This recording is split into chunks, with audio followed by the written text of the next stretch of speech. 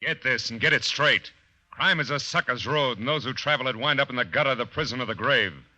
This started with a terrified woman lost in a maze of memories she couldn't explain.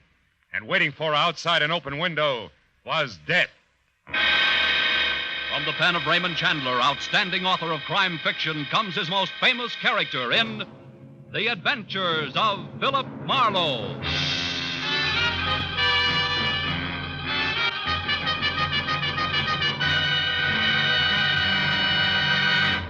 Now, with our star, Gerald Mohr, starred as Philip Marlowe, we bring you tonight's exciting story, The Open Window.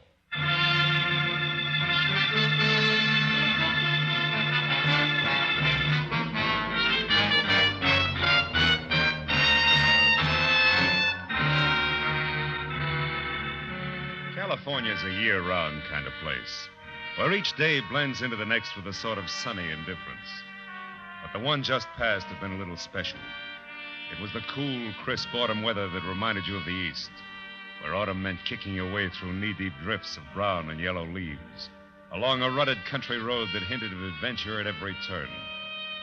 Yeah, that's the kind of a day it had been. But now, at a little past 8, as I stood at the window of my third-floor apartment and stared out over enough improved Los Angeles real estate to house maybe 500,000 people that tonight I wanted no part of, because the world was out there minding everybody else's business, while I was in here minding my own. In here, everything was in order and cozy. I could read if I want to, write a letter if I want to, or just relax with... Oh, no. Is your name Philip Marlowe? Yeah, why? Because I have that name and this address written here on this card. I think I was supposed to see you. Do you know me? Well, no, frankly, I don't. What were you supposed to see me about? Who are you, Mr. Marlowe? I mean, what sort of business? I'm a private detective. Private detective? Wait a minute. It's not that bad a racket. Oh, now, look. Why don't you come in and we'll talk this over, huh? Come on. All right. Thank you. There. Sit down, won't you? You look like you can use a drink. Do you want one? Oh, no, thank you. I just need to rest a moment. Oh. I've been walking for hours. Well, now, tell me, what is it? A man, I think. Someone's been following me. I was followed here, I'm sure. I don't know why. Really? This is Los Angeles, California, isn't it? Yeah. I keep thinking... That is, I feel as though it should be Vancouver, British Columbia. Oh? I don't know how I got here or why I want to see you, but I've walked until I'm nearly exhausted, and I found that I'd written your name and address on this card here, so I decided to come and try to find out. Well, now tell me, do you know who you are? No, I don't know who I am. Mm-hmm. This man you're afraid of, do you know him? No. But I believe he knew me.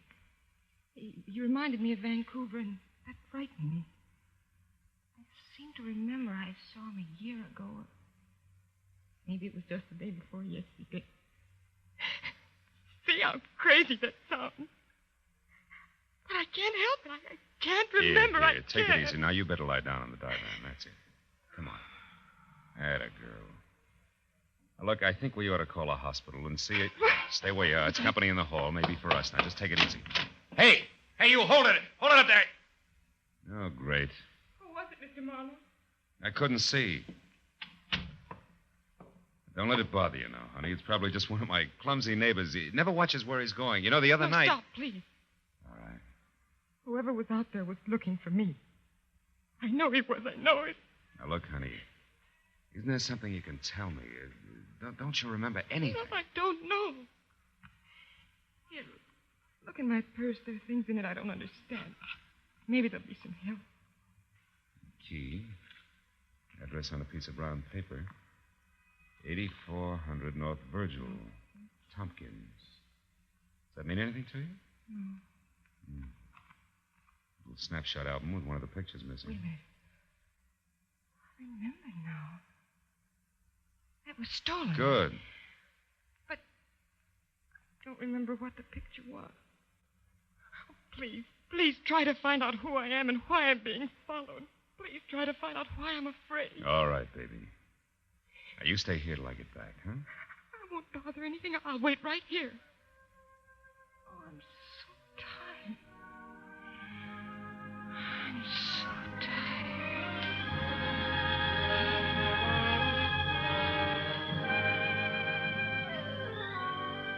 I figured what she needed most was rest, and she was getting that fast, so I dropped the items from her purse into my pocket, snapped the lock on my apartment door, and left. My first stop was the phone downstairs in the lobby, where I found out that the Missing Persons Bureau had no one on file answering her description. My next stop was 8400 North Virgil. A half hour later, I found it. A crumbling stucco rooming house in a welter of knobby hills, huddled with other ramshackle houses that years ago had abandoned any hope of beauty in the face of the leaky, bobbing oil wells that had invaded the neighborhood like a horde of huge, greasy grasshoppers. I walked past one of the creaking monsters in the front yard, then down a grimy hall to a door marked Manager, Jacob Philpotts, below which some neighborhood wag had penciled Stinks. It wasn't funny. But neither was Jake Philpotts. Yeah. What is this? Speak up, Sporty. I'm very busy killing a soldier. What's on your mind beside your hat? Okay, comic, I want to see Tompkins. Oh, you want to see Tompkins? That's what I said. Well, you're too late, Sporty. He's gone. Flew the coop. Took the 500 berries and shoved off 2 hours ago. Well, where? Well, for his hometown, I guess. Vancouver. It's way up in Canada. Which is a long walk, Sporty, so you better get started. Bye. Wait a minute, Jake. Huh? Where did Tompkins get the 500? Where'd he get? Well, some classy guy gave it to him. Classy guy. Why? Well, to get out of town and stay out. So he does. Uh-huh. But first he pays back all his back rent and buys me a bottle besides. Wasn't that sweet of him? That stuff over there? Yeah. He must have hated you. Who was the classy guy? Why do you want Tompkins out of town? Why do you want Tompkins? Well, how do I know? What am I, an encyclopedia? Hey, look, Nosy, my whiskey's getting cold, so why don't you run along? I want to know who the guy was, and I want it now. Oh, so you're going to start pushing, huh? You want to fight, huh? Okay, put him up. Come on. Take it easy, Buster. Put him Take it up. easy. You'll beat yourself to death. Now, let's negotiate. Huh? Prop up against the wall, and I'll talk to you. What about a price for another bottle of that stuff? I wouldn't like to see another bottle? That's what I said. Oh, well, that's different. That's really nice of you, Sporty. Not really, kid. I'm trying to poison you. Now, what was Tompkins' racket? Oh, gardener, carpenter, handyman, nothing much. What else? Who was the classy guy that bought him off? Let's see. I had his name right on the tip of my tongue a minute ago. It was red-headed, flashy dresser, had a sort of a... Palmerlin. Atta boy. Yeah, that's it. Palmerlin. Very good. Now, one more. Where can I find him? Well, he says something about running the pearls. You get it? Yeah, it's a dive on Highland. Thanks, Philpotts. Oh, but don't thank me, Sporty. You bought it, remember? This brand comes to $7.50 with tax. Don't kid an old kid or Jake. You can squeeze that junk out of sour potatoes. Here's Sour a thin. potatoes? And have a happy hangover.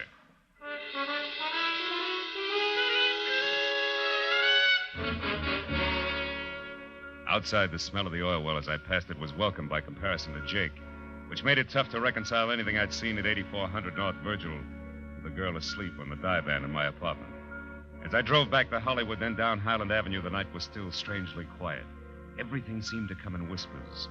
Even the hunch I had that the vanishing Mr. Tompkins had sold out dirt cheap to the boss of the Pearls. Near 3rd Street, I spotted the place, parked a ways beyond it, and walked back. It was one of those dumps that dealt in bad bar whiskey. Second-rate bop and a lot of darkness. I shook off a brace of lost weekenders on my way through. Made it up the stairs to the offices where a block of orange light on the floor and a two-tone conversation told me to stop, look, and listen. Time, baby. Alan, as they say in Missouri. Have to show you, huh? Uh-huh. All right, Norma, I will. You're not easy to get over. I still love you, and I've missed you. So when you dropped me for your stuffy broker friend, I did a little checking up, and I found out plenty. About Cooper? About Cooper Gerard. I don't believe you. Oh, but you should, honey. You see, Norma, it's not about him specifically, but about a woman. A woman who's all wrong, who spells trouble this deep, and I can prove it. I went to work on it tonight, and things are going to be different from now on. Hey, Buddy, Buddy, I wonder if you Get could out of tell here. me Get out where- of here. Go on. Now, wait a minute. All I want to know is I where's said the- beat it, and I meant... Never mind, Buster. It doesn't matter anymore. My presence is now known. Come on in, Junior. You can hear better inside. I doubt it. I'll inhibit the performers. But thanks anyway. Buddy, all I want to know Try is... the end of the hall, then left. It's usually there. Okay, thanks. That's all I want to know. Hello. Hello. What do you want, mister? Make it snappy. Okay. Why'd you pay Tompkins to leave town tonight? Tompkins? Who are you? Marlowe, going to answer the question, Parmalee? Why, certainly. I didn't pay him to leave town. I paid him for some work, carpenter work. Why? What's the matter, Alan? Feel the whip handle slipping? Not a bit, baby. Look, why don't you run along now? I'll call you later. Oh, here's your cigarette case. My cigarette case. Yeah, take it with you. We'll get in touch later. Okay, Alan. Good night, Marlowe. Good night, Miss, Picasso. Not that it'll do you any good. That's a cute kid. Smart, too. All right. Why are you interested in Tompkins? Because a certain lady's interested. And the lady's name? None of your business. Okay. Go on. Miss Key. What door does it fit, Parmalee? How should I know? Have you got anything else? Isn't that enough? Not enough to worry about, Marlowe, so I suggest that you leave. And in case you have any doubts, this thing goes off awful easy. I see your point. Yeah. And I'd just as soon shoot as not, so start down those stairs and don't look back. I bust for a couple of the boys. They'll be at the bottom to help you out the front door.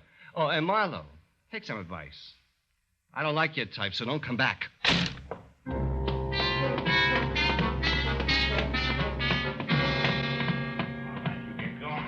The boys escorted me politely as far as the sidewalk and gave me a send-off that piled me into the gutter. It's my own fault for letting Parmalee get the drop on me, but he was farther ahead of me than I figured. In fact, I was lucky all I got was the bounce. I limped back to my car, got in, and started home, but something about the trio of Norma Lacasso, Parmalee, and a broker named Gerard was off-center. And Gerard's connections were too strong to pass up. So I decided to let the pale woman asleep in my apartment go right on sleeping while I stopped at a phone booth. Found only one Cooper Gerard listed, and he had 8112 North Orange Drive. It was a lonely house up in the Hollywood Hills. I tried the bell and got no answer, but I knew he was there. I slipped the enigmatic key out of my pocket and listened to the music coming from inside. I stuck it in the lock. It turned, just as the footsteps inside, so I pulled it out fast and let the party on the other side of the door do the honors. What is it? You're Mr. Gerard? Yes, I'm Cooper Gerard. What is it? I'd like to come in and talk to you. My name's Marlowe. I'm a private detective. I've got a key that fits your front door, plus a little photo album full of a girl. Here. Why, that's Margaret's album and her key. You found her. Where is she? What's happened to her? She's safe. Come in the upper room. Right. So her name's Margaret, huh? Margaret what? Vesey. Margaret Vesey. But where is she? I've been frantic. I just called the police. She left the house this morning and didn't come back. It's late now, and in her condition, I'm afraid that What is Margaret's condition, Mr. Gerard? She was injured in an auto accident a year ago last July, up near Vancouver. It affected her mind. Oh, but please, where is she? Just a minute. There are some questions that I'd like answered first. Exactly what is Margaret Vesey to you? Well, until July 9th, 1948, when that horrible accident happened, nothing. Merely a hitchhiker. My wife and I were motoring back from a vacation in Canada. We picked Miss Vesey up on the road. In the accident, Grace, my wife, was killed. Miss Vesey seriously injured. All I knew about her was that she was alone in the world, so there was no one to help her. Well, since I was driving the car, I assumed that responsibility. It was the least I could do. I stayed with her in Vancouver until she'd partially recovered and then brought her here. She's been with me ever since. Now, will you please take me to her? But the story doesn't end there. What do you mean? Margaret Vesey's in trouble and she's scared. What do you know about a man named Tompkins, for instance? Why? Nothing. I don't know any Tompkins. You do know a Norma Lacasso, don't you? Norma? Of course. Miss Lacasso and I are quite good friends. Mm-hmm. What about Alan Parmalee? Heard of him. He runs a nightclub, I believe. That's right. Now tell me, can you tell me why a third picture is missing in the album? What's that? Let me see. This is very strange. Margaret cherishes every picture in this album. She thinks that one was stolen. Any idea what the picture was? No. I can't imagine why it was stolen. All the pictures were simple, harmless snapshots. I can't remember the one that's missing, but... Marlowe, what does all this mean? What's it all about? Well, as near as I can tell, there's some kind of nasty shakedown brewing. I don't know how or why, but Alan Parmalee's behind it, and Margaret Vesey's caught in the middle, so it involves you, too. Come on, let's go get her. She's asleep in my place. You didn't leave her alone. Oh, yes, I did. Oh, you shouldn't have done that. Couldn't you tell from her mental state that she isn't responsible? For 2 days she's been moody. She's been talking about suicide. She might... Marlowe, if anything's happened... Come on, Gerard, let's travel.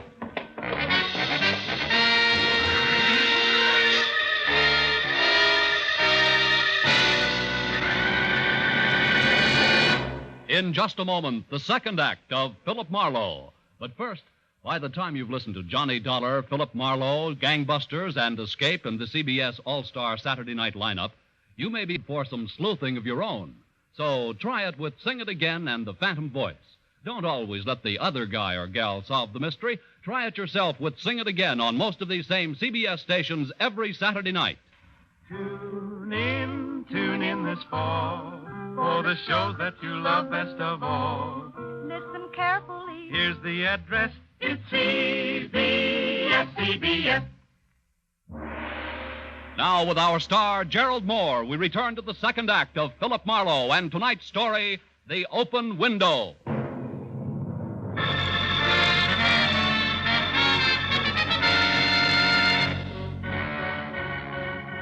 It took 10 minutes to get from Gerard's house to my place. I knew because he reminded me of each one as it passed. But when we turned onto Franklin where we could see my apartment house, the word hurry stuck in his throat. An ambulance was pulling away from a tight knot of people standing on the concrete driveway beside the building. And 3 floors above them, glowing like a single ugly, unblinking eye, was the window of my own apartment wide open. Even before I could stop the car, Gerard was out and running toward the crowd. Who was in that ambulance? Some woman, mister. It was terrible. She fell out of that open window up there. Did you see it? No, nobody saw it happen. Yeah, In it's fact, bad, brother. They say she'd been laying here on the concrete for at least a half hour before anybody got to her. It's been so quiet around here tonight. I'm Wait, surprised that... tell me, was she dead? Just about. They don't give her a chance. Come on, Gerard, let's go upstairs. The police are up there now. They're trying to find out.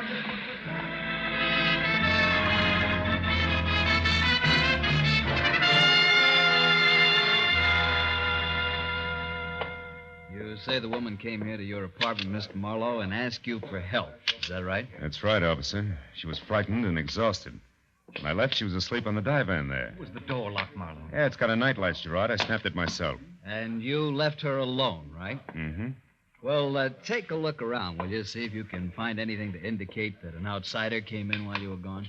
What makes you think there was an outsider here? Because I don't think she fell.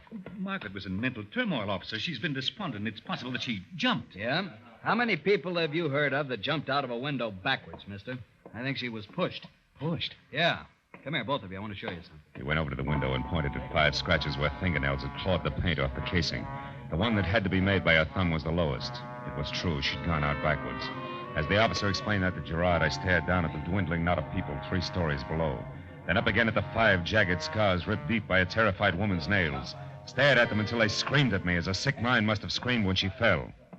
Now, Mr. Marlowe, what about this cigarette stub with lipstick on it? Cigarette stub... Hey, that's exactly what I'd like to know. Gerard, where does Norma live? Why, the Hillcrest Apartments on Sunset. But surely... Never you don't mind think what I she... think. You go to the hospital and find out about Margaret. I'm going to pay a call on Norma Lacasso right now. She's the type to be jealous enough to... Marlowe, listen. You're making a mistake. That cigarette stub must be Margaret's because Norma doesn't smoke. What? Norma doesn't smoke. And what about the cigarette case? Hey, Buster, you better check with Lieutenant Matthews at Homicide. I'll see you later. Hey, come back here, Marlowe. Hey, do it.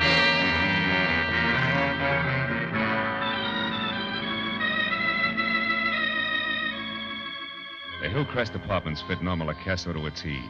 They were sleek, soft tones of burnished wood, streamlined in glass, and just enough chrome around for glitter.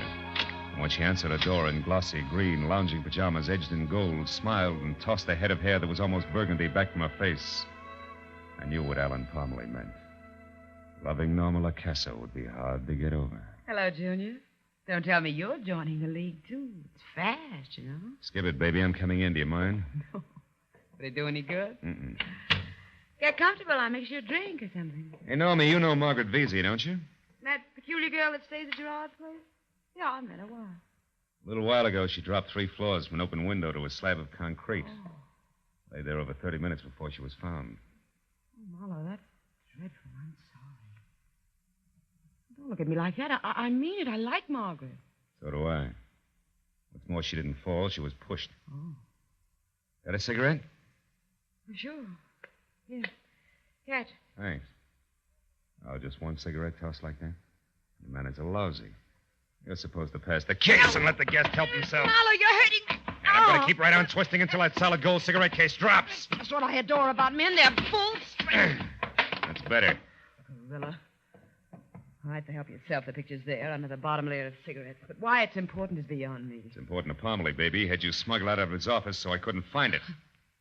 Ah. Margaret and Gerard at some little amusement park. Huh? Mm-hmm. They're Vancouver, probably. told me how he used to take her out while she was recovering from that accident. So what? Even the autographs ought to make no sense to me. Here, this one's hers. Yeah, we had fun this day. This must be his, even the hottest day in Vancouver's history. Now, that's it, Muscles, all of it. Now, will you apologize for these welts on my arm? I don't get it. The whole deal's screwy. The only way it would make any sense is if... Norma, where's your phone book? Over there, under the phone. Mm-hmm. Why? What have you got, Marlowe? Just an idea so far. Stick around. That's the U.S. government. War assets, Weather Bureau. Climatological records, yeah. Mutual 64421.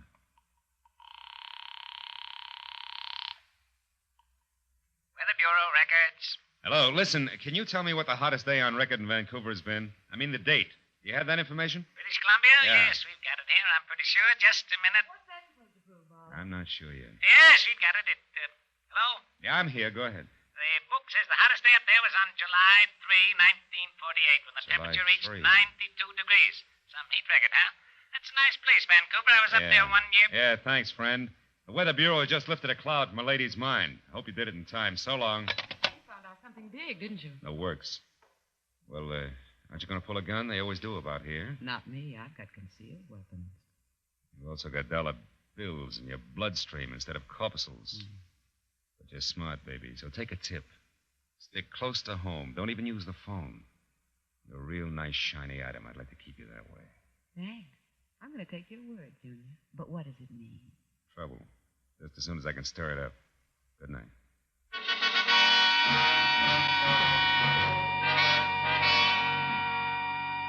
From Norma's and the time that had gone by, I figured my best bet was Gerard's place, but I was wrong. It was deserted, so I took the next best, which was Alan Parmley's The Pearls. It was well after 2 o'clock when I got there, and the club was closed, but the lights were on in the offices upstairs. I parked, slipped around to the back and up a flight of iron stairs to a metal door at the top. I pressed my weight against it and very gently turned the knob, then tugged softly, and it swung open without a sound. Voices in the same square of orange light on the floor said that Parmley's office was open again. So I eased my gun into my hand and moved until I could see him. A pair of jackals coming to terms over Since the I know carcass of your a little fawn. secret, Mr. Gerard, the proposition I'm offering you is perfectly fair. What is it? First, that you stop seeing Norma Lacasso. And I mean stop. Go on. Second, that you deliver $5,000 here to me by the end of the week. You must have got a lot of insurance on your wife, Gerard. Double indemnity, too. Am I asking too much? Blackmail leaves me no alternative. You're so right. How did you find out that she's not Margaret Vesey? Ha ha! A beautiful break. When you started seeing Miss Lacasa, I began checking up on you, and 2 days ago, that checking up led me to the strange woman you called Margaret Vesey and a character named Tompkins. Ever hear of him? No. An itinerant gardener was looking for work at your place. Also, Gerard, an itinerant gardener who knew your Margaret Vesey, who knew her as someone named Grace. And Grace Gerard, lest we forget, was your wife. When he called her Grace, it scared her. She couldn't open, but I could. So I see. Where is this Tompkins now, Parmley? Oh, don't worry about him. I sent him away. He'll keep his mouth shut. He used to be a gardener on the wealthy side of Vancouver where your wife lived. Small world, eh? A very small world. Oh, now, wait a minute, Gerard. I'm going to kill you, Parmley. I knew something like this would happen someday. My wife was getting her memory back. She was beginning to remember things, to realize that she wasn't really Margaret Vesey at all, that Margaret Vesey had died in the accident. And tonight, I pushed her out of an open window. The doctors practically assure me that she'll be dead by morning. She won't be missed, and neither will you, I'm sure. Next one's for your belly, Gerard, if you move 1 inch. You, Parmley, come around here. Wait me a desk. Come on. This time I'm glad to see you, Marlowe. You're the lesser of two evils. That's great. Well, it was a sweet story, fellas. Between you left out only one thing, the picture. You got it from the little album because you needed some tangible proof, didn't you, Parmley? And it cinched the deal because the accident happened on the 9th of July. But Gerard here had his picture taken with a supposed hitchhiker on Vancouver's hottest day, which was July 3rd. 6 days before he claims to have met the girl. Picture? How'd you manage the master stroke, Gerard? The switch in identities in the first place. Come on, talk! What are you? It was a mistake. Both Miss Vesey and my wife were in the car at the time of the accident. The car burned. Then, somehow or other, later at the hospital, Margaret Vesey, who died, was identified as my wife, Grace. And since her memory was gone, you made the switch complete and called your wife Margaret Vesey and left it like that. You know, Gerard, I hope you make a break for it. Just once before we get to headquarters. Let's go. You too, Parmley, move. All right, but you'll have a hard time sticking me, Snoop. I haven't done anything. Oh, yes, you have. Attempted extortion, and as of right now, you just incited a riot.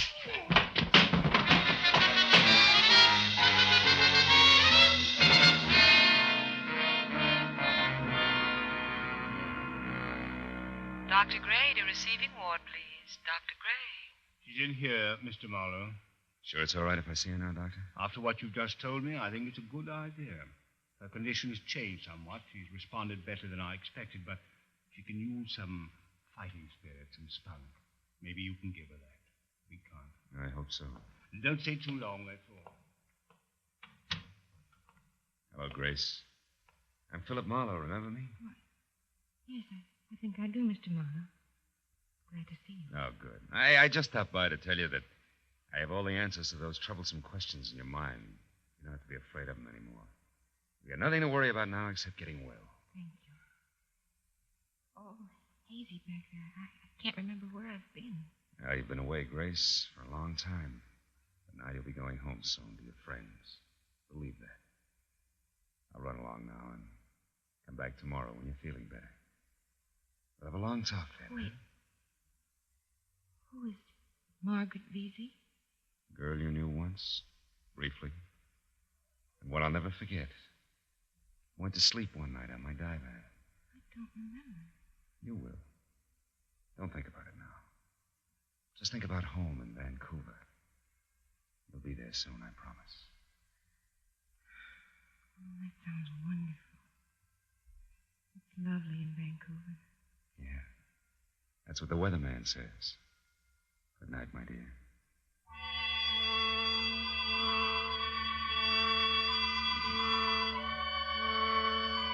When I finally got home, the air in my apartment was thick, full of stagnant fear and stale tobacco smoke. So I went over the window to open it up. There I stopped because I remembered standing at that same window earlier that evening. Standing there thinking how happy I was that the world was out there. And how happy I was to be inside, looking out. And then I saw again the 5 deep scratches on the casing. Inside looking out, huh? There was a guy once, a long time ago, who said something like, "No man is an island entire of itself." Yeah, about 300 years ago he said that. Any man's death diminishes me because I'm involved in mankind. Yeah, sure.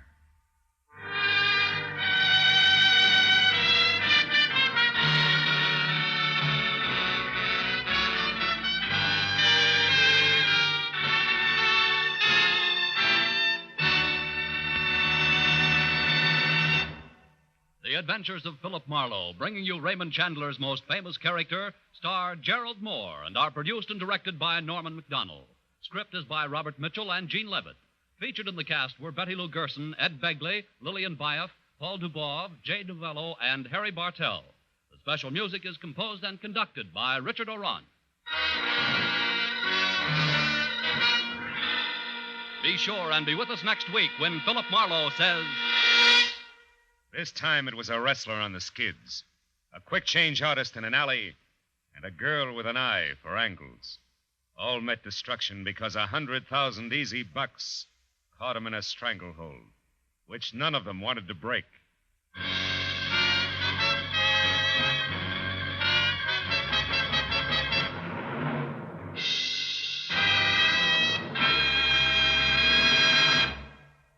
Next time you're in the woods, make sure that cigarette butt, that match, or that campfire is completely out. Only you can prevent forest fires. This is Paul Masterson speaking. Now, stay tuned for Gangbusters, which follows immediately over most of these same stations. This is CBS, the Columbia Broadcasting System.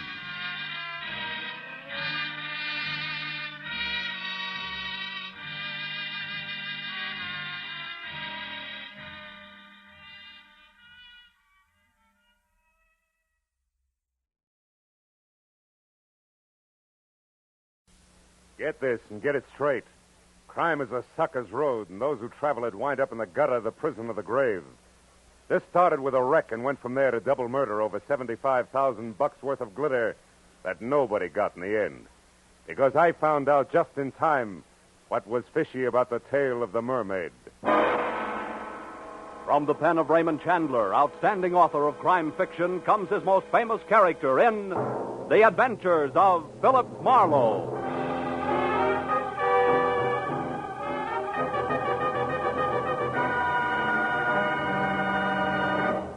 Now, with Gerald Mohr, starred as Philip Marlowe, we bring you tonight's exciting story, The Tale of the Mermaid.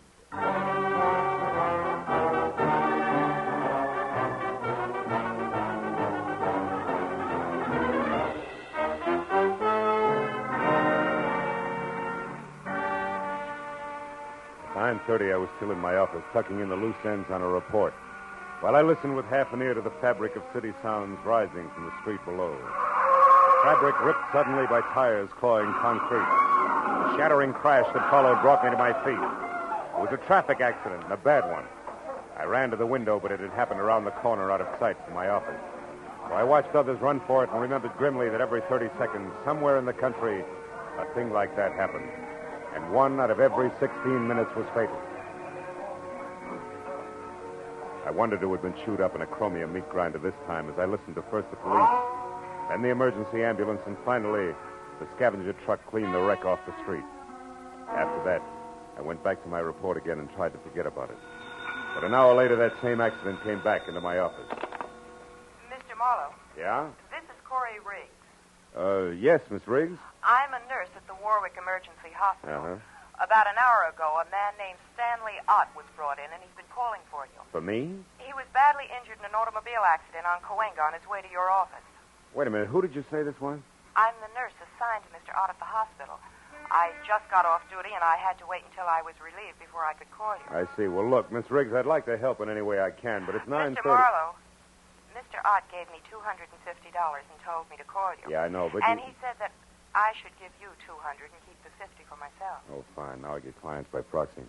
I beg your pardon? Nothing. I'll be right over, Miss Riggs.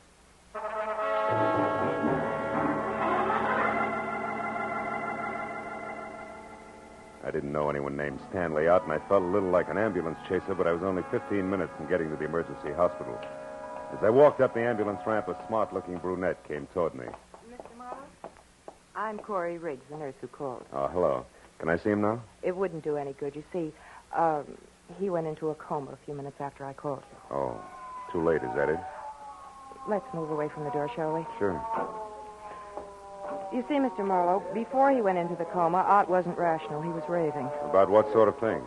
About you and a girl. Oh? As near as I could make out, she's supposed to meet someone tonight at 2 o'clock and collect $75,000. It's quite an assignment. Who's the girl? I don't know. All Ott said was something about a plaid coat as identification. Plaid coat, huh? Any idea what he wanted me to do? Chaperone, maybe? No, he kept pleading, stop her, she can't do it. So I'm sure that he wanted you to prevent this girl from keeping that appointment. For some reason that seems absolutely imperative to him. Where was this 2 o'clock meeting supposed to take place? I have no idea. Oh, fine. So it boils down to this. A girl we don't know in a plaid coat is meeting someone we don't know at a place we don't know at 2 a.m. The man who wants me to prevent it is in a coma and can't talk. Didn't he say anything else, Miss Riggs? He just kept saying, you've got to help me, Marlowe. It's life and death. You know, we can stir up an awful hornet's nest poking our noses into $75,000 worth of business we know nothing about. I doubt that we can do any good anyway, because we don't have enough to go on. If he said anything else to even point in the right... Marlowe. What? Oh, wait a minute. He mumbled something once about a Constantine. Constantine? Yes, it's some pier. What is it, a boat? I don't know. But at least it's a lead, isn't it? Anything else? No. Okay, where can I reach you? I'll be at my quarters, Crestview 5781. 5781. And keep track of Stanley Ott's condition, will you? If he comes out of it, talk to him. We've only got 3 short hours. I'll call you, Corey.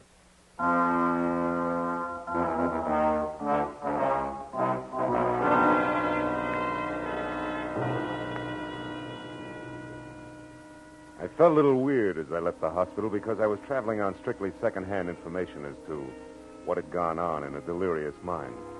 But in spite of that, there was still enough coherence in what Corey Riggs told me to make a case. My first stop was a phone booth and a call to the police, where I found out from the accident report that Stanley Ott was 30, unmarried, small-time lawyer, and an L.A. resident with a clean police record. My next call was the harbor master's office at San Pedro. Constantine?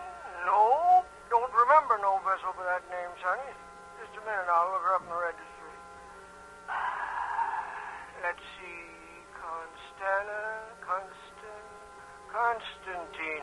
Only one listed is a four-masted schooner sunk off Pirates Point near Monterey in 1870. A little before my time. Not the one, eh? Not the one. So I tried the Coast Guard. No fishing boat called Constantine on this coast, mister. That was followed by a check of Yacht Harbor at Long Beach, negative. And a call to the pleasure boat anchorage at Santa Monica. No Constantine registered here, sir. After that, a long, futile reconnaissance of the waterfront from one end to the other. It left me 1 solid hour later out at the end of a tottering, almost abandoned concessions pier in Venice, swearing in blind frustration at the black, seething ocean below. I was licked. Ain't thinking of jumping in, are you, pal? Hey, you look like you lost your best friend. I did, Buster. Me. I was sunk with a Constantine in 1870. Constantine? You know him, too, huh? Him? Yeah. You mean Constantine's a guy? Sure, pal. There's a shack there. Wait till the beacon light comes around again. You see? See that?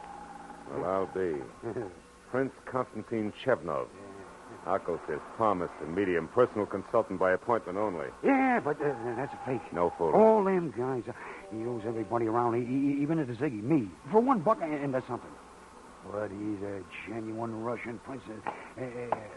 Hey, where you going? Have a look.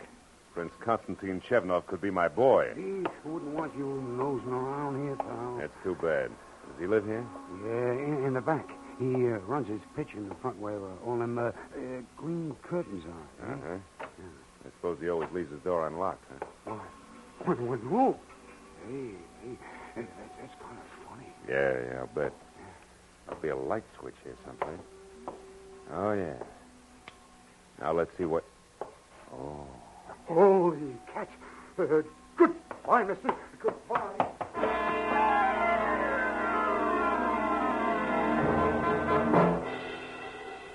As the little wharf rats darted through the door and scampered away into the darkness, I went over to the body, face up on the cheap, gaudy carpet of the seance room.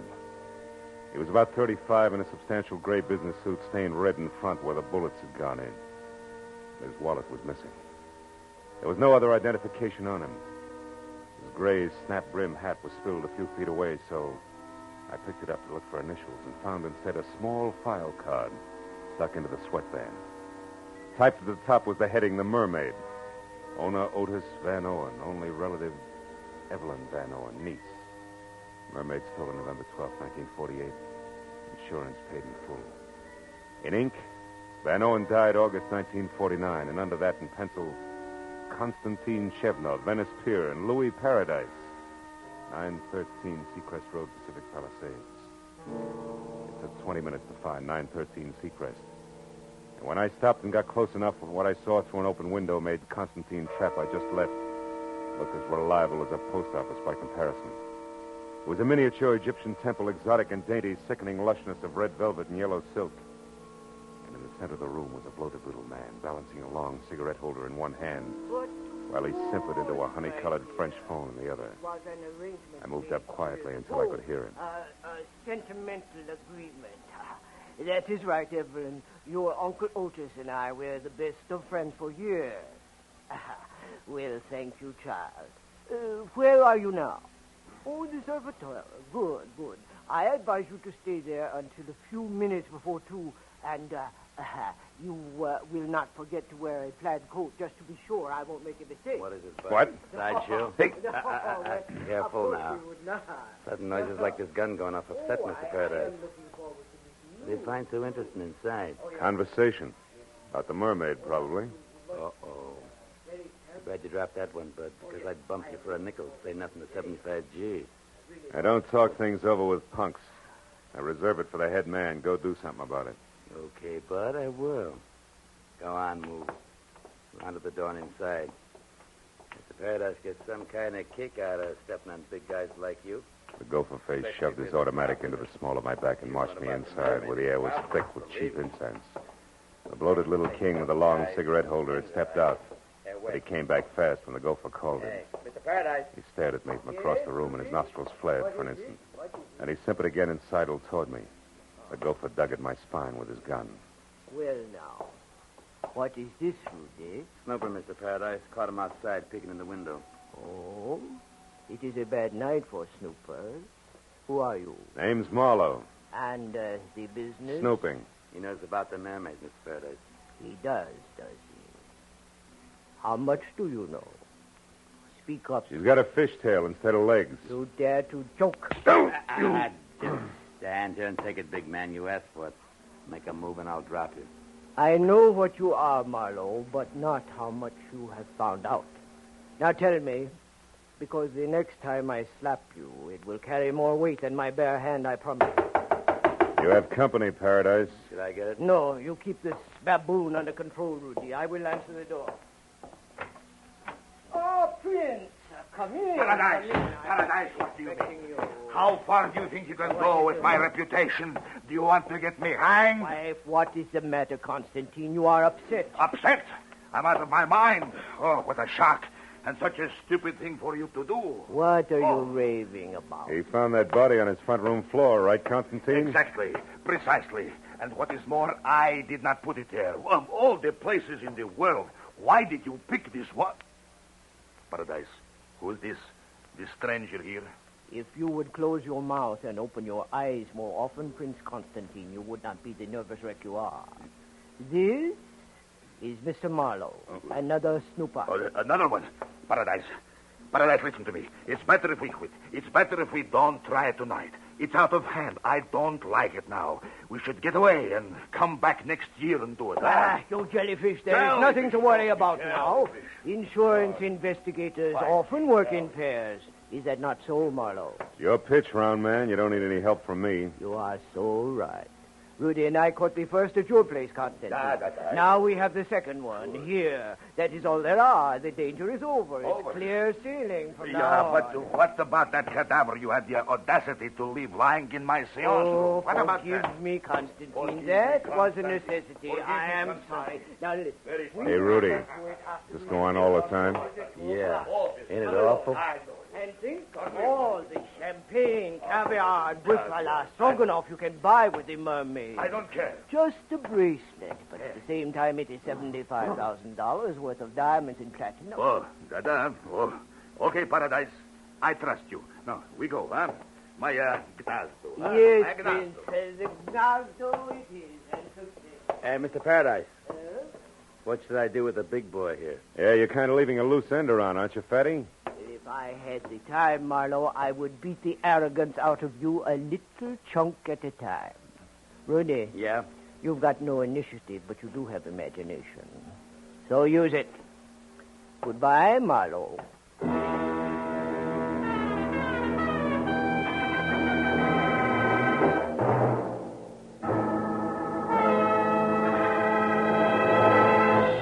In just a moment, the second act of Philip Marlowe. But first, it's a big break in entertainment for you and a big break in a career for some talented youngsters when Horace Height's original youth opportunity program opens the door to fame and fortune every Sunday evening on CBS. Popular Horace Height is host to young folks who want to break into show business. And every Sunday evening, one lucky winner does break in, to his delight and your listening pleasure. Yes, for music, comedy, thrills, and all-around fun, listen to Horace Height Sunday evenings, another great CBS show heard over most of these same stations.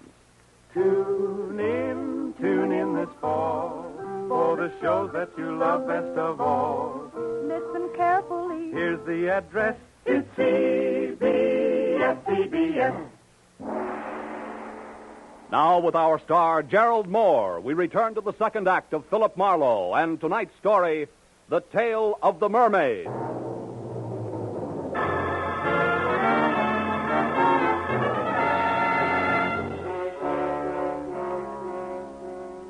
When Louis Paradise hesitated at the door, snarled the suggestion that this henchman used his imagination in disposing of me, and left in lockstep with the white Russian screwball, I got the point. But But even if I'd missed it entirely, one look into Brother Rudy's eyes would have done the trick. There were no pupils, just slits of lethal viciousness. Windows to his warped little mind where I could practically see the montage going on. That ran from ancient thumbscrews by candlelight up to a generous beating by street lamp with brass knucks. I felt a cold knot grow in the pit of my stomach as Rudy, with a cannon in his hand, pointed at my head, started toward me. And from someplace outside, I got a break.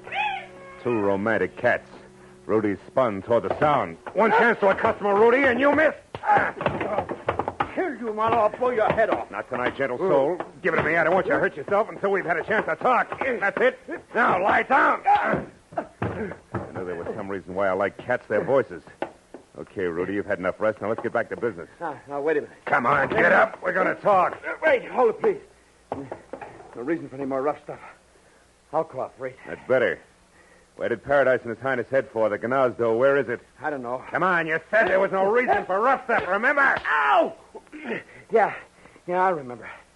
That Gnazdo. That's something I never heard of. An unhappy coincidence, Rudy. It's one thing I'm interested in. Yeah, wait. Must be something else you want to know. Something else I could tell you that... Hey, what are you going to do? You mean you can't tell, Rudy? That's Keep funny. away. All it takes is a little imagination.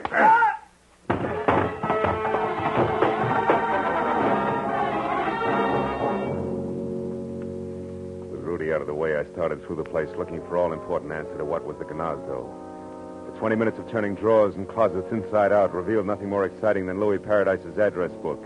First names only. And a picture of a girl named Toodles who belonged to the Roaring Twenties.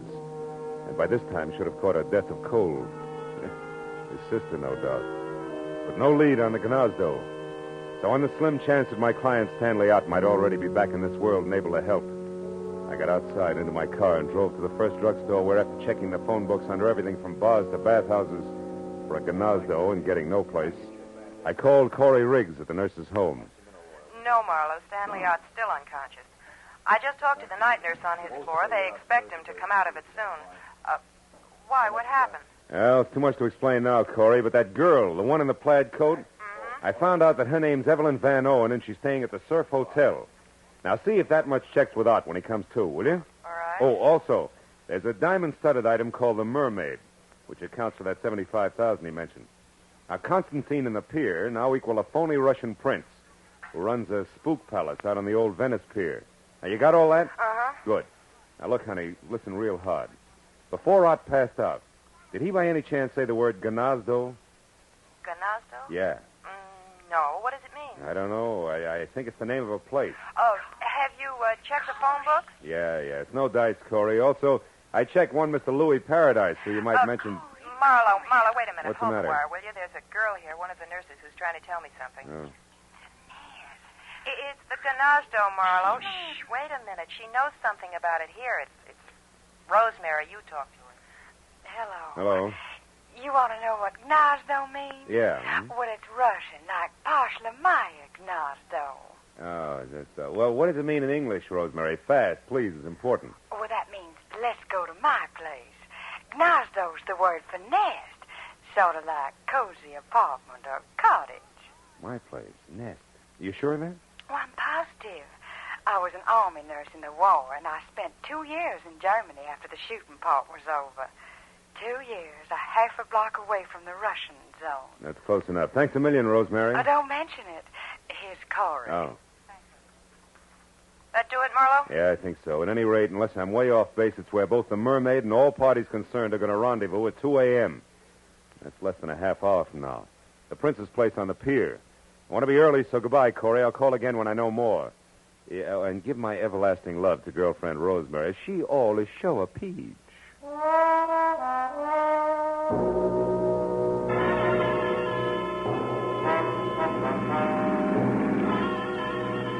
There was still a few parts missing, the way there always are. As I drove fast for the old Venice pier and added as I went along, it came out something like the team of Paradise and Prince Whatchamacallit ready, willing, and able to pay $75,000 for a piece of jewelry that one Evelyn Van Owen now owned. A mermaid, which, according to the data I'd found on the insurance man's body, had once been stolen from Evelyn's late uncle. But I left it there when My rearview mirror said a long gray sedan that had been tagging me discreetly for the last 3 blocks. Now being indelicate about it and closing fast. The driver was old pal Rudy, and as he came abreast, he headed for me.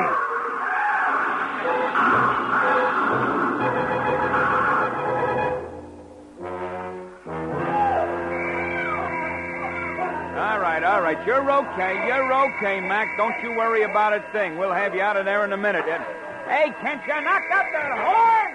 He knocked out the horn. What do you think we're trying to do? It ain't so easy getting my hand past the treated hood. You know. Oh. Well, that's better. Hey, cabby, what'd I hit? Well, in order of their appearance, Mac, your car into a telephone pole, and then you into your dashboard. Yeah, you're sure lucky you bounced off the curb first, Mr. Okay. Slowed you down plenty. Oh, hey, here comes the argument. Yeah. Look at the roll. Not for me. I'm all right. Hey, come on, cabby, help me out of this, will you? Sure, that's what we're trying to do, but don't you worry, the ambulance ain't for you. It's for the guy that sideswiped you and then tried to get away. I seen what happened, and I went after him in my cab. He turned into a dead end, no less, trying to shake me. Ooh, is he a mess? But I guess he'll live all right. Hey, what's he got against you anyhow, Mac? Just my life. Listen, your cab's still all right? Sure, there's someplace you gotta go. There is. The old Venice Concessions Pier, my friend, and the sooner the better. Come on.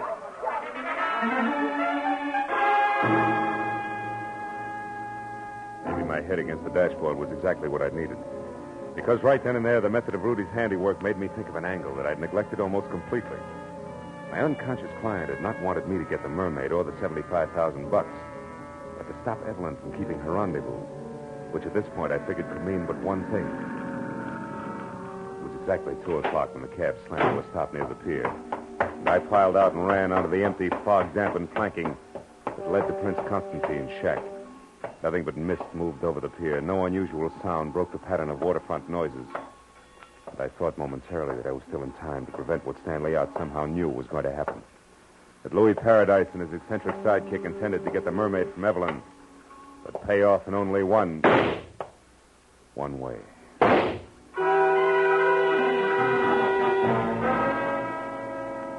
ran to the rear of the shack on stilts and got close to the half-open door where I could see and hear and found out just what I'd expected. In the storeroom, spread out and very still on the oil-soaked planks that were a makeshift floor, was the lifeless form of a girl, who, according to the plaid coat she wore, was the late Evelyn Van Orn. And kneeling close to a gun in one hand, the sparkling Mermaid in the other, was her executioner, Louis Paradise. Next to him, his number 1 boy, Prince Constantine Chevnov, not very happy. A fool to shoot her was stupid. Yes. 75 grand, stupid. Or would you have preferred that I pay Miss Van Owen in cash? I had to kill her. Yes, Paradise, but the gun, so much noise. We can't afford to attract attention. There's 2 corpses on hand. I should say not, Fristy. Don't try it, Louis. Oh, the Mermaid. The space between the boards. The Mermaid. Oh. It's in the water, Chevnov. Shame. Yeah. Yes, it's a shame. We did so much, worked so hard. Yeah, killed so often. Gonna run for it, Your Highness? Run? Nah. No, Paradise is dead there. Without Paradise, I am not so brave. I will do as you say. Keep quiet. Don't make a sound, Chevnov. We got company. Quiet! Pardon me. Can you please tell me where Louis Paradise can be found? It's Louis Paradise there. Who are you? Evelyn Van Owen. What? Van Owen? Oh. The woman who was supposed to sell the Mermaid to Paradise? That's right. But on my way over here, just after I left my hotel, somebody struck me, knocked me out. He took my coat there and my purse and ran. Your purse with the Mermaid, no doubt. Yes. And that, Miss Van Owen, makes this angle shooter here. Yeah. The very dead nurse, Corey Riggs. Let's get out of here. Well,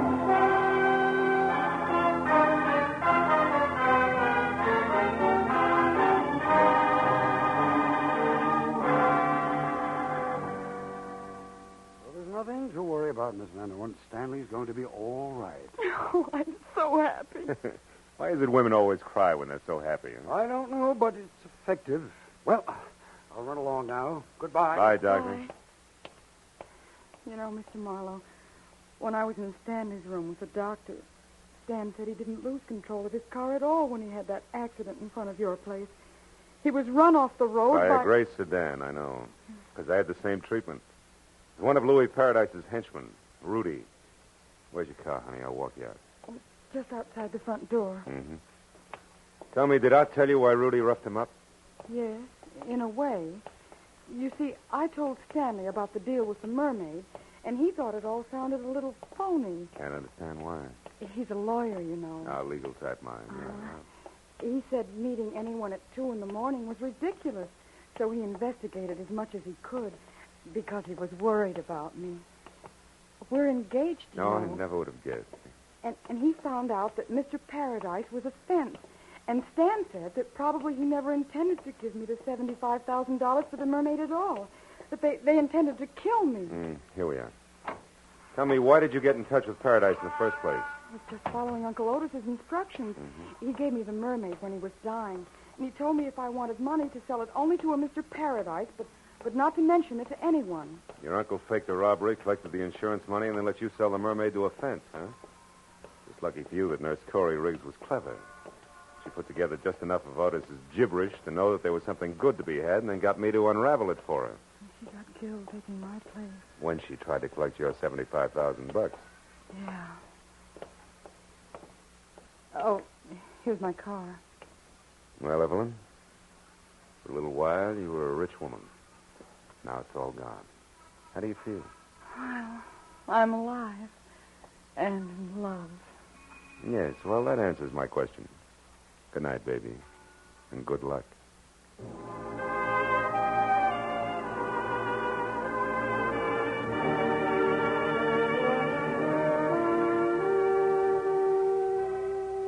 When I left the hospital, I wandered back to the old Venice Pier in Prince Constantine's Gnazdo. It was 5 in the morning, and the police had finished cleaning the place up. But the word had gotten out. A crowd had gathered.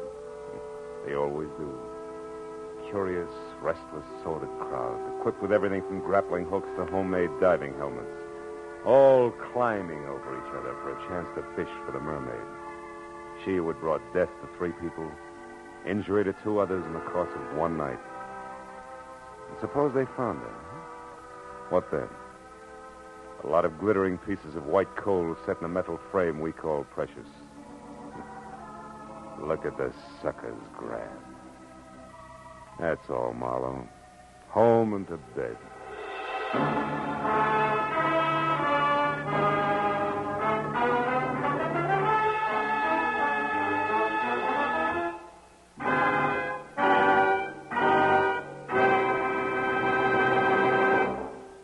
The Adventures of Philip Marlowe, bringing you Raymond Chandler's most famous character, star Gerald Mohr, and are produced and directed by Norman MacDonald.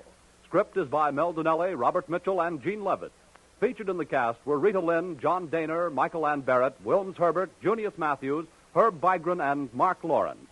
The special music is composed and conducted by Richard Orant. Be sure and be with us next week when Philip Marlowe says...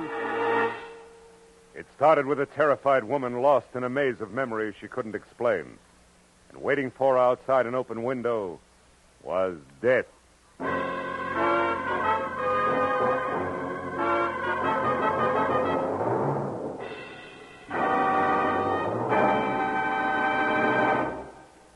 Another show has joined the CBS Sunday Night Parade. It's The Contented Hour, starring Buddy Clark and featuring the finest in popular and semi-classical music. It comes to you on most of these CBS stations for the first time tomorrow night, making its debut on CBS the same night as Red Skelton and Edgar Bergen and Charles McCarthy. Yes, this fall, you hear them all on CBS. This is Paul Masterson speaking. Now, stay tuned for Gangbusters, which follows immediately over most of these same CBS stations. This is CBS, the Columbia Broadcasting System.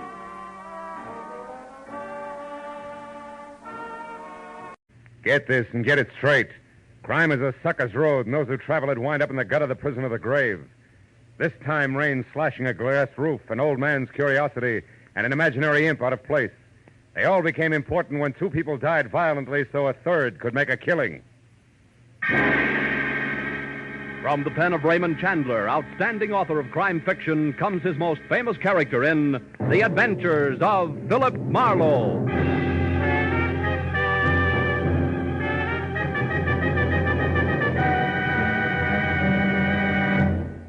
Now, with Gerald Mohr, starred as Philip Marlowe, we bring you tonight's exciting story, The Fatted Calf.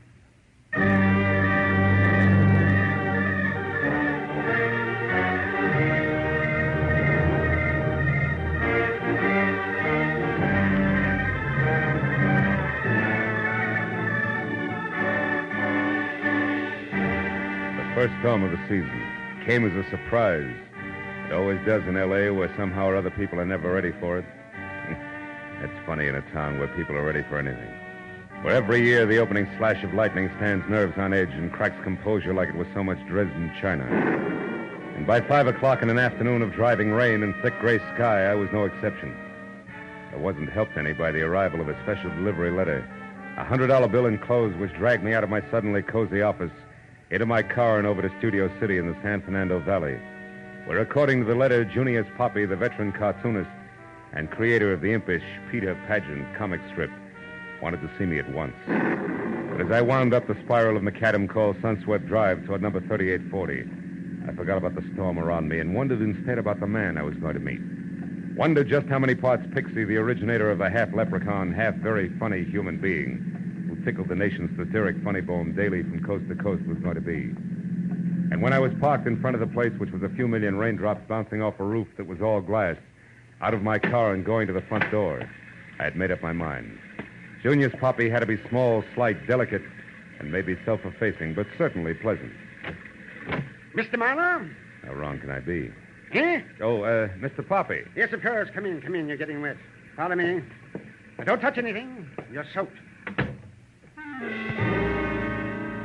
Junius Poppy was tall, heavy-set, gruff, and a crab. I dripped little puddles of water behind him through a long hall into a studio, which was a half a dozen easels under twice as many fluorescent lights, and a litter of Peter Pageant drawings everywhere. Then, while Mr. Poppy did not offer me drink, cigarette, or even chair, I became resourceful.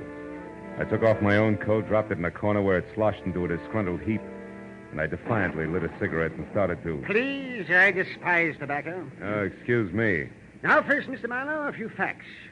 I've been drawing Peter Pageant for 27 years, but unlike most of the syndicated cartoonists, I employ no staff. We use no material, allow nothing to be published that I haven't created personally, down to the last stroke of the pen. However, I do have an assistant who serves two purposes. One, he inks in the balloon. What? The circle is where the words go. Oh. And two, and more important, he watches me work daily so that when I'm gone, yes, even cartoonists die, you know, Peter Pageant will continue uninterrupted. My assistant is named Sid Kagan, and he, to be more exact, his wife, Louise, is the reason I'm hiring you. Twice I And so opened now my listen mouth carefully. to ask a question, but Kagan twice is he a waved the very capable question man, aside. He's earnest. So liking him less by the minute, I listened to him tell me what for the past week Kagan had been. First preoccupied, then upset, and finally rebellious.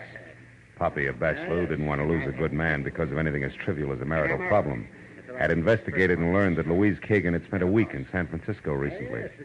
But he hadn't learned any more because an appointment he had made with her to talk it all over, since the sleuthing was not subtle, It was the hadn't day quite before come off. yesterday, Marlowe. We were to meet at a cocktail lounge. I was early, and so I saw her come in and sit down. She's the type of tall brunette you don't miss. I was about to start toward her when she suddenly leaped from her table and hurried out of the place. For no reason? Please don't interrupt me, Marlowe. Of course she had a reason. She was frightened at the sight of a man approaching her. Oh, he was very ugly. Patent leather hair, sallow complexion, eyes that belonged on a hawk. He followed her out, but she got away from him. And then he disappeared, too. And Louise hasn't called you since to explain? Until late last night, no. And then she apologized and lied about why she didn't show up. Forgot, she said. Casual-like, huh? Overly casual-like, Mr. Manor. Please don't touch those drawings. Oh, I'm sorry. Yes, now. We made another appointment for 6:30 tonight at a different place. An artist hangout called the Talisman on Lancashire. This time, Marlowe, I want you to go in my place. Perhaps my approach is too mechanical. There's just a chance. Now, Mr. Poppy, a few questions. First, the Kagan's home address. 717 Magnolia Boulevard. 717. And Kagan himself, he's still working for you regularly? Yes, although he called this morning, said he was sick. Now, please ask your questions quickly. I must return to my work. Peter Paget's schedule, 4 frames a day, hasn't been interrupted in 27 years. Oh, here, this might interest you. Here, take a look at this. The last frame has a lot of detail. Yeah, it has. Peter addressing the U.S. Senate, huh? It's cute. You always work in pencil and ink in later? Yes, that's right. Now, anything else? Yeah, there is, Mr. Poppy. The whole business. Kagan's problem, I mean. If it's only a case of a gal not being true to a guy, I quit, and you get your dough back. I graduated from the over-the-transom class. Louise Kagan is not the kind of girl who plays around. I know. What makes you so sure? Well, for one thing, an example. Maynard Roper. Who? Maynard Roper. He's an agent for Empire Features, the syndicate that handles my work. And though extremely handsome and what the ladies would call smooth, he got no place being, should I say, attentive to Louise. I could tell, I observed. Now, satisfied? For the moment, I can still play that Roper just wasn't her type. I'll call you later, Mr. Poppy. Goodbye. And don't bother showing me out. I can find the way myself.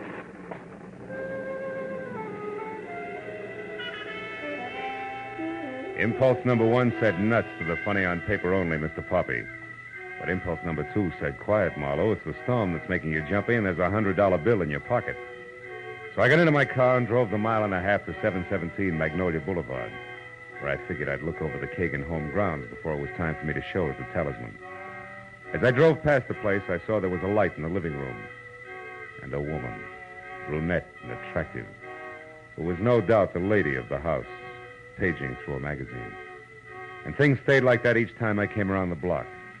But 20 minutes later, when I parked in front of a nearby corner drugstore to get cigarettes, I forgot the lady of the house because getting out of a parked car in front of me was a man with sallow complexion and eyes borrowed from a hawk, easily seen by the rain-splashed light from the display windows. And when he hurried inside into a phone booth, I saw the patent leather hair Mr. Poppy had already described. When he got his call through and turned his back to the street, I moved quickly to his car, opened the front door, struck a match, and read the name and address on the owner's card strapped around the steering wheel. It was Bert Slack, 200 Central Avenue, San Francisco, California, the city in which Louise Kagan had recently chosen to spend a week. The clock on the dashboard reminded me it was 6:15 and time to head for my rendezvous with the talisman. But a little voice deep inside said Mr. Bert Slack shouldn't. So, for what it was worth, I reached under the dashboard and yanked the ignition wire. Then I got back into my car, hoping to gain 10 minutes, and headed toward the club on Lancashire Boulevard.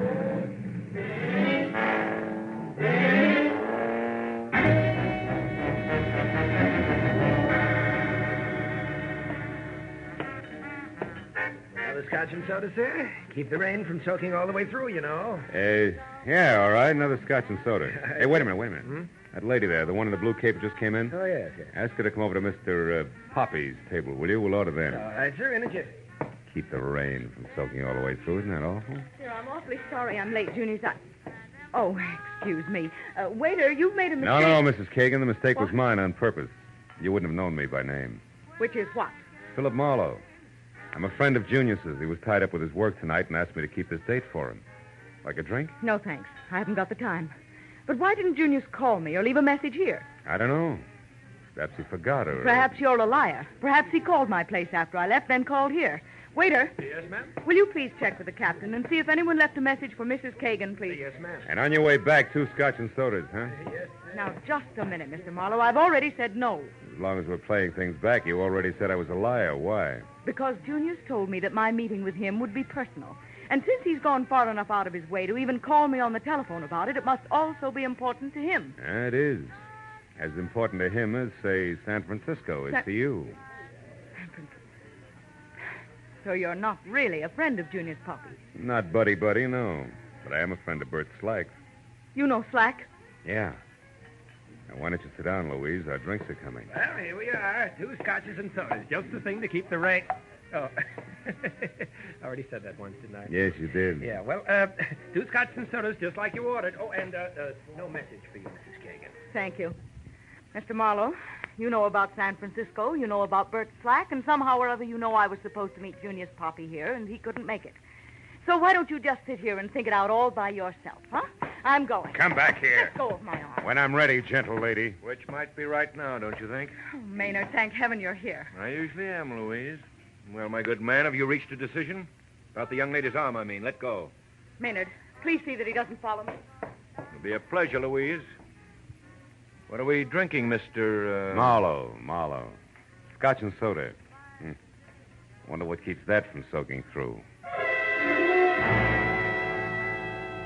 Maynard Roper, the handsome syndicate agent Junior's puppy had tagged very smooth, was also very snide.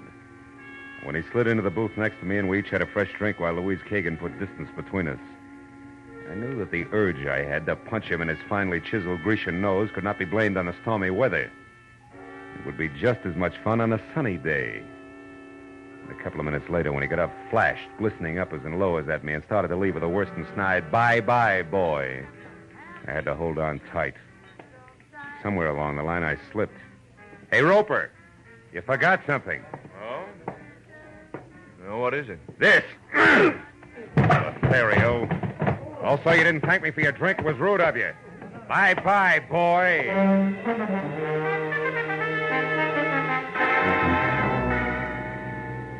Outside, I felt better.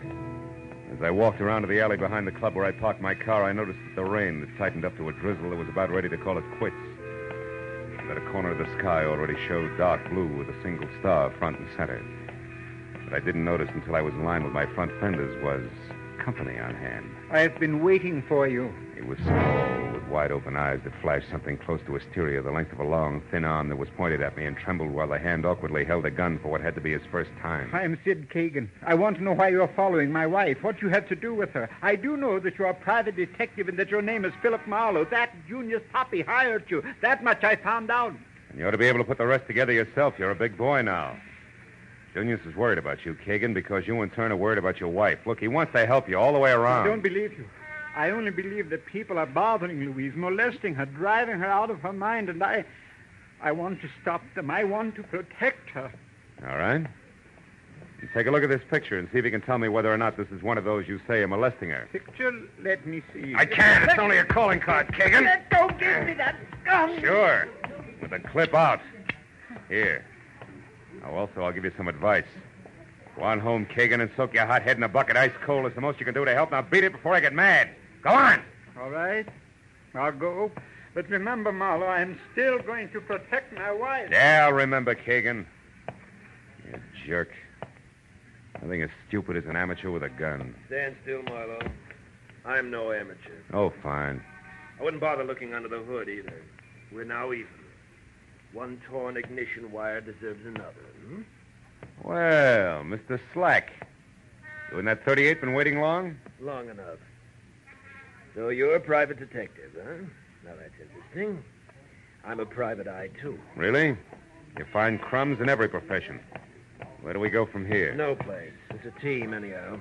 I'm finished. I've done my little job. I'm leaving town. The personal business that brought me here is over and done with. All's well. You'd be smart to look at it that way yourself, Jack. Yeah, brilliant. We'll go over big with my client, with her. What's the difference how it goes over with your client now? Why don't you read the papers? Meaning what? The latest edition. Here, catch. And read. Junior's puppy found. Out loud, Marlowe, please. Found dead in his Studio City home. Creator of Peter Pageant shot to death. Mm-hmm. Surprised, huh? Yeah, plenty. Well, that's too bad. But I guess you'll get over it while you walk all the way down this alley without turning around. Now, go on. Move, Mr. Marlowe, as directed. Goodbye.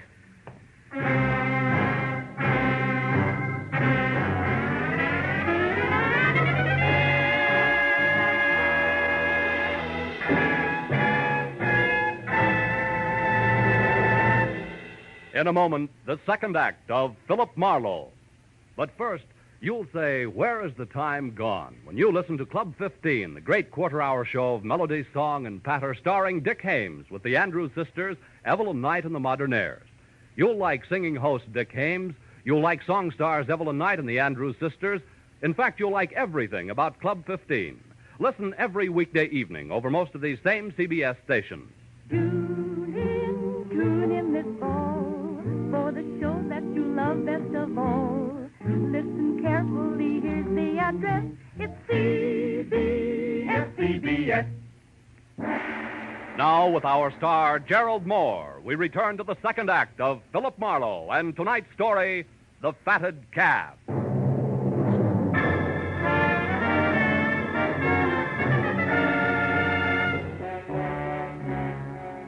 When the man named Slack with a code of ethics to match said walk, I walked.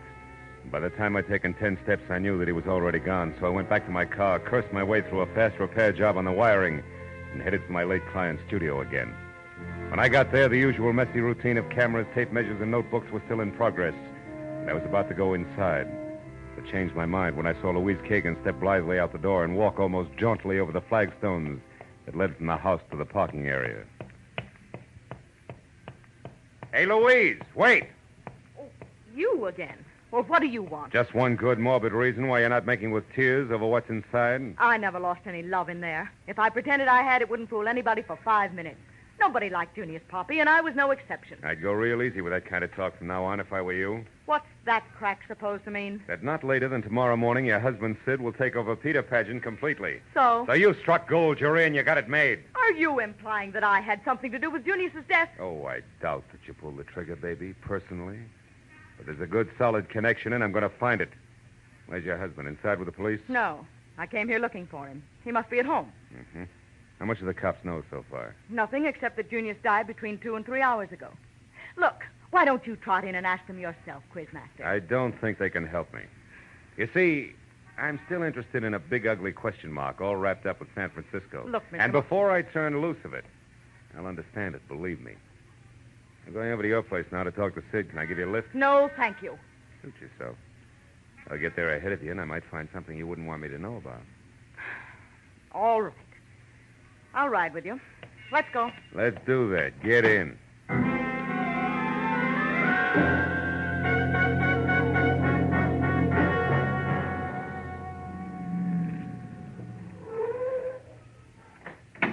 Thanks so much for the ride. You know, I wouldn't have enjoyed it a bit more in a hearse. You can drop the acid routine, Louise. I got a thick skin. Let's go inside. Now, look, Marlowe. Sid isn't home. I can see from here the lights are out. Only proves somebody turned a switch.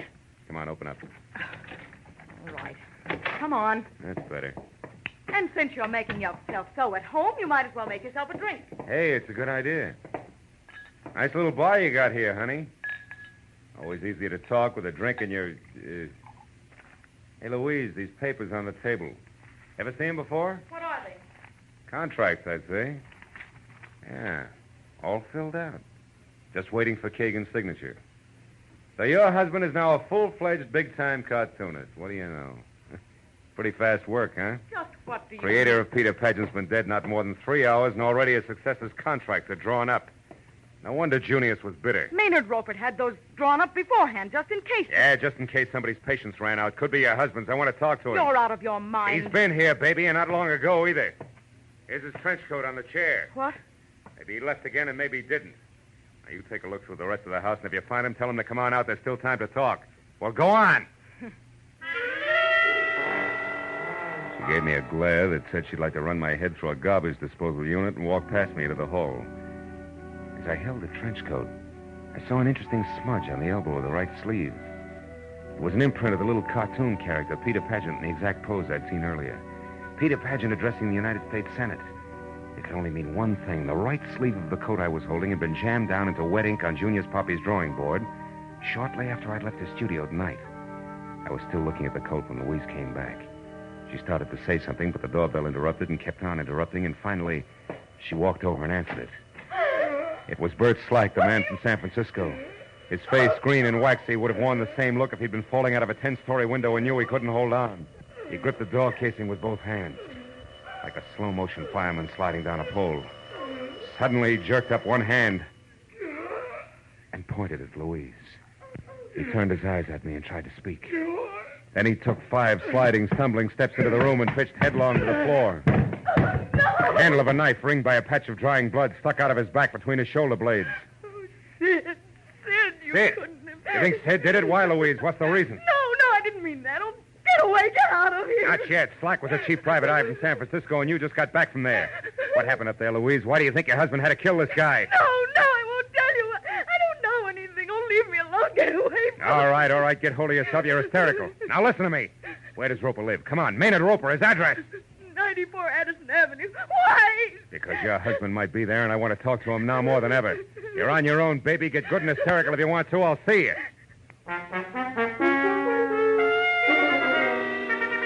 94 Addison Avenue was a shellac pine under ivy bungalow hiding behind 10 feet of manicured hedge and flanked by a small swimming pool that involved more chromium than water. When the door opened in response to a deep-toned gong, I saw several $1,000s worth of Chinese modern doodads behind the quilted silk smoking jacket wrapped around Maynard Roper, who first glared a helping of hate at me and then changed his mind and smiled. Well, hello, Marlowe. You seen our hot-tempered Louise lately? Yeah, I just left her. She had the temper scared out of her when a guy died on a living room floor. How horrible. Yeah. This one had a knife in his back. He'd been carrying it for some time. Made it as far as Kagan's because he had something important to say, but he couldn't get it out. His name was Slack from San Francisco. Ever hear of him? Slack? Why, no. Hey, tell me, have you seen Sid Kagan recently? I mean, within the last hour? Yes, twice. Once when I took his new contracts to his place, and again when he came here to talk them over. He left a few minutes ago. Say where he was going? No. Wait. He did say he intended to stop at a drugstore. He had a headache. Which drugstore? Well, the one down the street about a block. Mm-hmm. Oh, but look, Marlowe, surely you don't really believe that Sid killed this man? He had a motive. You realize what you're saying? What have you got to go on, actually? A slip his wife made, and a Peter Pageant that turned up out of place. Oh, Louise was no doubt hysterical. Under those circumstances, I'd be, too. And as for Peter Pageant, don't forget that Sid's been practicing him for 6 years. He probably combs Peter Pageant's out of his hair at night. Not this one. It was on a trench coat sleeve. I found it in Sid Kagan's living room. It was picked up from wet ink on Junior's Poppy's drawing board tonight. In fact, it was the last Peter Pageant Junior's drew before he was killed. That's what I've got to go on, Mr. Roper, so thanks and good night.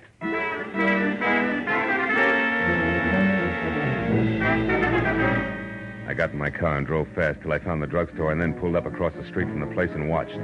A cab was waiting out in front. When the door opened in the store, I started to get out, but stopped again as Sid Kagan, the collar of his trench coat turned up high, and both hands thrust deep in his pocket, shouldered his way out. Got in a cab and drove away. I sat there for a few minutes until the crazy logic of the crazy pattern finally sank in. And I turned and drove back toward 94 Addison. A few houses down the street, I parked, got out, and after dropping my gun in my pocket, I left my hand curled around it and walked in past the chromium swimming pool up to the pine and ivy house and looked in. It was deserted. I turned and started for the gate again, but that was as far as I got. I'm not inside, Marlowe. I'm here behind you. Don't move. Automatic and all, huh? Didn't think you had nerve enough to stick here and wait for me, Roper. I had no choice. Raise them up slowly and don't turn around. I'll take your gun first. Okay, now get inside. So it was your trench coat I found at Kagan's, huh? You forgot and left it there when you took the contracts over. Yes, and when you told me about it, I followed you. I saw you spot Kagan still wearing his coat at the drugstore, and I knew then that you'd come back here after me. What? Stand still. Sure. You know, you might have gotten away with old Junius Poppy's murder because you were the only one with no motive, apparently. But you cluttered it up by killing your partner, Slack, too. Slack was stupid and loud-mouthed. He'd have double-crossed me or let the cat out of the bag the first time he got drunk. Blackmailers have to keep their secrets or they go out of business fast. With you, it's obvious that I have no choice. It's you or me. Yeah. You're a smart boy, Roper. How'd you manage to cut in on what Slack knew? He tried to find out from me whether Sid loved his wife enough to pay to keep her out of jail and how much he could demand and expect to get. I told you he was stupid. Believe me, chum, the idea of getting rid of Junior so Sid could get enough money to make blackmailing him worthwhile was quite a switch. But one a good agent might think of. Stand still. Don't try for anything on that table. Why not? What are you saving me for? More conversation? No. I just wanted to get my breath. I've had quite a day, remember? All right. Let's go now. Where? Out back to the garage. Go on. Yes, Marlowe! Davy! Louise!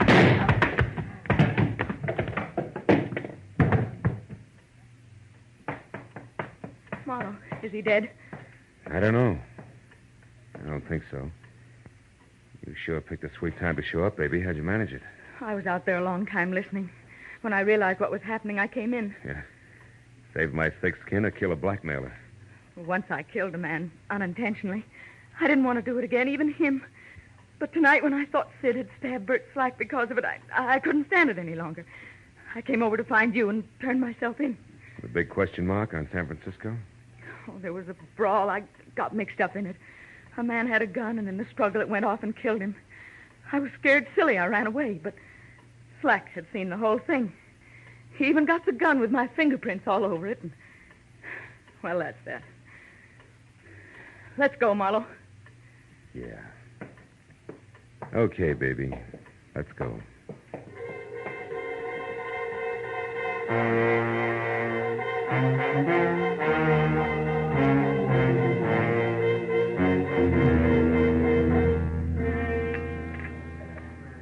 Two refills, please. Okay. Better have some more, Sid. It's going to be a long night. Yes.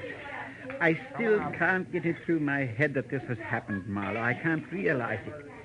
Slack saw that fight in San Francisco, got the gun with Louise's fingerprints on it, and came here to blackmail. That's right. He went to Roper for information on you, and Roper was smart enough to peg it and cut in.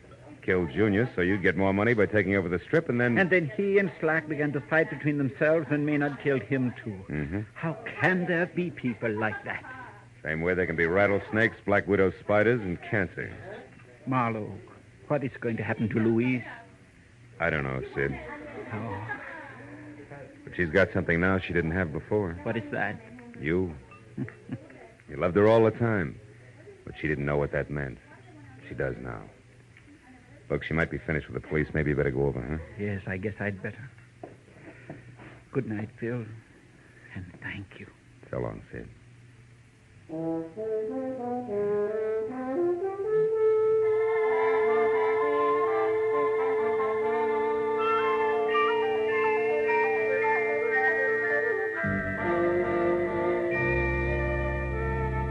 As he crossed the street and went into police headquarters, I turned back to my coffee and thought about Peter Pageant.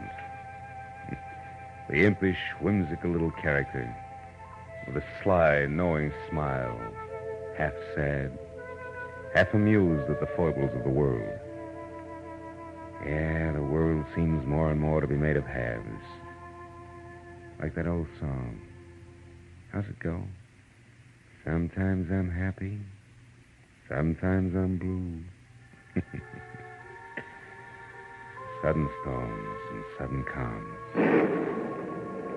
Maybe most of us are only half alive, huh? Take me, for instance. Half of me wants to go home and sit in front of a roaring fire with a drink and a good book. And the other half? Yeah, there's always that other half.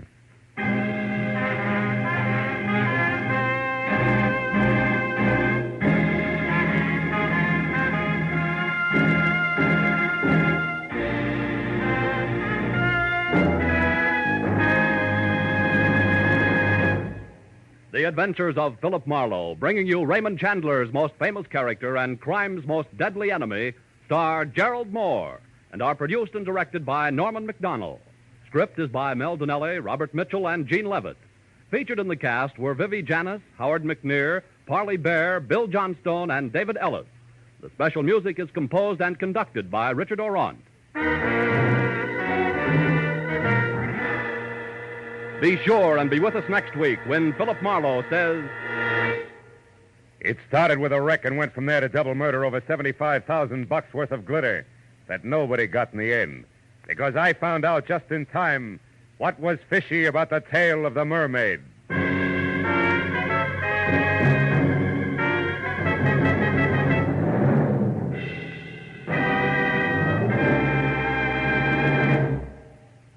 If you want to keep ahead of the headlines, listen every weekday evening, Monday through Friday, over most of these same CBS stations, to Edward R. Murrow with the news. Mr. Murrow is radio's most distinguished reporter. His informal but informed manner of presenting the news has earned him more awards than any other newscaster on the air. This is Paul Masterson speaking. Now stay tuned for Gangbusters, which follows immediately over most of these same CBS stations. This is CBS, the Columbia Broadcasting System.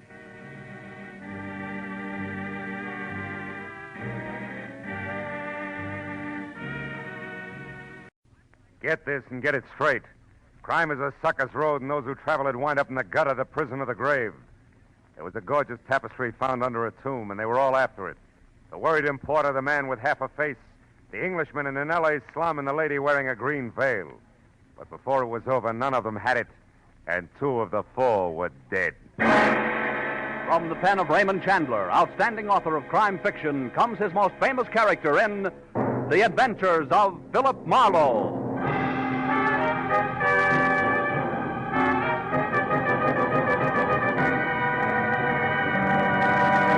Now, with Gerald Mohr, starred as Philip Marlowe, we bring you tonight's transcribed story, The Baton Sinister.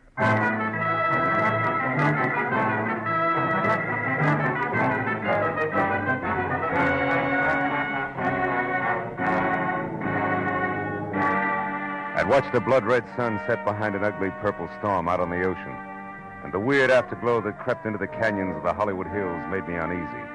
Added emphasis to the disquieting phone call I received at my office from a man named Pollard Schindler, whom I knew as a very capable worldwide broker of bizarre art objects.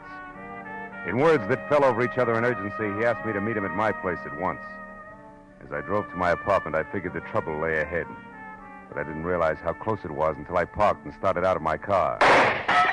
A bullet smashed the corner of my windshield, and I ducked for cover, then hugged the building and headed for the rear where I was sure I'd seen a gun flash. I was halfway there when the side door flew open and Pollard Schindler himself stopped me. Marlowe! He was white-faced and shaking, his eyes ringed by dark blue circles of fatigue. Marlowe, that shot. Yeah, somebody threw a slug at me, Schindler, from back there. I was afraid of this. We can't talk here, not now. Come, let's get in your car and drive. Hurry. Wait a minute. What's all this about? Who shot at me and why? It must have been that lizard, Myron Loft. Oh? He's followed me all the way from England, Marlowe, because... But I tell you all about it when we're safe. Right now, we must get away from here. Okay, but watch yourself. Come on. Well, so far so good. You see that hole in the windshield? It's lucky it's not in my head. Are we being followed? Not yet, anyway. Well, Pollard, last time it was a cloak of Kamehameha and a trip to Honolulu. What is it this time? It's worse. A tapestry, Marlowe, 15th century, and exquisite. Worth 20,000 as a museum piece alone. Hey, that's a lot of money for a chunk of cloth. Bah, it's nothing. I'm getting better than 80,000 for it from a man named Arthur Merritt in Seattle. 80 grand? Yes, correct. You see, this Merritt claims to be a direct descendant from Edward, 2nd Duke of York, who fell at Agincourt. Really? Yeah. He spent a fortune tracing his genealogy and collecting family treasures, and regards this tapestry as his greatest prize. Oh, it's a gorgeous thing, Marlowe. Depicts the Duke on a gold horse, riding to battle beside the king. On such colors. Reds, blues, greens. Breathtaking. I'll bet. But I'm so tired. I don't think I've slept in weeks. For $80,000, you can afford to be tired, Schindler. But how does the guy with the itchy trigger finger fit into all this? Loft, that scum. He was after the tapestry, too. He got wind of the fact that someone was willing to pay $80,000 for it. But he doesn't know who. I see. You found it first, Yes. Huh? Yes, in a sealed tomb under the ruins of a castle in Wales, just minutes ahead of Loft. Where's the tapestry now? At this moment, it's in a cheap suitcase checked in a public locker at the Kavenga Boulevard bus depot. Mm-hmm. Now, I want you to pick it up and get it safely to Arthur Merritt. Here's the locker key. A ticket on a plane leaving in 3 hours, and your money. 5 $100 bills. Enough? Enough. Where'll I find Arthur Merritt? 76 West Street, Seattle. He'll be expecting you. And Marlowe, I feel better if you get the tapestry soon and keep it with you until plane time. You're really afraid of this guy, Loft, aren't you? He'll stop at nothing. I warn you. Now, I'll get off here at the corner, Marlowe. All right. Incidentally, when you get the tapestry, don't go back to your apartment. Loft may be waiting there. Now, I'm at the Hollywood Crest Hotel. Hollywood Crest, huh? Yeah, call me when the job is done. Goodbye, Marlowe, and good luck. You'll need it.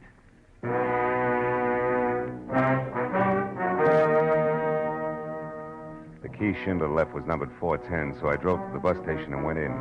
A casual walkthrough showed me that locker number 410 was the last on the left. Then I ambled over to the lunch counter, ordered a sandwich and coffee, and sat down to case the rest of the customers. Finally, I spotted him. A dark man in ragged clothes with a profile out of Western Asia who was also watching number 410. The profile glanced around nervously and looked away fast when he caught me watching him. I eased the key to 410 out of my pocket and slipped it under my sandwich. Told the waitress I'd be right back and started toward him.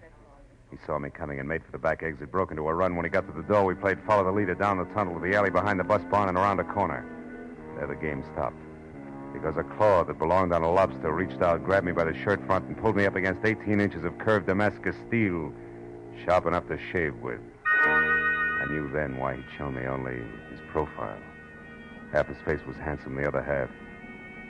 Well, when he spoke, he hissed through the flexible half of his mouth. Stand still, my friend, or I slit your gizzard for you. Where is Myron Loft?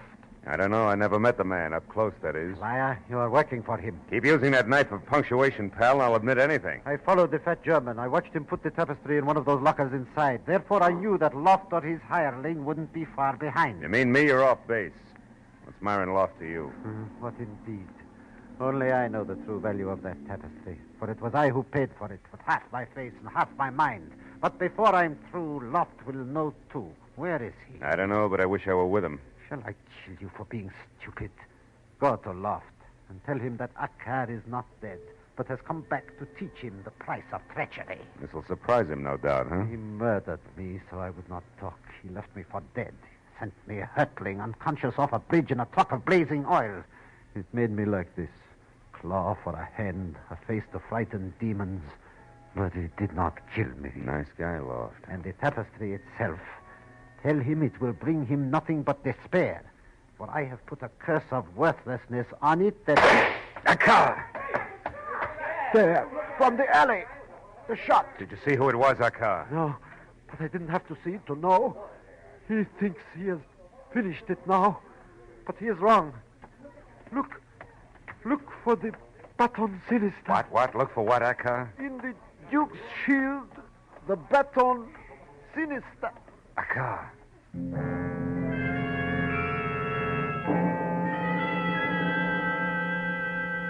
The words Baton Sinister, whatever that meant, on his twisted lips. A twisted little man died. I walked back carefully the way I'd come, but life in the bus depot was going on as usual. The waitress gave me a hard eye when I sat down at the lunch counter again, and the mirror over the back bar told me why. I was pasty green from eyes to mouth. The thought that death in an alley still did that to me was strangely gratifying. I got the key from under the sandwich, dropped the buck on the counter, and then went to locker 410 and opened it. Schindler's tattered suitcase was there. I picked it up, took it over to a stall phone, and sat on it while I put in a call to Lieutenant Matthews at Homicide. Oh, say that again, Marlowe. I don't think I heard you right. Yes, you did, Matthews. I said a man with half a face named Akkar was shot in the alley back of Coinga Bus Depot. Probably because he knew too much about a tapestry. Yeah, that's what you said the first time. Oh, who did it? You got any ideas? Well, it could be a guy named Myron Loft. That's all I know about him, just a name. Okay, I'll send somebody. Stick around, will you, Phil? Hey, Lieutenant. Yeah? You happen to know what a Baton Sinister is? Spell that for me, will you, Phil? Never mind, Matthews. I'll call you again before I leave.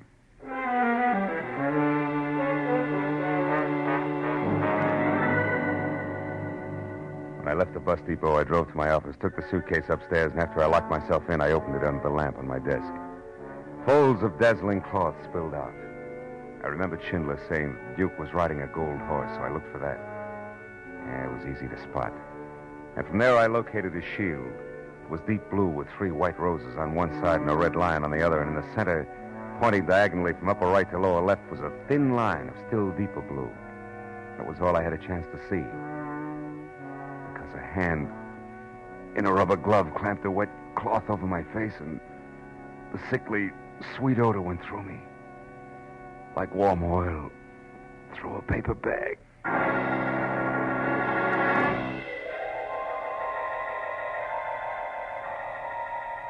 100 years later, I had a strange dream. I saw a pair of high-heeled green suede shoes, and then a woman in a green veil looking at an empty suitcase. It must have been a dream. Because I couldn't move and my eyelids were lead. And when the green veil and green shoes left, everything went black again.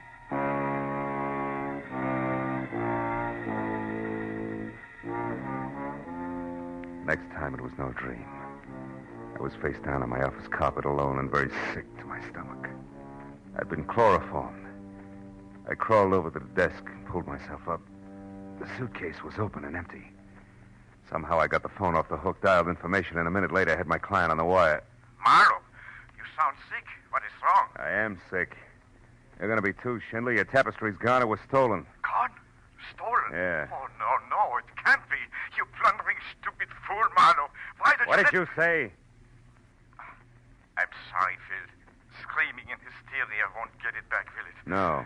How did it happen? Well, I brought it up here to my office, but somebody was always in here laying for me. I was chloroformed and out for about half an hour. When I came to, it was gone. Now, listen. You know a man named Akar, horribly scarred from burns? Akar? No. Why? Did he get it? Yeah, not the way you think. He was killed at the bus station. What? Killed? Good heavens. Did Loft do it? I don't know. Akar thought so, and I'm getting tired of hearing that name Loft. Hey, incidentally, what's a Baton Sinister? Baton Sinister? Yeah. A mark in heraldry, but why that mark? Well, it might be important. What is it actually, Pollard? Well, it's simply a short line on a shield or escutcheon. It runs diagonally from Sinister Chief to Dexter Base. What does that mean? From upper right to lower left, maybe? If you're facing the shield, yes. It's the mark of fraudulence. But why? Well, I was told to look for the Baton Sinister by, Hey, wait a minute, Pollard. Huh? What? There's something on the floor here. It looks like an envelope. Yeah. There's nothing in it, but it's addressed to... Holy smoke, this is addressed to Myron Loft, 946 South Grand Avenue, L.A. I knew it. I knew Loft was behind the theft, Marlowe. But now we've got a chance to get the tapestry back. Where is this Grand Avenue? Yeah, it runs through a slum called Bunker Hill. Any cab driver knows it. I'm going down there now, Schindler. Good. I'll get there as soon as I can to cover you. And Marlowe, listen. The man is a devil. Be careful.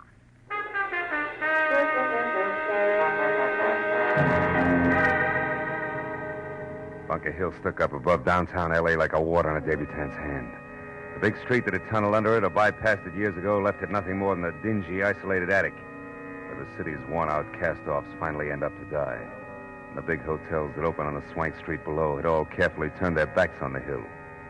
I parked near Angel's Flight and walked on the odd number side of the street until I spotted 946, a crumbling, yellow stucco rooming house that clung to the hill face from habit only. And I gave the windows a lot of attention to be sure no one was watching. And I went out to the corner, crossed, and came back.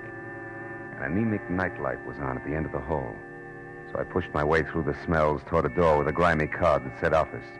I was about to knock when a voice purred from the landing on the stairs behind me. When you turn round, do it slowly, understand? Perfectly. I dare say you're Pollard Schindler's man. Could be. Which makes you Myron Loft, Yes, huh? I've been up on the roof watching you. I expected you'd come before long. I suppose you want the tapestry. Now, how'd you guess that?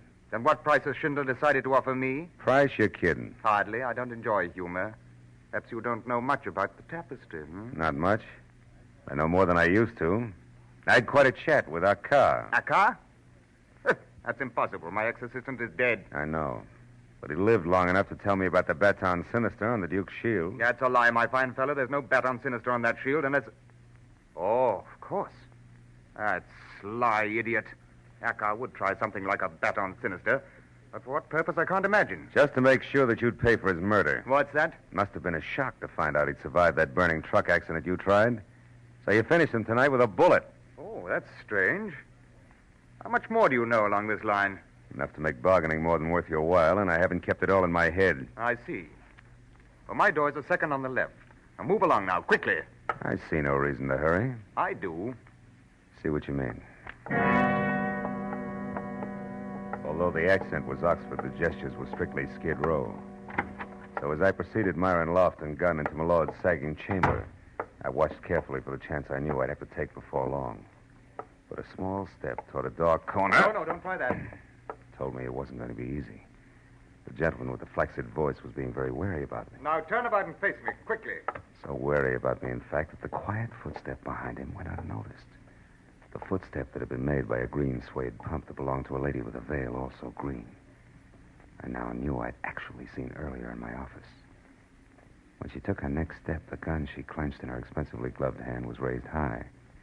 It came down hard. Girl of my dreams, I thank you. That was neat, and believe me, not a moment too soon. He's not dead, is he? No, he's just out cold. He's in deep freeze. But, aren't we being a little matter-of-fact about all this? We are. Did you expect tears? Well, from the veil, yes. That's where I'm probably being misled. I should concentrate on your green suede shoes. They seem to be more in character. And you seem to be quite ungrateful and gabby. So let's move on some. Over there, that bundle. It could be the tapestry. The Hey, lady, you're not after it too, are you? No, I came here to save your life. Oh, I love you. that's charming. Come on, mister. Are we warm? Hot. Yeah, this is it, all right. Good. Now get back. Yeah. Away from it. Oh, no. Oh, yes. Way back. And for safekeeping, into that snug little closet there. Without so much as a peek? At the veil, I mean. Without so much as another word. Your mouth, I mean. Go on. Inside. It won't hold you for long, but I don't need long anymore.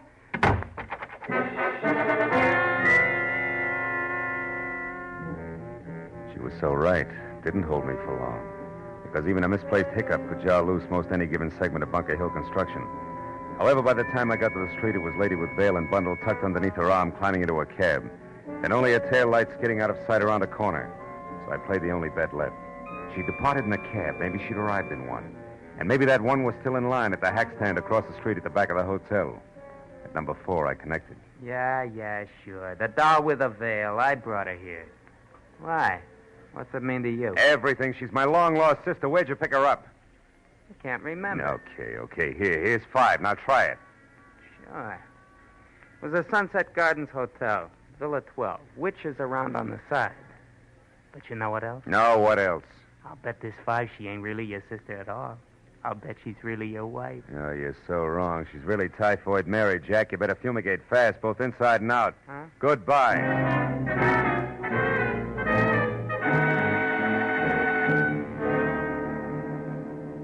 I was 30 anxious minutes weaving my way through the thick westbound traffic that any snail could have easily outsprinted before I was finally parked away from Villa 12. Then out of my car and running toward the squat chunk of termite-proof old Spain. But I hoped that again meet up with both the lady who wore a mosquito net for a hat and my client's hard come-by drapery. But the bungalow in front of me said no such luck. Because it was dark, closed tight, and as quiet as snow falling all the way around. Until I was in the back, where each villa had its own junior picnic grounds, complete with barbecue pit. Then from somewhere behind me, I heard it.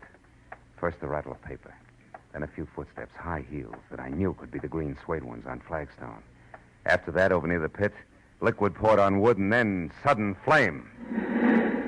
It was the lady whose shoes I knew all right, but this time no veil.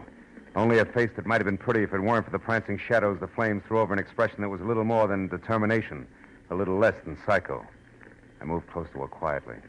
And when she had the tapestry unwrapped and was ready to make a little offering to the fire gods, I took my cue. Marshmallows will taste better, baby, honest. You? Yeah, little me, and 38 not so little. So stand very still, honey. Priceless heirloom included. Oh, no, I won't. It's going to fire where it belongs. That's a matter of opinion. No, let go my arm, you big hate. Drop it. Let it go, baby. Better we dirty it than singe it. Come on, let go. There, that's better. Now, come on, Firebug. Who are you? Who? Naomi Marchant. Got it out. Okay. Now tell me where you fit in the tapestry, or do we shake some more? No, thanks. I'll tell you what you want to know. Who are you? Name's Philip Marlowe.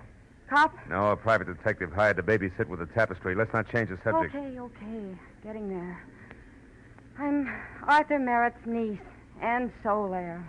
The guy in Seattle who's waiting for me to deliver this item is your uncle? Uh-huh, my uncle, the jerk. Now, wait a minute. Let me get this straight. You steal the tapestry, risk your life, play with guns, and with people who only play for keeps.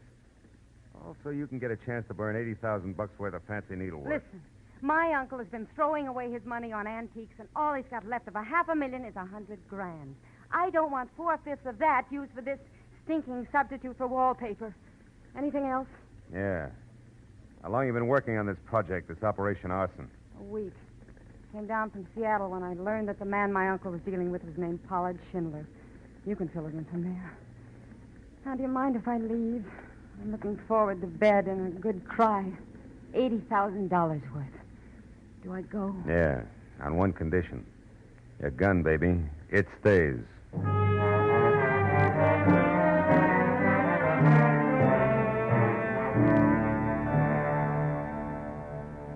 I watched her until she was around to the front of the bungalow and out of sight. Then I grabbed up the tapestry, started to fold it when a sudden flare from the fire threw a crazy spurt of light over the material on my arm. And I saw that on the shield that the Duke of Kent carried, there was no Baton Sinister. This was not the same tapestry I'd examined in my office. Right then, just to make things all the merrier, I once again heard from Naomi Martin. On the even chance that this was a trap, Naomi playing possum with healthy lungs, I ditched the tapestry in a nearby clump of trees, then gun in hand ran for the front door of Villa 12. I got there just as the gray convertible lights out roared off and Naomi was climbing back onto her feet. What took you so long? Now listen, you, the real tapestry, where is it? Oh, no, you're kidding. Baby, that number you just tried to burn is not the one I started out with tonight. It's minus Baton Sinister. Minus who? What are you talking about? Just this. Maybe you still have the tapestry and the routine with the flames was done with a phony and strictly for my benefit. And maybe you're nuts. Now you listen. What I told you before was the truth, nothing but. However, if it happens to work out that I walked off with a phony and you did likewise, I'm sorry. I'll bet. For the time being, I'll buy it that way. Now tell me what went on here. I was about to unlock the door when it happened. A hand with a rubber glove grabbed me. Wait a minute. Rubber glove? Rubber glove? Do we say everything twice? Whoever it was obviously didn't want to leave fingerprints. Oh, the smell of chloroform on his hands. Hey, come to think of it, I did get a whiff of something funny. How do you know about that? In my office when the tapestry was... Wait a minute, you were there. Didn't you get a look at him? No, there was only a single light on, and you were already out cold when I got there. Yeah, but you must have seen something. Sure, stars.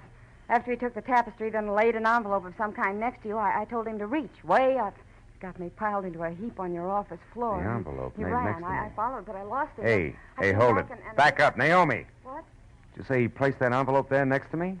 That's what I said. See what I mean? We Cut it out, baby. I've got an idea, a thought.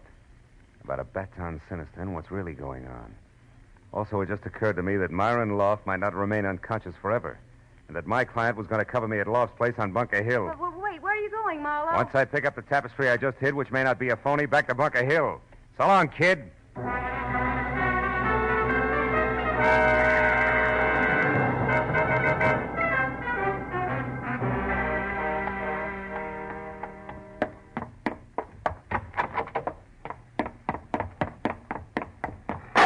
Oh, no.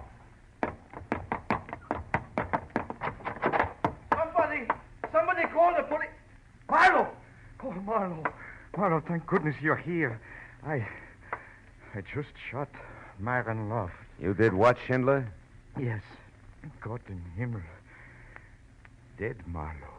Hey, for the love of Pete, what's going on in this joint? Nothing you can help, sweetheart. Okay, Bright Eyes, but try to hold it down, will you? It was terrible, Marlowe. I came to this place after I didn't hear from you and found out which room Loft had. When I went in, he was on the floor, unconscious. So I started to look around for the tapestry. In the meantime, Loft came to, got hold of a gun and rushed you. Is that it? Yes. We struggled, and then the gun went off. Oh, Marlowe, what should we do now? Call the police? Yeah, I'll take care of it. You go back into the room there and don't touch anything and see that nobody else does. All right, Marlowe. But you have the tapestry? Yeah, I got it, Schindler. Safe and sound. Your worries are over.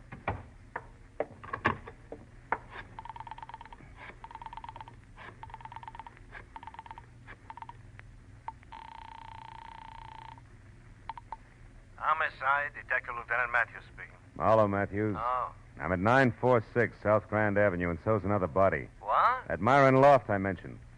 My client, Pollard Schindler, just shot him in self-defense. Which also clears up that death of that car out behind the bus depot, huh? I mean, Loft got him and then tried for your client, but missed. Yeah.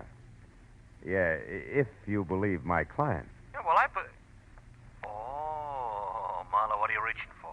Few very tasty but hard to swallow facts. One, my client's a liar. Two, my client killed both Acker and Myron Loft. And three, I've been set up and used as the neatest chump, patsy, sucker, fall guy. They all fit. He even shot through my windshield for realism.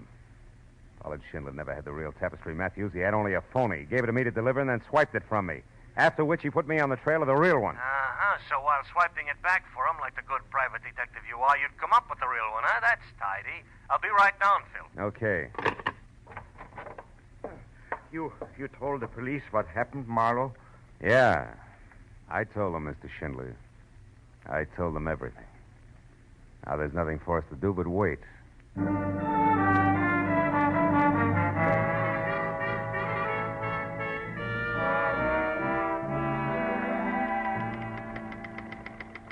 Well, that does it, Lieutenant. 7 full pages of confession from Mr. Pollard Schindler, a very crafty bird. Yeah, thanks, Mooney. Oh, bring that girl in a couple of minutes, will you? All right, Lieutenant. Well, Phil, here it is, the whole story. Yeah? Yeah, look, Pollard Schindler went after the tapestry in England, but Myron Loft got there first. However, Schindler was the one who knew where he could sell it way above museum price, so Loft had a duplicate made up and saw to it that Schindler stole it from him. And it was Ackar who added the Baton Sinister, the mark of fraudulence in heraldry, to the fake tapestry. Yeah. But I still don't clearly follow the rest of it, Phil. I mean, here in L.A., you know? Oh, well, it wasn't much of a change. Another verse, same song. Loft stayed close to Schindler all the way back from England. Yeah. And he watched and he waited until he figured that Schindler was ready to close his deal, you see? Yeah. Then he stepped forward and announced that the tapestry Schindler had was a phony. Oh. And that he'd give him the real one for a healthy cut of the sale price. Uh-huh. And Loft couldn't go to Merritt direct because he didn't know who Merritt was. Sure. Oh. And from there it was me, the patsy, with the best of references. Oh. That do it for you? Yeah, just about.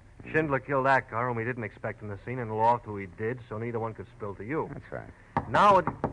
yeah, come in. Now, when did you... Oh, just a minute, Miss Marchand, please. When did all this come across to you, Phil? When I got mixed up with the lovely lady here. She told me that the man who had chloroformed me in my office had carefully placed an envelope on the floor next to me. An envelope I later took as a clue. From that switch, I started to look around for others. Oh, great. Hooray for Campfire Girl me. What kind of a medal do I get? Yeah, you get a pretty nice one, Miss Marchand, thanks to Marlowe. You get freedom. You know, we could prefer charges against you. Like what? Like what? Like assault and battery for slugging Loft, grand larceny for the theft of the tapestry from Loft's place, attempted destruction of private property. Okay. I forgot about those things. Yeah. Thanks, Marlowe. Thanks, Marlowe. Is that your official statement? No more? Not even I'm sorry before you go? Well, yes. I'm sorry, all right. Real sorry that I missed. Goodbye.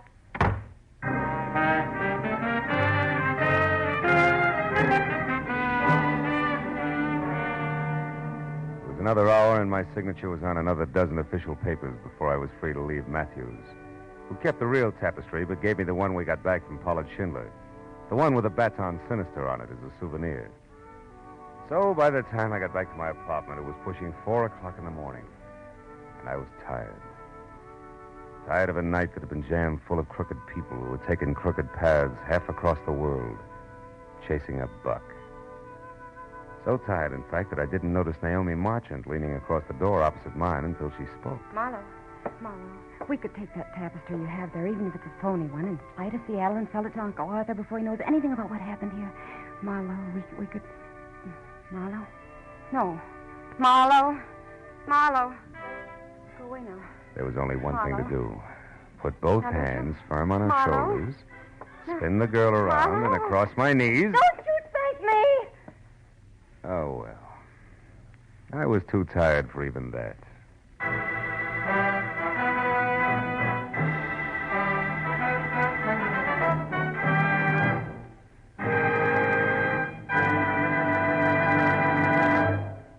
The Adventures of Philip Marlowe, bringing you Raymond Chandler's most famous character and crime's most deadly enemy, star Gerald Mohr, and are produced and transcribed by Norman MacDonald.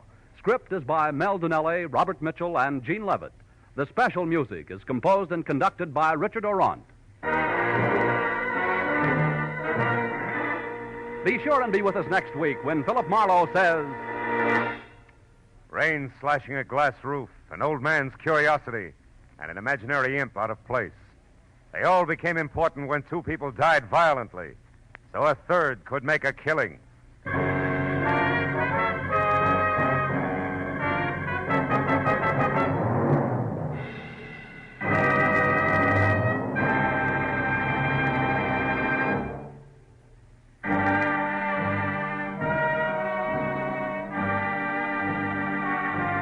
Paul Masterson speaking.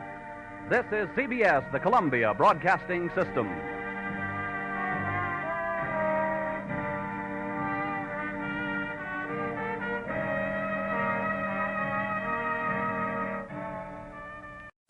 Get this and get it straight. Crime is a sucker's road, and those who travel it wind up in the gutter, the prison, or the grave. The trail started in Montana with a bum with 2 names rushing away from his lady love, and led fast into L.A., past a southerner from Canada, a worried wool dealer, and a chorus girl with a .45. When it finally stopped at Murder in the Park, the tramp was still in a hurry. From the pen of Raymond Chandler, outstanding author of crime fiction, comes his most famous character in The Adventures of Philip Marlowe.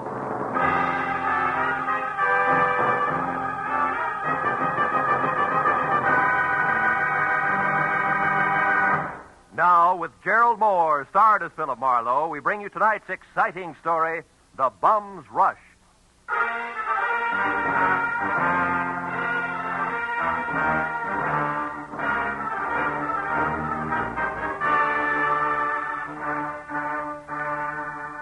You know, there comes a time in everyone's life when a relative wants a favor. But this was a particularly nice relative. In fact, a great old gal.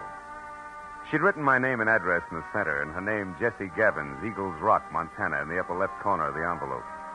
The stamp totaled away a mail special, and the letter inside started off like one of those, "I was wrong, you've got to find him for me, you've got to" type. But it didn't wind up that way. Clipped to the letter was a $100 check, and under that, a not-too-good snapshot of a bald man holding a rake, who wouldn't have been helped any by better photography.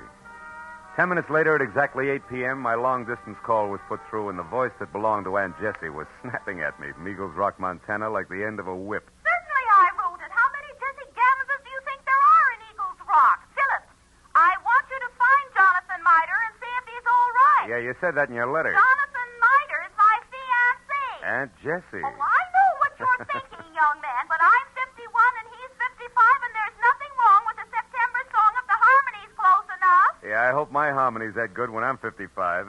Why are you worried, honey? Because he left here last week on some kind of a big deal. It's a secret. That's all he'd tell me, and I haven't heard a word from him since. I see. Well, tell me, what sort of a deal would it be? I mean, what business? He's not in any business.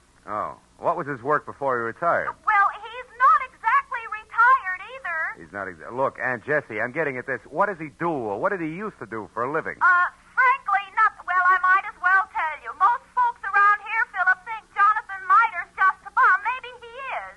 He came to town, Philip, on a freight train a month ago, and he's been raking leaves for handouts ever since. That's how I met him. But he's a fine, honest, proud man, and I'm going to marry him. Congratulations. Yes. Look, you didn't happen to give that fine, honest, proud man a wad of money to finance this big deal of his, did you? Oh, no. Well, then don't. Because I'll be frank. Sounds to me like a broken-down con man warming up a new routine. Then I'll gladly pay to find that out, Philip. But I think you're wrong. Jonathan told me that he had to prove himself by making some money of his own before he'd marry me. As if I didn't have enough to take care of two people already. Okay, Jessie, it's a little off-center, but I'll buy it. Philip, Huh? when you find him, don't tell him that I hired you. As I say, he's very proud, and it'd hurt him.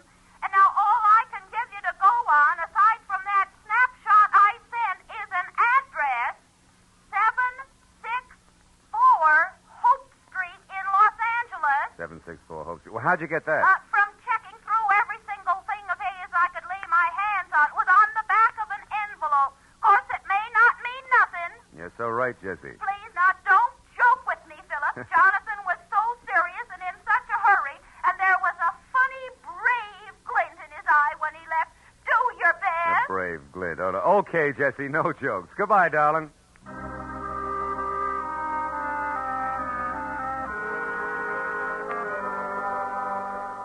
I felt a little sorry for my Aunt Jessie Gavins because the concept of a knight of the road rushing off on a secret quest to prove himself worthy of marriage held up like a celluloid shovel.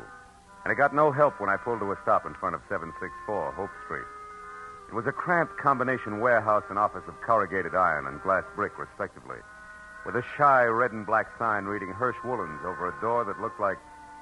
Well, it looked like it handled about as much business recently as a repair shop for spinning wheels. It was half open, however, so I went in just in time to catch the last round of what must have been a healthy spat going on behind a frosted glass door marked private. Well, I'll tell you something, Mr. Eldenhurst. Keep your eyes more on wool and less on nylon, and you'll be better off. All right, all right. For heaven's sake, Martha, this is no time to quibble. We've got more important things to do. Unless, of course, you want to keep that chorus job at the Plumes forever. Well? Okay. You just watch your step. Goodbye, Eldon. Stand aside, stupid. This is a hallway, not an art gallery. Yeah, there's a petty girl if ever I've seen one. Well, what do you want? Oh, Mr. Hirsch. Yes? Yeah, well, I'm Ned Johnson. I'm looking for a job. What kind? Oh, salesman. Wool's my line. I see. And how long have you been waiting out here? Oh, I just stepped in. Come inside. Thanks. Sit down. Now, what is your specialty? Woolens, worsteds, or felts? Well, I've handled them all. We confine ourselves largely to a very high-grade merino woolen, Mr. Johnson, Ned Johnson. I've worked with merino. Well, and what about the others? Lester, perhaps? Lincoln? Oh, sure. Lester, Lincoln. Certainly, I find it all a fascinating business. So do I. A very romantic background. Yeah. By the way, what do you think of Lanatal as against merino? Lanatal. Well, not good. No, you see, I've watched the Lanatals from the range right through shearing and on up to weaving. It just doesn't compare with... what's the matter? What are you really after? I slipped, huh? You fell on your face. Lanatal is synthetic wool made from milk. Now, who are you? Okay. I'm from the Sequoia Credit Association. We're investigating you. Just a periodic, routine thing. It's strictly confidential. Get out of here and stay out if I ever catch you. All right, take it easy. I was clumsy, that's all. Don't start a riot about it. Look, you pry into my affairs Quite again. a temper you got there. Better watch it, Hirsch. It'll get you in trouble. So long.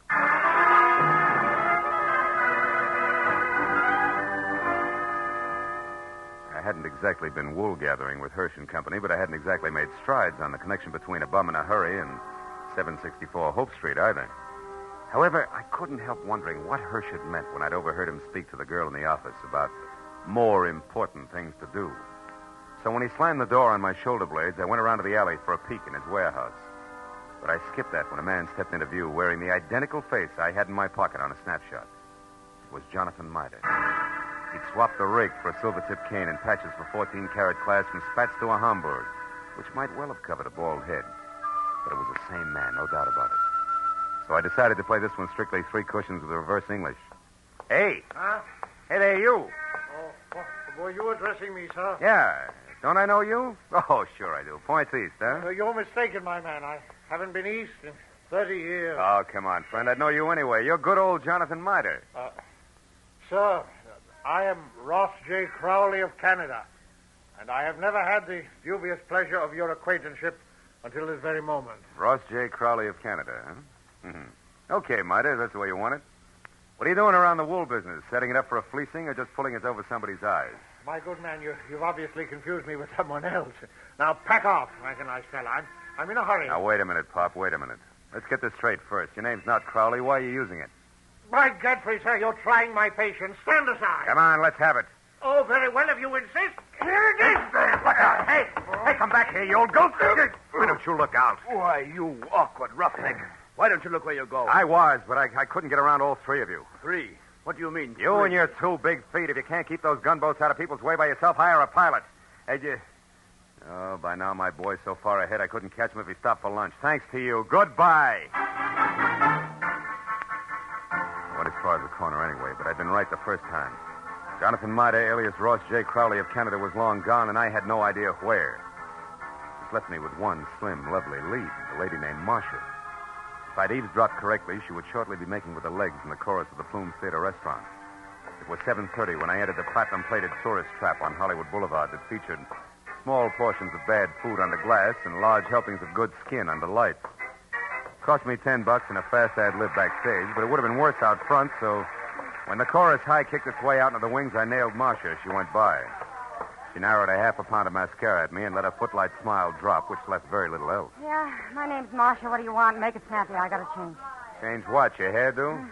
This won't take a minute, baby. All I want to know is where Jonathan Miter can be found. How should I know? I never heard of him. You're stalling on your own time, baby. I got all night. Nuts to you, Jack. Blow. Come back here. This is important. Now, listen, you. I don't know anybody called Jonathan, what's his name? And put one more fingerprint on my arm and you'll get bounced out of here on your head. You know, there's just a chance you could be on the level. Look, the guy wants about 55 and spats with a Hamburg over what is no doubt a bald dome. Carries a black cane with a silver tip and for some reason answers to the name of Crowley. Crowley? Yeah, that's it. Ross J. Getting warmer, huh, kid? And don't bother telling me you never heard of him. So I've heard of him. So what? He's a good pal of mine. Met him a couple of nights ago. He's quite a sport. I'll bet he is. Where can I find him? What do you want him for? I want to talk to him, that's all. Where's he live? Up a tree. Like I said, Buster Blow. And like I said, baby, this is important. So important, I'll have a lopsided line in the next number if you don't talk, because you won't be there. You'll be on your way to the pokey. Now, where does he live? I don't know. He's from Canada. You can come closer than that, sweetheart. Give. All right. He tells me he takes a walk in the park every night. He raves about the gladiolas. Like they grow in Coldwater Canyon Park, maybe? Maybe.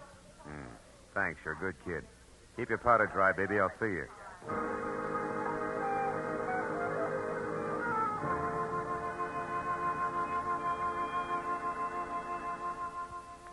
That park looked deserted when a half hour later I drove by it to the far end, turned down a side street, and stopped. But as I started in on foot, I saw him, Spats, Homburg, Kane, and Alias, ambling slowly away from me along a back path. I started after him quietly, and when he got near a corner, I was close enough to hail him, and then grab. But I didn't get the chance.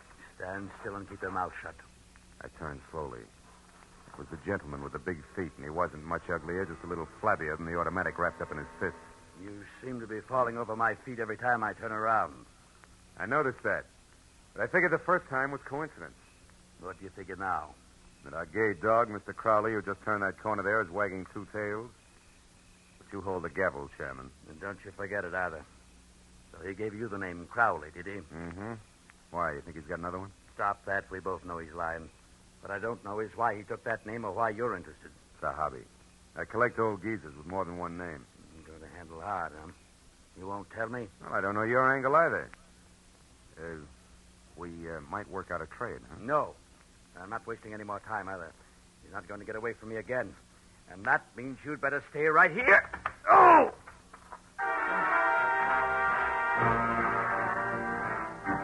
He piled me up on the ground with a stomach full of pain. I saw him run down the path. When I got back to my feet, he was taking the corner. And just started after him when it came. I froze and listened. There was nothing more to hear. I walked softly as far as the corner. He was face down, the toes of his oversized shoes digging into the grass, and the gun he hadn't time to use spilled a few inches away from his clenched, dead hand. And across the park and rushing for Coldwater Canyon Road as fast as his feet could go was a bum with two names and a Homburg hat.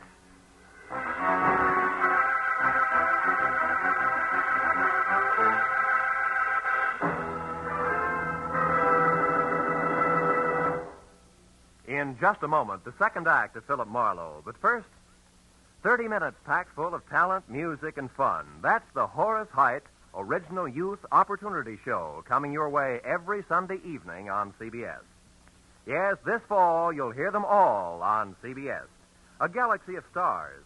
And one of the brightest is genial Horace Heidt, who keeps the fun rolling with one hand and with the other pushes open the door to opportunity. Gives a talented youngster his big break toward fame and fortune in show business. Remember, Sunday night, it's Horace Heidt and his original Youth Opportunity Program. Listen every Sunday, starting this Sunday, over most of these same CBS stations. Tune in this fall for the shows that you love best of all. Listen carefully. Here's the address. It's CBS. Now, with our star, Gerald Mohr, we return to the second act of Philip Marlowe and tonight's story, The Bum's Rush.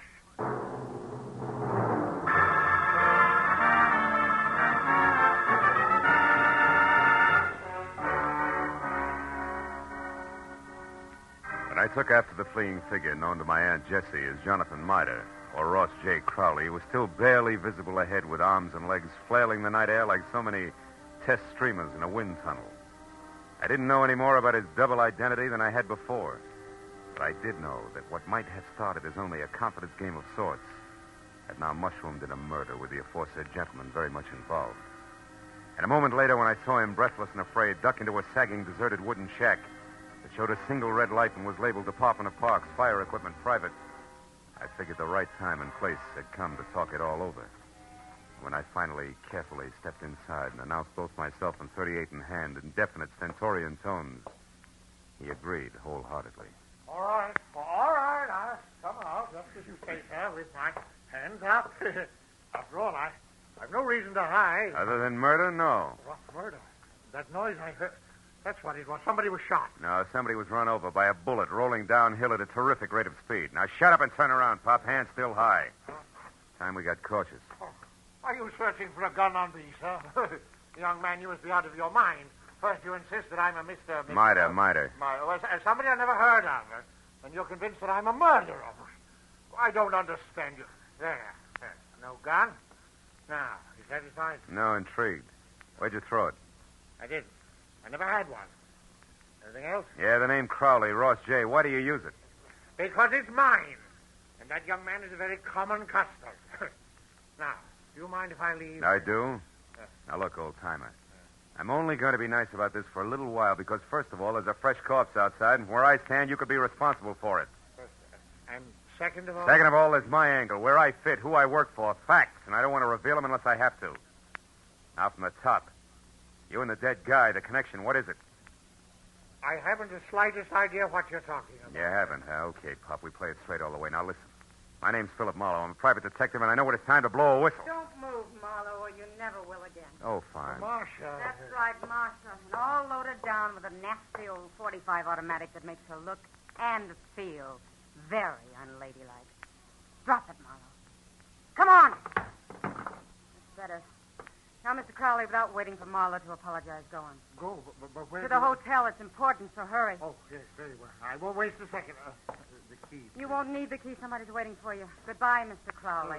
Goodbye. I hope I never meet you again, Mr. Maitland. Good night. It's cute, isn't he? Uh-huh, darling. The moment's unimportant. Right now, you're my only concern, Marlowe. Oh, that's nice, Marcia. It's cozy, just the three of us. You and that giant U.S. pistol, caliber 45. Say, baby, that's not your gun, is it? No. You feel slighted? Oh, no, sweet. Happy. Stay back, Marlowe. Why? I'll shoot. Oh, no, you won't. You I can't. warn you, Marlowe. No. You see, baby, Take another step, of the you're three safety devices I on that mean- Army gun, that doohickey Marlowe, there I'm on the gonna- side is one. It won't Stay work back. unless it's in the Go forward on, position. You big jerk. Let go of me. When school's out, I will. Now, the first question, teacher. Come on, You and listen. Grandpa, alias Jonathan Mitre, also alias Ross J. Crowley. What's the game you two are playing? I don't know. Where does Hirsch fit in? Oh. Come on, it's getting late. The I don't star know. pupil wants an answer. He's anxious to get to the head of the class. Talk. What is it? I don't remember, and I won't, so don't bother getting masculine or polishing apples, pupil. When I forget for a long, long time. Is that clear? Yeah, it is. And since I can't wait, since I want to go out and play, we'll Well, put you in hold here on. for safekeeping. Yeah. Hey, honey, you don't mind if I go through your bag, do you? I didn't think you would. Oh, here's a key that says in what room I'll find the team of Crowley and Mitre. Oh, my, such a temper. After I'd picked up my .38, which the lady, who no longer sounded like one, had made me drop, and had checked the hotel key that read Villa 12, Wilshire Gardens, Beverly Hills, I ran outside and back toward my car in what I figured should be a big hurry. When I was halfway there, I had a premonition that speed was not to be. A premonition that was a head dressed in blue, carrying a club, wearing a badge, and leaning on my right front fender. And it wasn't until I was next to him that I quit worrying about a long, involved delay. Because the officer on hand, one Kurt Lemley, was an old and, I hope, still good friend. Well, hiya, Phil. Been waiting here for you since I called in about that body up there. Some kid heard the shot. Oh. So you had once pegged this all alone and very suspicious-looking car, huh? Yeah, surprised it was yours and disappointed. I'd hoped the name of the owner's tag was going to be Raleigh Newcomb. Hey, wait a See, I minute. had Wait a minute. You know his name? Don't you? No. No, we were on different sides when he got shot. No, he's from Canada. What? Yeah, Vancouver. He had a business up there with a guy named Ross J. Crowley. Crowley? Mm-hmm. Hey, Kurt, how'd you find all this out? I found a clipping in his wallet. It's got a picture on it. Oh, wait, it's right here. Wait a second, I'll put a light on it. Yeah, hurry up, will you? I see. See, two guys in front of a building. That's Raleigh right. Newcomb and Ross J. Crowley officiated the Kurt. opening of the... What? Sure, it's what I figured. The guy's a liar. I've already met a guy who insists that that's his name, and he's bald like the Crowley in the picture. Yeah, but there's a similarity ends, even though the picture's anything but clear. What guy are you talking about, Phil? Jonathan Mitre, an old geezer I was hired to find. Hmm? Bum who's pulling something fancy that incidentally ties in real tight with that murder over there. You know where he is, Phil? Sure, I know. That's where I was heading when I ran into you. Oh. Ran into what? What is it? The picture. What? Kurt. Yeah? Move your thumb up a little, will you? The way you just had it. My thumb? Yeah, move it. That's it, like that. Oh, brother, have I got a hunch. How about what? Another murder, neat when the schedule to come off any minute at the Wilshire Gardens Hotel. I'll see you later. Goodbye.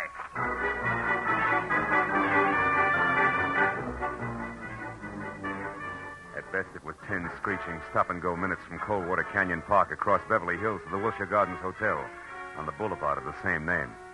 And all the way, I kept hoping, over time, that one of two things was so. Either my hunch was wrong and nobody else was going to get hurt for a while, or it was right and I was still on time.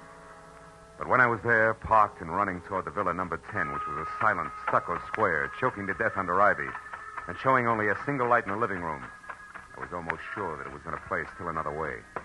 Me right and too late to do any good. When I tried the door and found it open, and inside saw at once the letter propped up against a lamp on an end table that I'd been afraid I'd find, there was no longer any doubt. And even as I crossed the room, I knew that I was going to read a suicide note addressed to the police, telling them that the undersigned Ross J. Crowley had taken his own life, as well as that of the partner he'd been stealing from, Raleigh Newcomb, who had currently been pursuing him.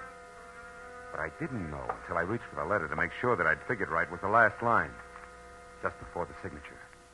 It read, "Also, rather than face the humility of being dragged through the courts for killing Newcomb, they have taken the life of a man who would have caught me. A private detective named Philip Marlowe." You read well, Marlowe. What? Especially when it's your own obituary. No, don't move. Well, Mr. Hirsch, huh? Or do I call you Crowley now? Doesn't matter, Marlowe. Suit yourself. What does matter is that you're not quite the boy genius you think you are. Meaning what? Meaning Marcia. You talk to her at the Plumes, then she talks to me. Between the two of us, we've maneuvered you around just like we wanted to, so we could include you in our plan. In other words, Marlowe, when Marcia sent Mida here from the park, we knew you'd follow. Marcia's reliable. Yeah, all year round, I'll bet. Okay, Crowley, so the one with two heads isn't Jonathan Mida, it's you. You is Eldon Hirsch here in L.A. Is Ross J. Crowley, Newcomb's partner up in Canada. A crooked partner, Crowley, who, when he knew he was going to be caught, decided to kill himself, but with another guy's body, Jonathan Mida, so it wouldn't hurt. Exactly. Also, Marlowe, nobody will bother to look past what will pass as Crowley's buddy, or the murderer of Newcomb, who I didn't expect on the scene. I think you'll admit it's all accounted for in that letter there in Crowley's, my handwriting. Bravo, you skipped nothing. Now, what about me? Yes, you. You must go before Jonathan Mida, you know. Otherwise, the coroner might find something wrong with the sequence of death. So it's you first, then Mida. Who no doubt is unconscious in the bedroom right now? No, Mr. Marlowe, who no doubt is standing right here listening carefully. Mida, you crazy fool. Stay where you are. No, Mr. Crowley, I won't. That way I die. This way, at least I have a chance. Crowley! I showed her. Mida, you all right? Yeah, I think so. Just winged. Oh, you got him, didn't you, Mr. Marlowe? Yeah. No. No, Jonathan, you got him. That rush did it, you big... Bum, Mr. Marlowe? Yeah, bum.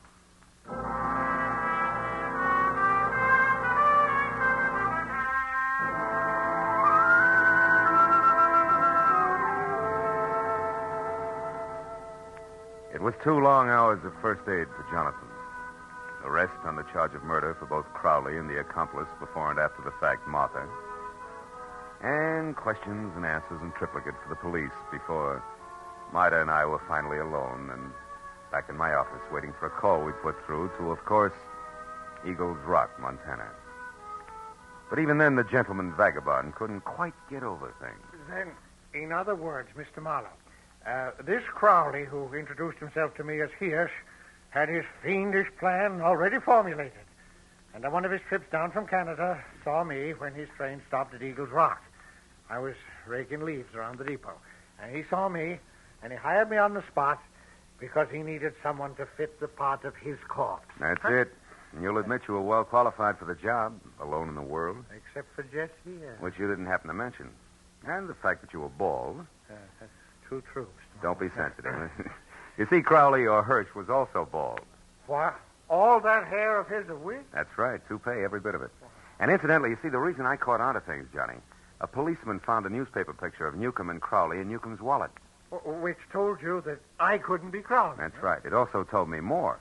When the policeman accidentally put his thumb over the bald part of Crowley's head, it gave me a different picture. Then I only paid attention to what I could see, features blurred though they were. Which then you were Herschel. Uh-huh. Well, Miss Jessie. Yeah, wait a minute. I know. Hello. Mr. Philip Marlowe, please. This is Marlowe speaking. On your call to Miss Jessie Gavins in Eagles Rock, Montana. One moment, please, sir. Here, take it, Jonathan. Me? Yeah, go ahead, speak. All right. Hello, Jessie. Jessica. This is Johnny. Yeah, Cuddles. Yeah, it's me, all right. I'm in Los Angeles with Mr. Marlowe. Cuddles, you don't have to shout so loud, you know. She's clean up there, the Eagle. I know, but she can hear you. Just talk. Jessica, you guess what happened now. Now, I'll tell you, yeah. A man hired me to work for him. To pose, impersonate a Mr. Ross J. Crowley, because he said he had to be free to investigate some crooked people who would try and contact me. Yeah. And since he offered good money right on the spot there, Jessica, I took the job. I thought you'd be proud of me making extra money. No, wait a minute, Jessica. Mr. Marlowe, I better cut this short, hadn't I? It's long distance. It's cost money. Don't worry about it, Johnny. There's no hurry. Take your time. Oh, thank you. Jessica. Now, what this man really wanted, you there, Jessica? Was to use me as a corpse. That's right, a body. No, his. I feel fine. If he was going to put his rings on me, another identification, then knock me unconscious and get me to the river.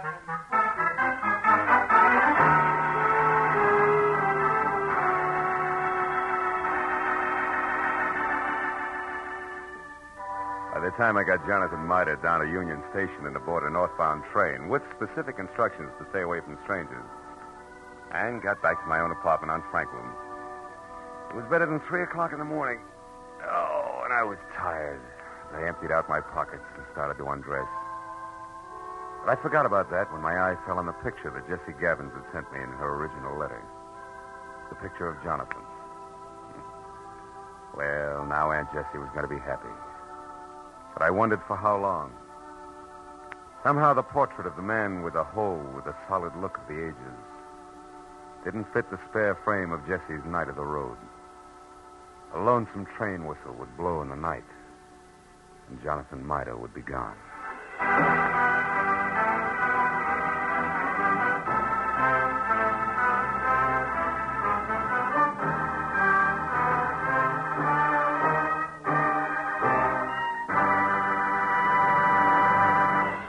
The Adventures of Philip Marlowe star Gerald Mohr and are produced and directed by Norman MacDonald.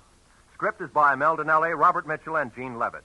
Featured in the cast were Georgia Ellis, Hans Conrad, Ann Morrison, Herb Butterfield, Wilms Herbert, and Bill Boucher. The special music is composed and conducted by Richard Arant. Be sure and be with us again next week when Philip Marlowe says... The lady tourist was a school teacher out after glamour, and she got it. But only after she learned that in Hollywood, the 3 R's could be reading, done in a dark room, writing found in a dead man's pocket, and arithmetic that added up to murder, times 2.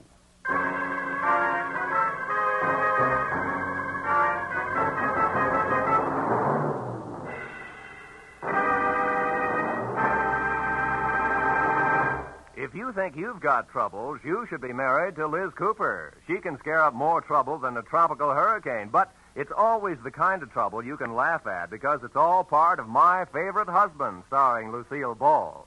My Favorite Husband is part of CBS's great laugh lineup for Friday nights. You won't want to miss a single minute of My Favorite Husband.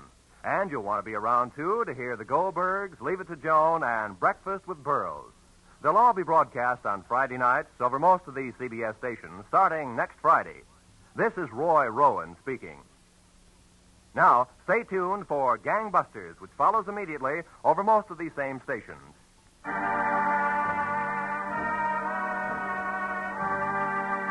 This is CBS, the Columbia Broadcasting System. Get this and get it straight. Crime is a sucker's road, and those who travel it wind up in the gutter, the prison, or the grave. The lady tourist was a school teacher out after glamour, and she got it. But only after she learned that in Hollywood the 3 R's could be reading, done in a dark room, writing found in a dead man's pocket, and arithmetic that added up to murder, times 2. From the pen of Raymond Chandler, outstanding author of crime fiction, comes his most famous character in The Adventures of Philip Marlowe.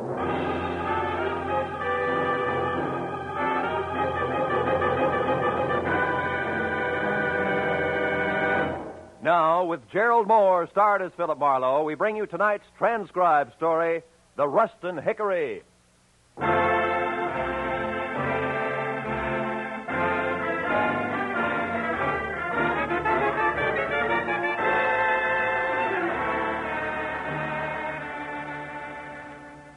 hot in my apartment, even at 10 o'clock at night. The sultry wind blowing through curtains at the far side of the room didn't help a bit. It was the kind of night that made me wish I was something else, a butcher, baker, candlestick maker, anything. After a long, hot day spent in the downtown courts of law, listening to the petty arguments of a petty larceny case, I was tired of petty people. The paper I had picked up on my way home wasn't helping any. 10 killed in an air crash. Mental cruelty, says local songbird. I made myself another highball, lots of ice, easy with water, and picked up the paper again. It was still more of the same.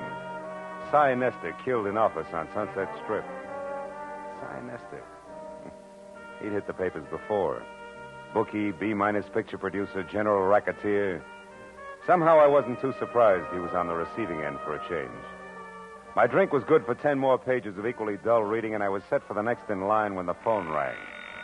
Mr. Philip Marlowe? It was the first attractive voice I'd heard all day. Mr. Marlowe? And you know, I thought she might be fun. My name is Joan Rustin, and I'm only here in Hollywood from Ferndale, Nebraska on a vacation, and I wanted to have some fun. You know, see the nightclubs and the stars and that sort of thing. Hey, wait a minute. I Joan. don't want trouble, Mr. Marlowe, hold at it. least of all. Teacher. Hey. Yes? Let's back up a little, huh? Now, your name is Joan Rustin. You're from Ferndale, Nebraska, which you're right, I've never heard of. Also, you're a school teacher. That much I got. But the rest about the sights, the last part, the trouble. Oh, but don't you see? They're the one and the same. Oh? I wanted to step out. Nightclubs, movie stars, glamour. But it didn't end up like that because he was shot, and then I didn't Who know what was to shot? do. And his name's Aubrey Nickel. He's the man who took me out to show me the club.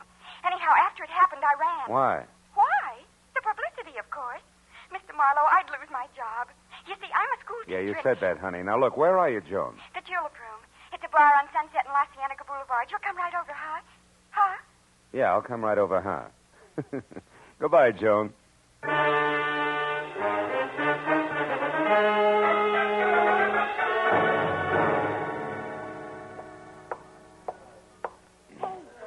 Mr. Marlowe. Yeah, but where are you? Over here in this booth. Hurry. Okay, hurry it is. Hello. Now tell me why all the secrecy and oh, And what? Oh, what are you staring at? you. I expected braids, Joan. Horn rims, calico maybe. Not ice blue satin, drape plunging, and, Yes? yes. Start at the top, honey, and slow this time, huh? Well, yesterday I met this man, this Aubrey Nickel I mentioned. Oh, he's really nice, Mr. Marlowe. He's a photographer, has a darling place up on the Sunset, Sunset Strip. You went there to have your picture taken? Uh-huh. I wanted something, well, something glamorous. That's easy. And look here what I got. Oh, by the way, I ordered a drink for you, a Scotch drink. Here. You like Scotch drinks, don't you? Yeah, Scotch drinks are my favorite drinks, Joan, thanks. You're welcome. Now, isn't it wonderful? The picture, I mean. I'll say it is. I'd never say school teacher. No, that's the idea. Just like a model in a fashion magazine, isn't it? Aubrey took it from inside his photo shop while I was outside on the street looking in his window. You know, like a smart career girl just strolling along the avenue. Mm-hmm. And see how he faded out the background? That way I'm the focal center. Focal center. Isn't it nice? Oh, yes, it is, yeah. But look, Joan, the rest of the story now. The man was shot. You don't want publicity, remember? Oh, yes, of course. Well, we made a date, Mr. Marlowe, for tonight. I was to be at his place, his shop on the strip at 8, which I was. But when I got there... He was gone. Well, no. He might just as well have been for all the attention he paid to me. Oh? He had something on his mind. Acted as though he didn't even expect me. Why, I had to mention his picture here twice before he got it out of a drawer for me. But then, just like that, he changed. Said if I wanted glamour and nightclubs, why not? Oh, by all means. Why not? And off we went to Cyrano's, no less, and sat at a table with 2 men and a woman who was actually Irmgard Fury. Actually, who? Irmgard Fury, the starlet. Oh. Don't you read the papers? Oh, golly, her picture's been in every theater section and magazine for the last 6 months.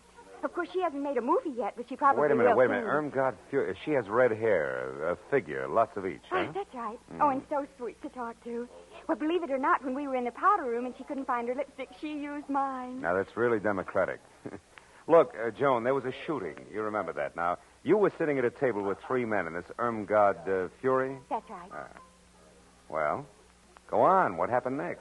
Well, when Miss Fury and I got back to the table, Mr. Lacey and his friend were gone. And then a minute later, Aubrey excused himself to make a phone call. And then? And then a waiter brought me a note from Aubrey which said I should go back to my hotel and wait there till I heard from him. Then it happened. Look, Joan, if I'm going to help you on this, you got to tell the whole coherent story. Well, suddenly there were some shots, maybe from outside, and people were yelling. It was terrible. I was scared to death. And I ran outside. People were crowded around someone. It was Aubrey. He was dead. What'd you do then? I took the first taxi I could get to my hotel, the Beverly Crest. I started for my bungalow, but didn't go inside because there was a man hanging around. I'd seen him before someplace, and I didn't like his looks and turned away, and he called to me. Oh, he was awful, Mr. Marlowe. Awful looking like a frog, maybe? Sloping shoulders, bulging eyes? Yes, and when... Mr. Marlowe, how do you know what he looked like? Promise not to tell. Promise not to... Oh, Mr. Marlowe, he's here, isn't he? Mm-hmm. Been watching us for quite a while. Oh, holy smokes, and I didn't get away from him. Oh, Mr. Marlowe, I had nothing to do with this shooting. What can I do? I simply can't be mixed up in this terrible business. Oh, please, Mr. Marlowe, I'll pay you anything, only get me out of this, please. We'll talk about that later, Joni. Now, look, when we get up, keep talking and don't look away from me. Then when we're outside and around the taxi stand there, duck away from me fast and get in close to the building and stay there till the frogman is gone. Then head for your hotel bungalow and wait till you hear from me. Now, you got that? Oh, yes, but I don't understand why he's going to leave us. You will, if our little coup works. Come on.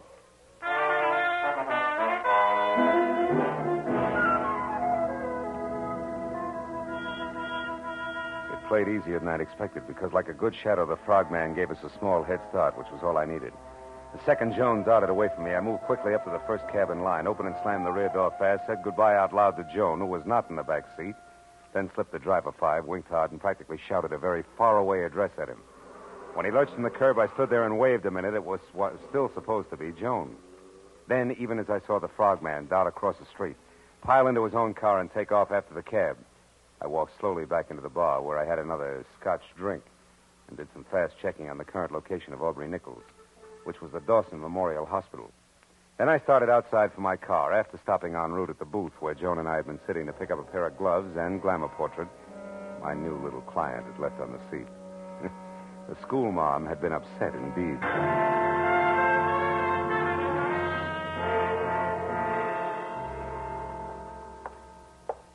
Dawson Memorial Hospital, Dr. Chambers? Yes, one moment, please. Go ahead. Yes, sir. Oh, I want to know the condition of a patient who was brought in here a little while ago, Mr. Aubrey Nichol. Oh, I'm sorry, sir. We're not allowed to give out such information. You'll have to inquire at the superintendent's office. Sir, Joe, I wouldn't bother, Phil. Well, Detective Lieutenant Matthews, good evening. Good evening. Nichol is dead, Marlowe. We did not get a statement from him. That's too bad. Any idea who did it? No. Have you? I didn't even know him. A client of mine. Yeah, Mr. Smith.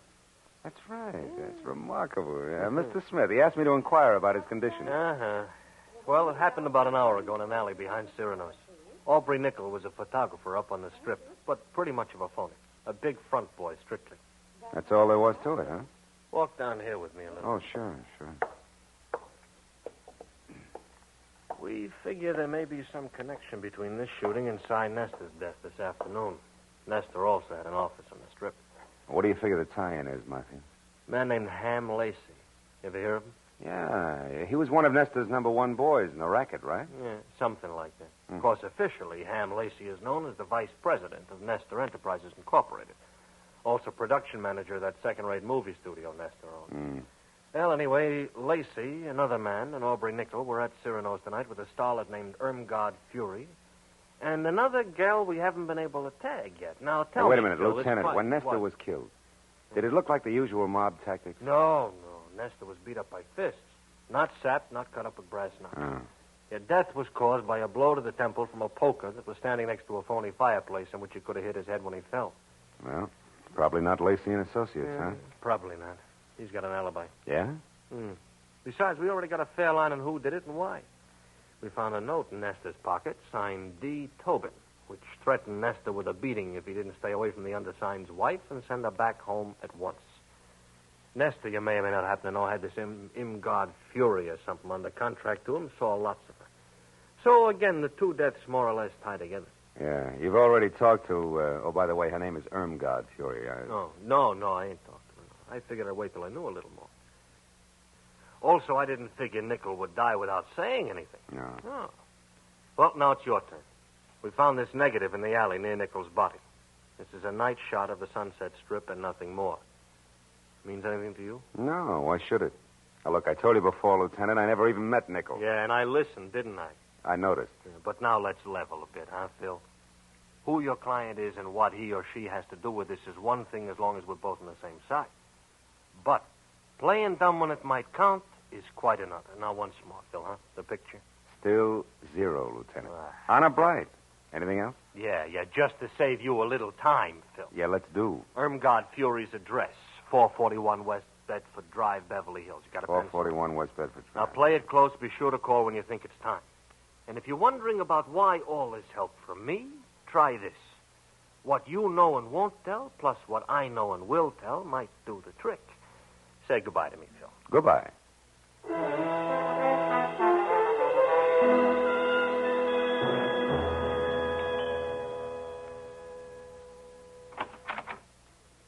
Yes? Miss Fury, my name's Philip Marlowe. I must talk to you at once. About what? Your husband, I'm a friend of his, and he asked me to get in touch with you. It's because of what happened this afternoon up on the Strip. Oh. Well, what's wrong? Is Dave here in town? Yeah, he is, and he's in trouble. You see, the police are after him, All and right, hold it, mister. You've said enough. Huh? What are you, cop or reporter? Oh, now, wait a minute, Miss Fury. I've already told you I'm a friend of Dave's. Whose name happens to be Douglas. Mr. Douglas Tobin. Keep that in mind when you try this next time. Good night. Not so fast, baby. The mistake was mine, but I still want to talk to you. So do a lot of men. I'll bet. Now beat it before... God? Before I forget myself. What's the trouble, Irmgard? Oh, no trouble, Hamilton, darling. This gentleman was just leaving. He had the wrong address. He made a mistake. Didn't you, Mr. Marlowe? Yes, a blunder.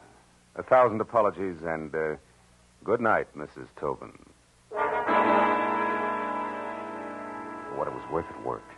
At the mention of the name Tobin, Ham Lacey spun around like it was built on a pivot, and his eyes that were narrow slits with all the come-hither look of a cobra's never left me.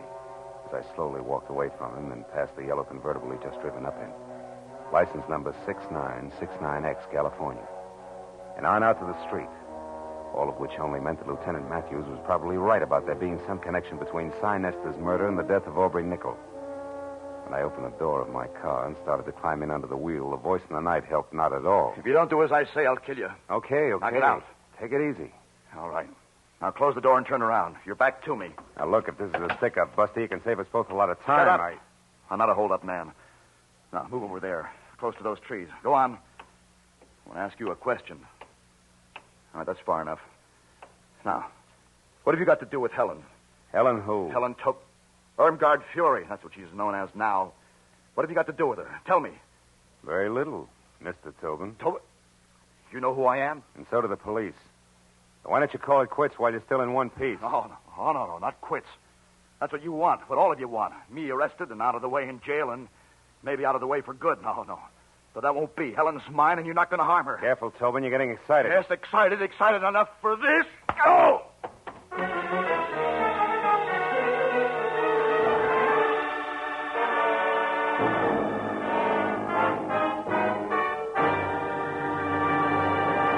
In just a moment, the second act of Philip Marlowe. But first, a thrill-a-minute, high-tension suspense from the word go. Dramatic excitement that builds and builds until it explodes in a smashing climax. That's Inner Sanctum, the great mystery show that's another of CBS's top-notch Monday night programs. You'll find Inner Sanctum one of the most entertaining spots in your Monday night listening schedule. And remember, Lux Radio Theater is back for its 15th year of great dramatic presentations. Inner Sanctum and Lux Radio Theater every Monday night over most of these same CBS stations. Now, with our star, Gerald Mohr, we return to the second act of Philip Marlowe and tonight's story, The Rustin Hickory.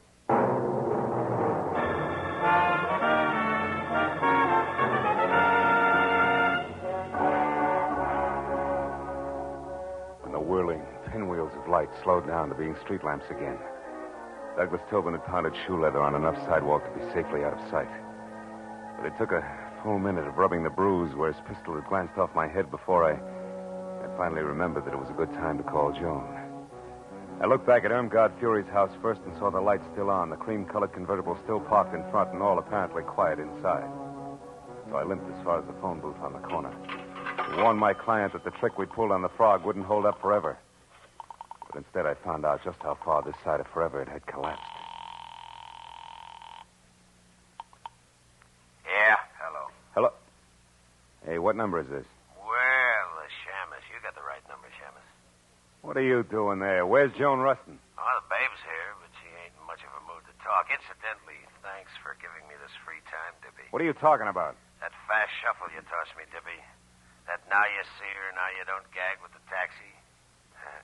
For an old shell game operator like me, that one was as tough to see through as a glass-bottom boat. All right. You get your diploma in the morning. But listen, you, if anything happens to Miss Rustin, I'll break you. Skip it, Dippy. You're wasting your breath. It's already happened. I'll see you around. So long.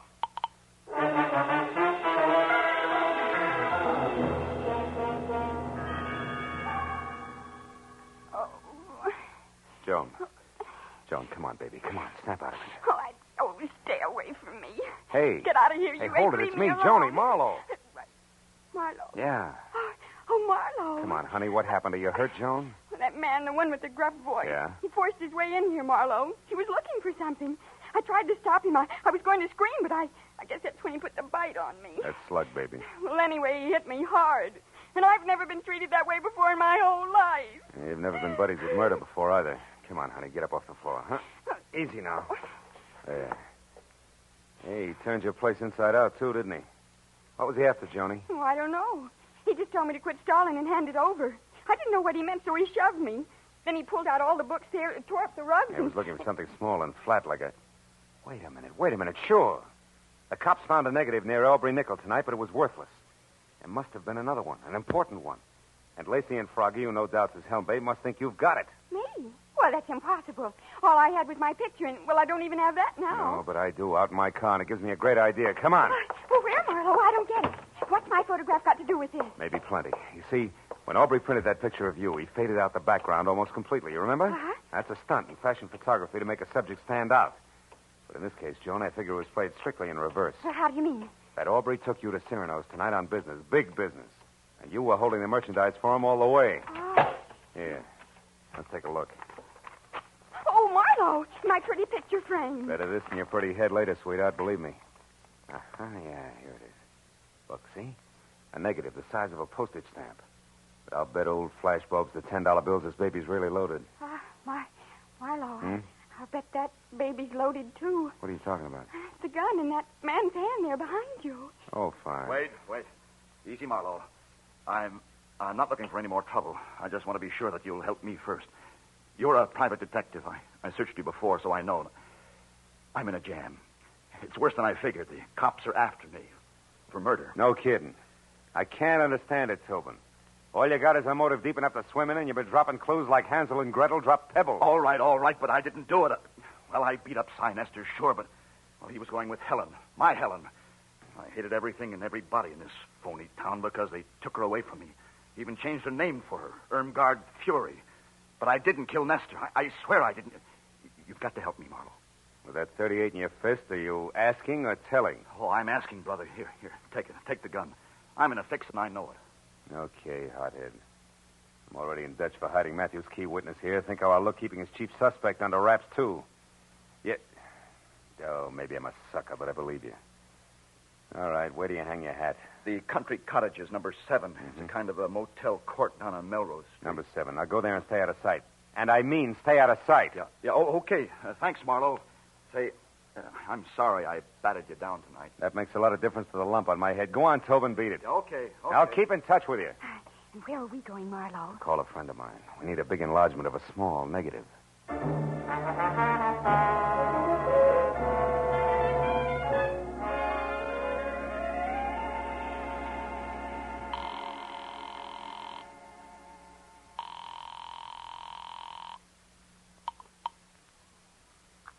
Chronicle Photo Lab, Sherman speaking. Hiya, Shermy. This is Phil Marlowe. No kidding. Gee, how's business, Phil? Long time no see. Yeah, I know. Now, look, are you busy? I got a job that's right down your alley, Sherman. It's important. What is it, Marlowe? Well, it's a 35-millimeter negative. I want it blown up to about half as big as a house. Okay, bring it in. I can't. I've got to check a couple of other things at the same time. Now, look, Shermy, can you meet me at the Aubrey Nickel studio on the Strip in about 10 minutes, back door? Wait a minute, back door? Yeah. How come the back door, Phil? So we can kick it in without attracting too much attention. Shermy, I'll see you in 10 minutes.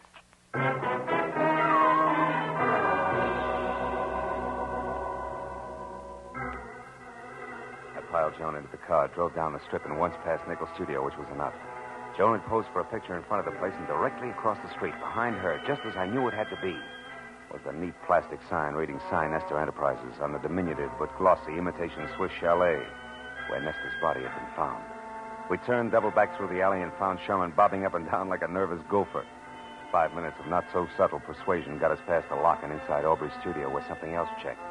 The walls were practically papered with pictures of Irmgard Fury, taken from every conceivable angle, including some that were not. Things were beginning to make a lot of sense. Marlowe, is this all right? Coming in here, I mean, it's sort of uninvited and all. Breaking and entering, lady. You can get 5 years for it. I sure hope you know what you're doing. Yeah, this must be the dark room. Yeah. Now, here's the negative, Shermy. Do your stuff. Well, what do you really expect to find on the film, Marlowe? A murderer, baby. It's got to go one of two ways. Douglas Tobin for jealousy or Ham Lacey for ambition. Aubrey Nickel caught one of the two in the background when he took your picture. And he was familiar enough with all parties concerned over there to think he could put the screws on somebody. How's it coming, Shermy? You can be out in a minute. 15 by 20, okay? Yeah, it's good. If there isn't a man in the background, I'll eat it. Better get the salt and pepper, pal, because it's nothing but a car. It can't be. Oh, brother, that's more than a car, Shermy. It's a yellow convertible that belongs to Ham Lacey. Look, you can even see the license, 6969X. 696. Oh, now how do you suppose... What's the matter, Marlowe? I just thought of something. Without this picture, both Tobin and Lacey are suspects. But with it, we have proof Lacey is implicated. That means Lacey thinks he has Tobin sitting in the perfect frame, right where he wants him. Oh, Marlowe, listen. Now, look, you two get out of here. Go back to the paper. I've got to get to Tobin fast and let him know. Oh, Phil, listen, Look, baby, you're no doubt terrific in the 3rd grade. But some things they don't even teach in college are going to pop any minute, so I'll take it from here, huh? Stick with Shermy, honey. I'll call you. Oh, but Marlowe, wait, listen.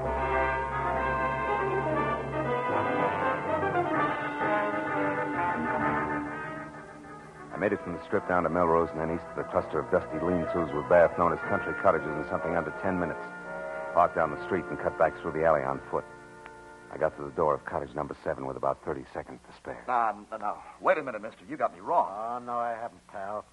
You can tell me you didn't knock off Sinister, and I'll believe you. But nobody else will. I've got you right where I want you. Now, wait a minute. Because of your note found in Nestor's pocket.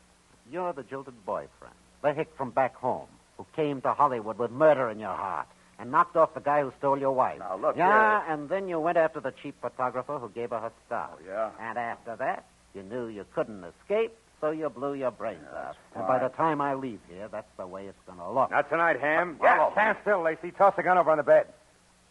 Go on. That's better. So you figured Aubrey was lying about having a picture that pegged you as Sinister's killer, didn't you? You figured Aubrey saw something but had no proof, so you shot him. But you were wrong, Ham. He had all the proof we need. Oh, Marlowe, look out! What's Joan? Who's out there? Oh, Phil. Joan. Phil. Joan, are you all right? Fury, I hit her. She's the one who killed Sinister. I tried to tell you that. I followed you here to tell you, but instead I saw her with a gun pointed at you. I grabbed the first thing I saw, this broken rake handle, and I hit her with it. I hit her awfully hard, Phil. She isn't moving. You don't think she's... Dead? No. She's probably thinking over the big lesson you just taught her with that stick there. What's the matter? Hey, Teach, you know what that rake handle's made of? What? It's hickory, isn't it? Yeah. What else could it possibly be but a hickory stick?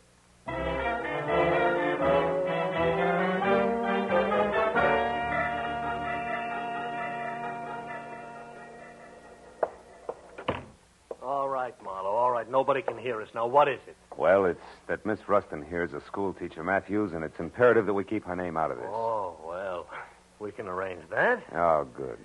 You know, Matthews, it's funny how one step leads to another. Yeah? Ham Lacey never would have gone so far as to kill Nestor on his own. But when he learned that Irmgard had done it, he saw an opportunity to turn the whole situation to his advantage. He and the girl agreed to frame Tobin and then go along as a team. You know, of course, that that's just your theory. Just a minute. Now, What do sit you down mean? over there and be quiet for a change while Miss Rustin and I wind this up. Matthews, listen. Now, quiet, please. Pulling rank, huh? Phil. Now, Miss Rustin, in solving this case... Just a minute. She didn't solve the case. Miss Rustin, if you hadn't solved it, and right when you did, you'd be talking to this guy exclusively via Ouija board from now on, let's face it. Oh, what a corny pitch. Now, tell me, Miss Rustin, how did you peg Irmgard Fury? Well, when we got the picture of the yellow convertible, I remembered that I'd gone to the powder room at Cyrano's with Miss Fury to freshen our makeup. But she couldn't find her lipstick. She emptied her purse looking for it, and she finally had to borrow mine, you know. Oh, how democratic. I said that. So now you own it? Now tell me, Miss Rustin, how do you figure the lipstick figures? Oh, it wasn't a lipstick. I happened to notice among the things from her purse a keychain chain with car keys on it and an identification tag in the form of a little license plate. Oh, and the numbers were... 6969X. That's right. And since Ham Lacey had an alibi and those keys were in Miss Fury's bag, you figured it was her who'd been driving. It was she who'd been driving, yes. Isn't this revolting? Yeah, she. She wanted to kill Nestor because he wouldn't turn loose of her so she could claw her way on up to the bitter top. And when she found him unconscious, it was easy. How literary. Well, that's that, I guess. Thank you very much, Miss Rustin. I hope your stay in our town has been... Oh, what's the matter? Tony, baby, don't cry. I just thought of the most dreadful thing. I've had a wonderful time.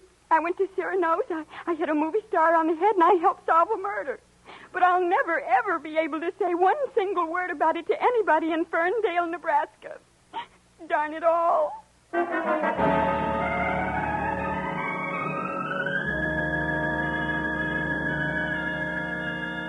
It took a few minutes to put on a new touch of mascara and get the pink off her nose. But she was smiling again when we said goodnight to Matthews and stood on the steps at headquarters and looked at the glittering lights of Hollywood. There was still plenty of time for supper and even a dance or two, and she wanted to go. But suddenly, from somewhere, there was a smell of autumn in the air, of dry leaves on the ground and ripe red apples for the teacher. She shook her head wistfully and spoke of an appointment she had bright and early next Monday morning. It's a very important appointment, Phil. So, I took her to a hotel to say goodbye. All the way home, for some reason, I kept wondering, whatever happened to Skinny McDonald? The only kid in school who could shoot a better spitball than Marlowe. Has it really been that long ago?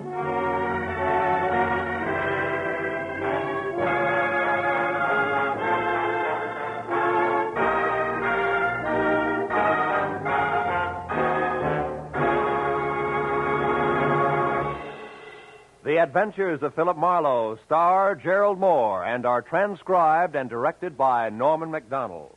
Script is by Mel Donnelly, Robert Mitchell, and Gene Levitt. The special music is composed and conducted by Richard Arant. Be sure and be with us again next week when Philip Marlowe says... There was a tapestry found under a tomb. They were all after it. The worried importer, the man with half a face, the Englishman in an L.A. slum, and the lady wearing a green veil. But before it was over, none of them had it, and 2 of the 4 were dead.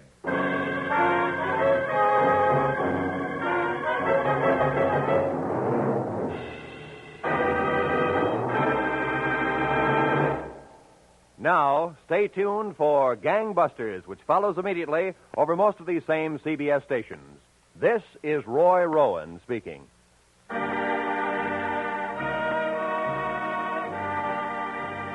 This is CBS, the Columbia Broadcasting System.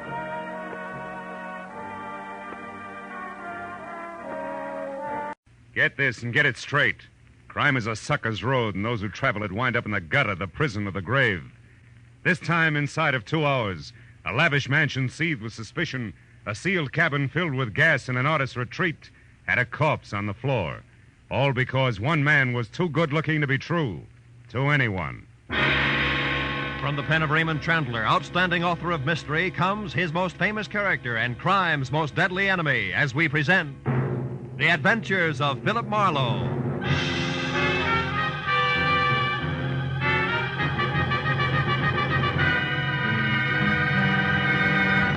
Now, with Gerald Mohr, starred as Philip Marlowe, we bring you tonight's exciting story, The Lady Killer.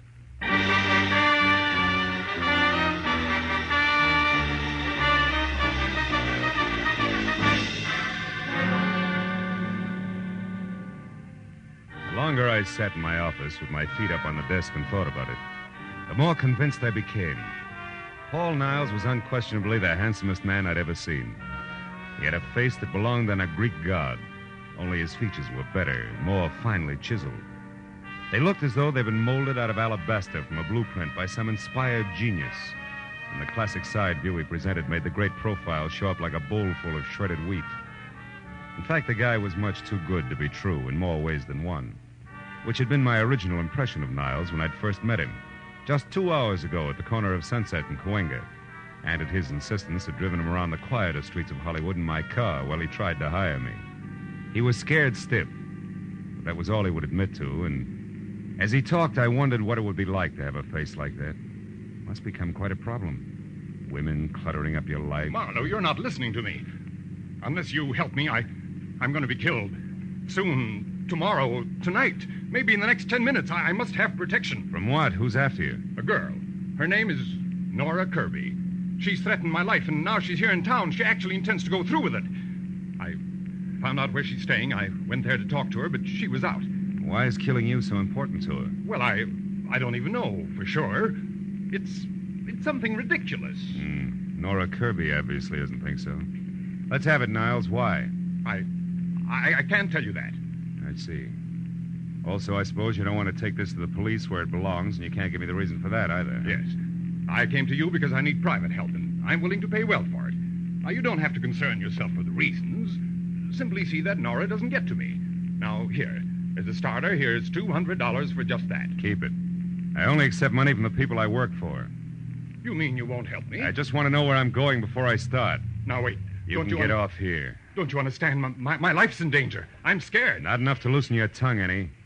Here, this is as far as I go. But tell me one thing first, just for laughs. What business are you in? Why, I'm a composer. I write music. Mm-hmm. The way you said it, it's either a front or a hobby. How do you get your dough? I have friends, wealthy ones, who have faith in me. That's more than I can say for Marlowe. So long, Mr. Niles. Go on. Out. All right. But here, at least take my card, and please call if you change your mind. I'm desperate, Marlowe. I'll pay you even more if you'll only... Goodbye, Mr. Niles.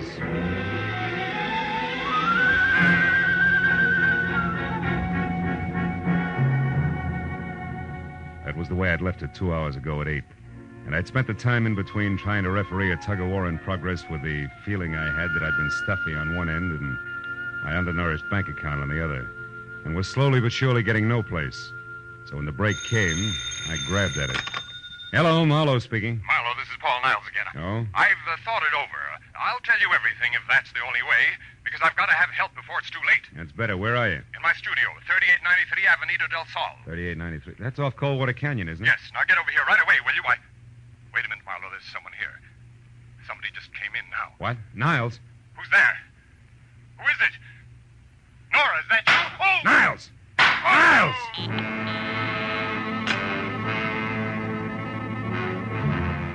When Niles' phone went dead, I hung up, ran to my car, and was headed for Coldwater Canyon before I stopped to think of what I'd heard on the telephone could very easily have been bait for a patsy routine. Because I had nothing more to go on now than before except Niles' promise to tell all. That had got no further than gunshots. But I was already well on one easy way to find out, so I corkscrewed my way over the mountains to Avenida del Sol and followed it to number 3893, which was a straight-up driveway edged narrowly into the hill face that ended on a gravel shelf just big enough for the redwood and glass studio, a generous helping of imported jungle for landscaping in a circular parking space. As my headlights slashed across the tangle of overhanging trees in the center, they trapped the figure of a woman running. She stopped, crouched, and looked back into the glare like a cat does, then darted for the darkness again. But I caught her at the corner of the house. Just a minute, baby. Not so fast on the curves. Let me go. Let me go. Not until we've been properly introduced and had a chance to talk a lot of things over, Nora. Nora. Yeah, Nora Kirby, girl with murder on her mind. Oh, no, you got the wrong person. My name's not Nora. It's Lynn. I don't know anyone like that. Lynn what? Lynn Horton. Lynn Horton. Mm-hmm. Okay, Lynn Horton. What's inside that got you so panicky you can hardly stand up? Is it Paul Niles? Yes. I gotta get away from here. And it actually happened, huh? He was shot. Is he dead? I don't know. I think so. But how did you know about it? Who are you? Name's Marlowe. Come on, Lynn Horton. Let's take another look. No, I couldn't bear it. Can't see him through the window. Means you must have been inside. Inside? No, I wasn't. Now, look, baby, you're too jittery to try to lie. Let's have the key. Come on, give. Oh. It's better. After you. Go on, inside. Now, where is it? Yeah. Paul. Come on, Lynn. Come over here away from me. I can't believe it. I can't. What's your connection with him? I was just a friend. I tried to help him with his music. Mm-hmm. The price on the merchandise you're wearing, you must be one of those mentioned. What do you mean? But you got dough and it shows. Well, we'll skip that. Assuming you didn't kill him, you must have had some reason for showing up here tonight. What was it? Well, I only wanted to... Did you hear that? Someone's outside. Yeah, get the light. There. On the terrace. Something moved down there. I'm going out to see who it is. And listen, there's no such thing as welcome visitor just now, baby. So you stay here, understand? And don't budge. I felt my way out the door, down the stone steps toward where we'd seen the movement, and along the wall to the far end of the terrace. But there was no sound. Nothing moved. Whoever had made the noise had gotten away clean. So I headed back for the house, and that's when I heard it. I started after it with my shin against the first rock garden. Stop me cold! Ooh. Instead, I listened to her drive away. Called myself a few unpleasant names and concluded that Lynn Horton, or whatever her real name was, had been quite as scared as she acted. After I limped inside, turned on the light, and reached for the phone, I stopped at the word Nora above a pretty girl's picture on a newspaper clipping sticking out of Paul Niles' pocket. It carried a New York dateline and said that Nora Kirby, convicted of manslaughter in a traffic accident, had been released after serving 3 years. At the bottom of the story, scrawled in ink, was the message: 3 years for something I didn't do, to get something I couldn't have. It's not fair, Paul. I'll be seeing you. It was signed Nora. I picked up the phone again, and a few minutes later, Detective Lieutenant Matthews at Homicide was up to date. Okay, I'll be right out. Now, you say this girl, Nora Kirby, did it, Marlowe? I said Paul Niles was expecting her to, and it looks like she did. Say, look, there's another angle, though. The woman who just beat it away from here. The one who called herself Lynn Barton? Yeah. That's somebody else who was snooping around outside, too. Who also got away from you. You're doing real well, Marlowe. Oh, now, wait a minute. Wait till you see this joint, you'll understand. Besides, I'm in this for curiosity only now. My paycheck got murdered, remember? And furthermore, I never have matches when I want them. What'd you say? I said I'm looking for some matches. No. Here's some. These are the strangest matches I've ever seen. Well, what about them? They got a velvet cover on them. So what? A velvet book of matches. Hey, Matthews, did you ever hear the name Negrotto? Negrotto? Yeah. Sure. Abel Negrotto. Huh? He's a big name in the music publishing business. Made most of his fortune on records. Lives in Beverly Hills. You know, I got a dandy hunch. I'm going to go have a talk with Mr. Negrotto, Lieutenant, okay? On one condition. Be careful what you say, Marlowe. And keep in touch.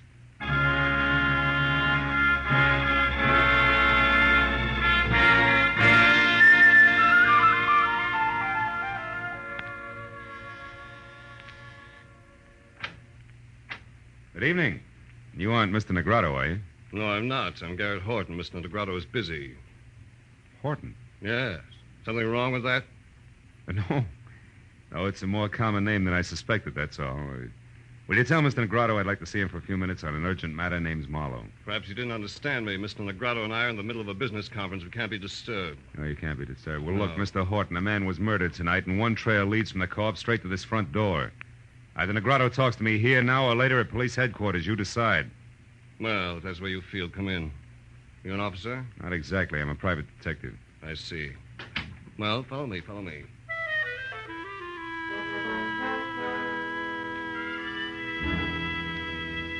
He led the way through what looked like the outer lobby of the Taj Mahal, and down a silk-padded corridor to a set of carved doors that would have fit any roundhouse in the country.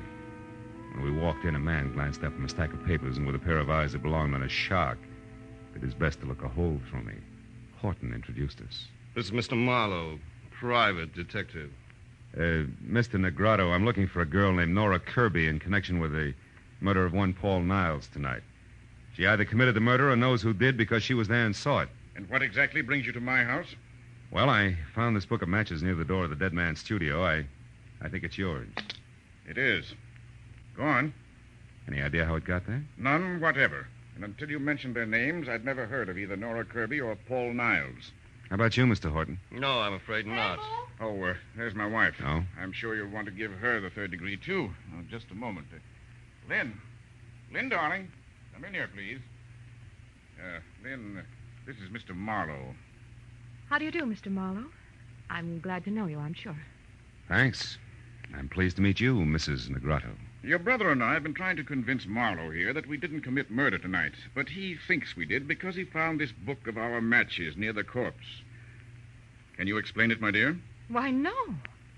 I can't imagine. The man's name was Niles, Lynn. Paul Niles. Mean anything? No, nothing. How about Nora Kirby? I don't think I've ever heard the name before. Well, Marlowe, that would seem to take care of the book of matches. Not completely. It was found at the house of the dead man, remember? We've had hundreds of these made up and passed them out freely. I think you've taken up quite enough of our time with this absurd business, Marlowe. So now I'll ask you to leave. I'll show you out. Don't Marlowe. bother. Now listen, Negrado, and listen closely. I've been taking it easy so far, but somebody in this room is absolutely certain how those matches got out there. I know that for a fact. And I'm a private detective, don't forget. So if you suddenly remember something that needs talking over, I'll be in my office for 1 hour, but not one single minute longer. Good night, all.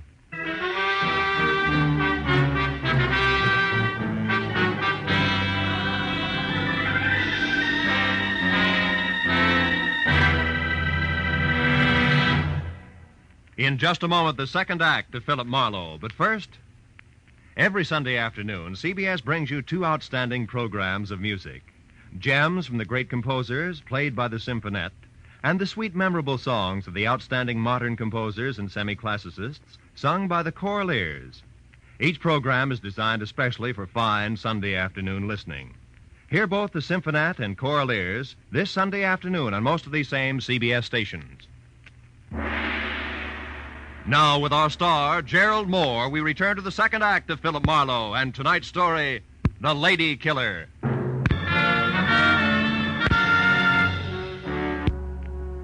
When I started back from my office on Cahuenga, I figured that there was an even chance that the double talk I'd left in my wake might stack up in the center of the Negrado living room floor like so much dynamite, which, if touched off by the book of matches, could cause an explosion that would jar loose a few facts about the lives and loves of the late Paul Niles. Facts that would make finding Nora Kirby and clearly understanding her motives something less than impossible. And 20 minutes later, when I was slouched behind my desk and listening to the staccato report of a pair of high heels clicking sharply toward my door, I had a hunch that my theory of violent detonation was not just wishful thinking. When the door opened without the formality of the knock, that hunch turned a sure thing because the visitor was the not-quite lady called Lynn. Mr. Marlowe, And before she could speak her piece, the phone rang, and sure thing graduated to cinch.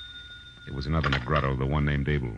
Marlowe, I suppose it's stupid of me to make this call, but frankly, your visit here has left me curious. You have a minute? Yeah, I think so. Hold a wire, will you? I need a light. Be with you in a second, Mrs. Negrado. All right, but what I have to say is important, Marlowe. So make it fast, will you? Just as fast as I can. I don't think your husband has much to say to me. Husband? Mm-hmm. That's Abel you're talking to? Yeah. Now, do you mind handing me those matches there? Thanks. Hello. Sorry to have kept you waiting, Mr. Negrado. I never seem to be able to hang on to matches. That's odd. You apparently did all right on that score tonight, Marlowe. Is that the reason for the call? More or less. Marlowe, you know as well as I do that servants, anyone who's ever been in my home could have left those matches near the body of that Paul Niles. That's right, Mr. Negrado. Anybody. Which also includes you, your wife, your brother-in-law, and others in the family I've still to meet. What's your point, please? I'm in a hurry. Very well. Marlowe, I called to find out if you're holding anything back from me. If this murder concerns the Negrados beyond the appearance of those matches. I can't say. Because there is something. Because I don't know. Anything else? No, there isn't. Yes, Marlowe, there is. Oh? To be honest, I admire the way you handle the situation.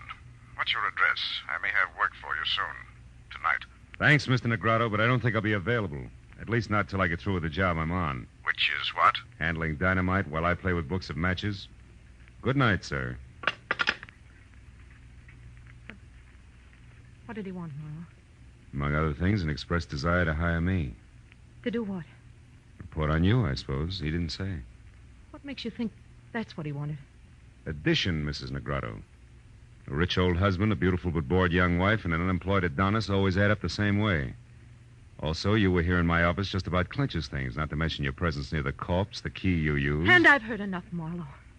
Look, I didn't want to get mixed up with Paul. I couldn't help myself. I swear I couldn't. He was different, Marlowe. Handsome.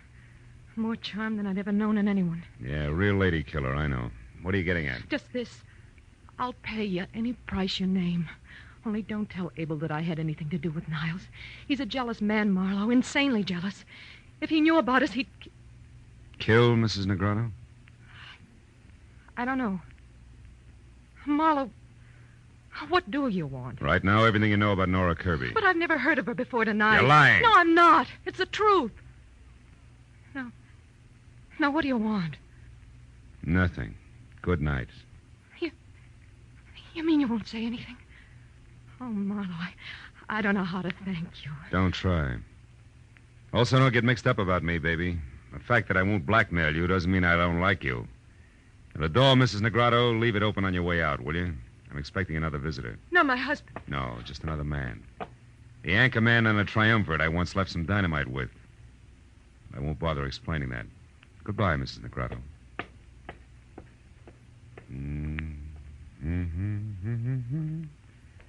You great, big, beautiful doll.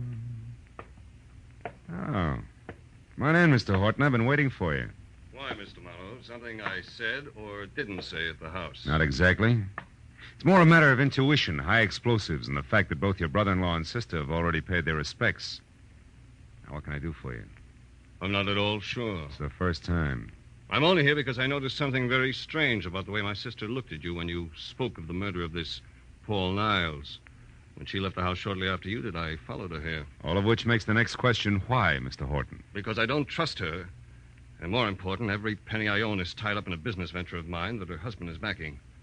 She originally met Abel through me, and if she should in some way be in trouble, the kind of trouble that her husband wouldn't put up with, I might suffer for it in the long run right along with her. Uh-huh.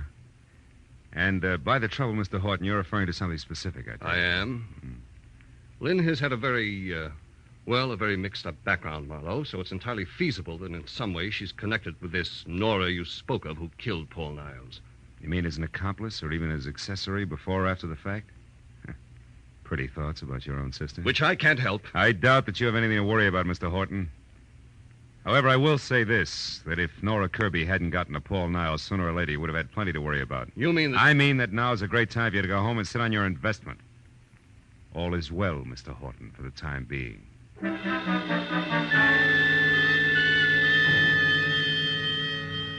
A moment after Horton left the office, I came to the hollow conclusion that although my little bombshell had exploded on schedule, damages had been light and had jarred loose neither fact nor fancy about the late Paul Niles, and much less about the elusive Miss Nora Kirby. So my next move had to be a second trip to Avenida del Sol and a report to Detective Lieutenant Matthews, which is what I was about to do when it came from someplace outside, long and loud. I ran the length of the corridor outside my door, then belted down the single flight of stairs to the street, where in the half-light of a distant lamppost, I saw the shadowed figure of a girl slip behind my car, then dart toward a storefront nearby. I started after her and stopped at a noise behind me, which was a... Oh, mistake!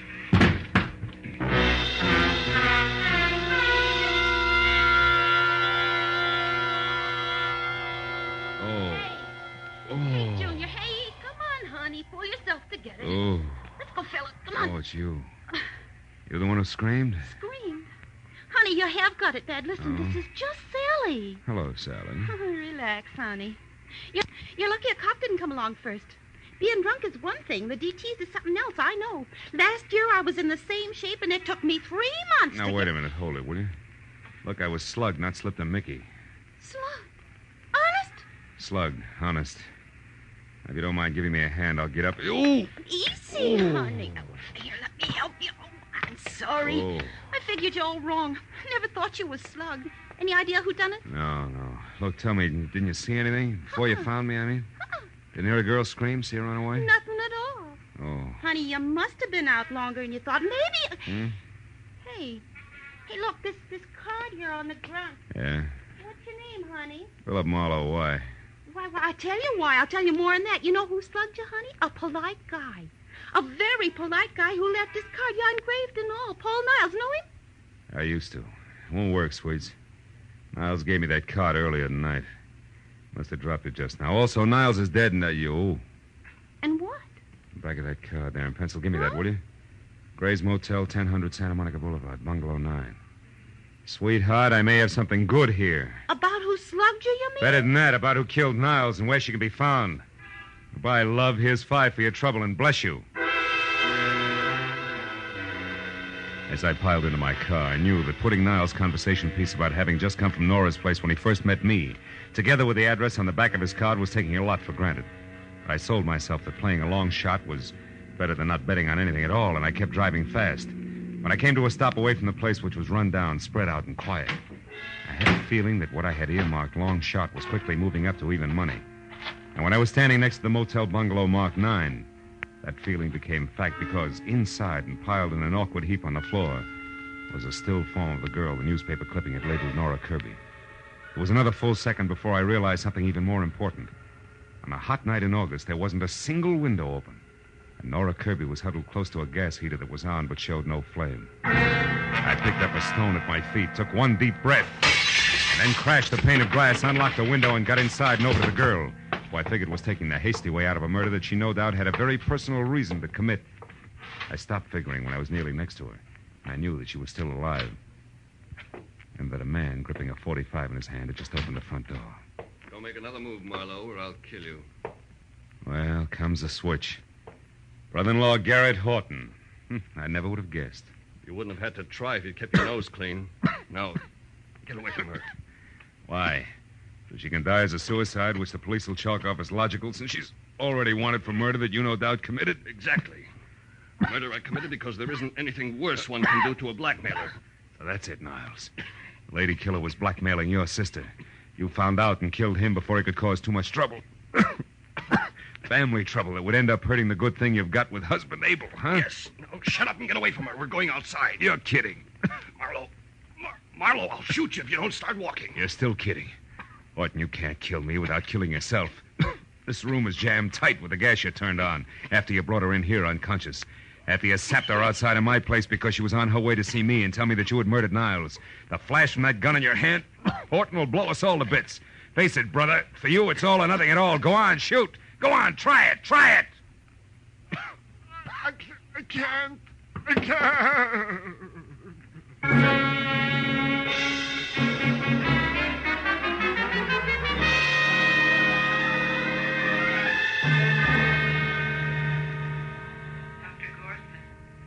Dr. Gorson, please report to Ward You can see Miss Kirby now, Mr. Marlowe.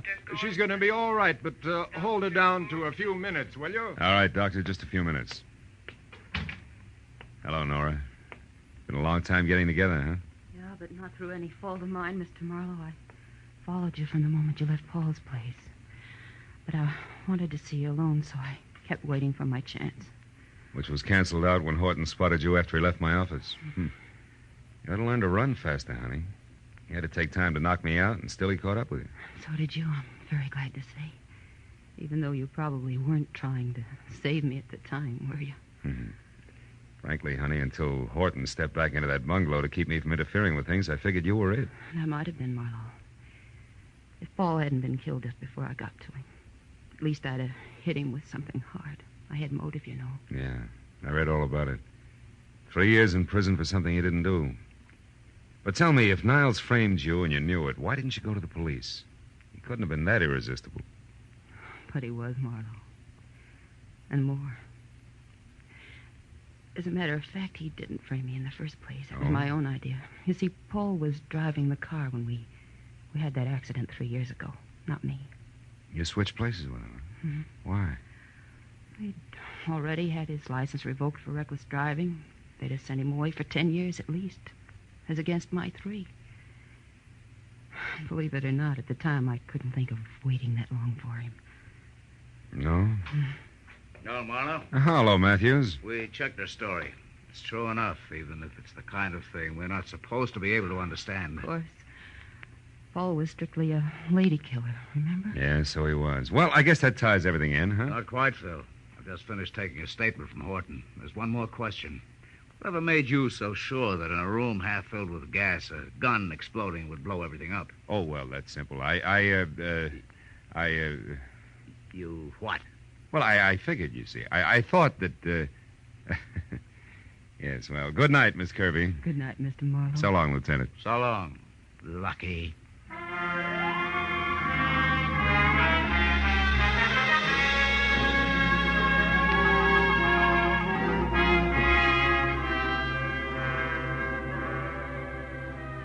By the time I got back to the quiet of my apartment on Franklin, it was a little better than 2 in the a.m.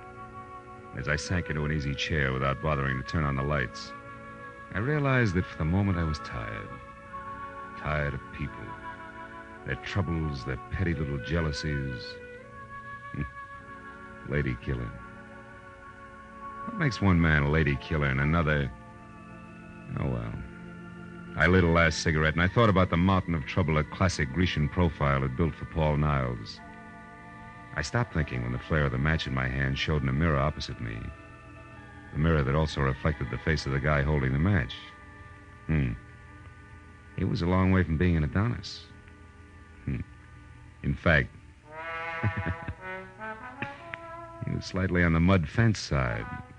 And at the moment, glad of it.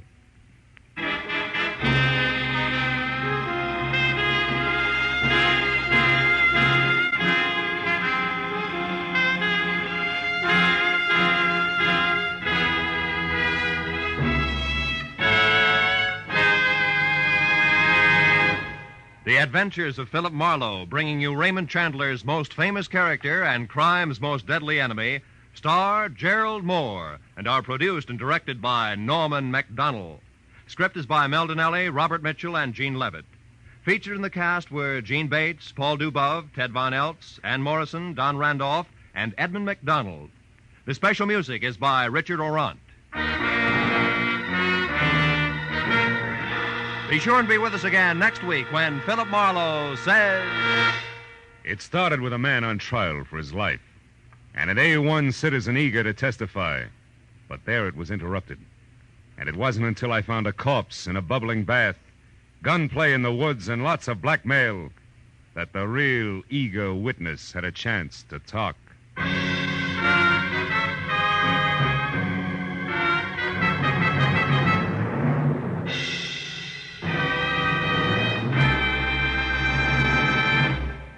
It will be New Orleans, city of romance and drama, which sends its detectives into action on gangbusters tonight.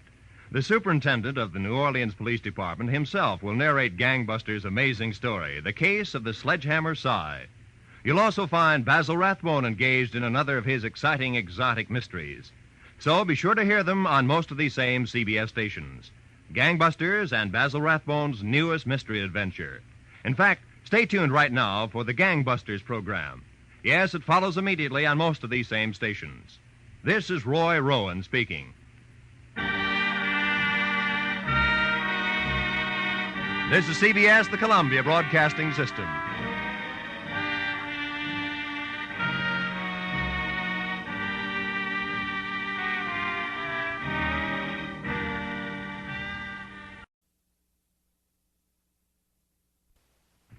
Get this and get it straight. Crime is a sucker's road, and those who travel it wind up in the gutter, the prison, or the grave. It started with an Indian gift of a piece of pottery and led to a brown bear in moccasins, an archaeologist, much laughing water, and finally, death in an alley.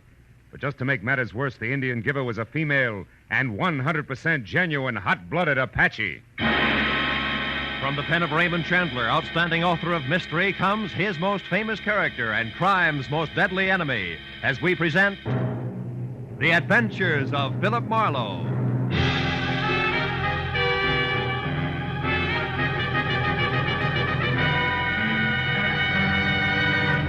Now, with Gerald Mohr, starred as Philip Marlowe, we bring you tonight's exciting story, The Indian Giver.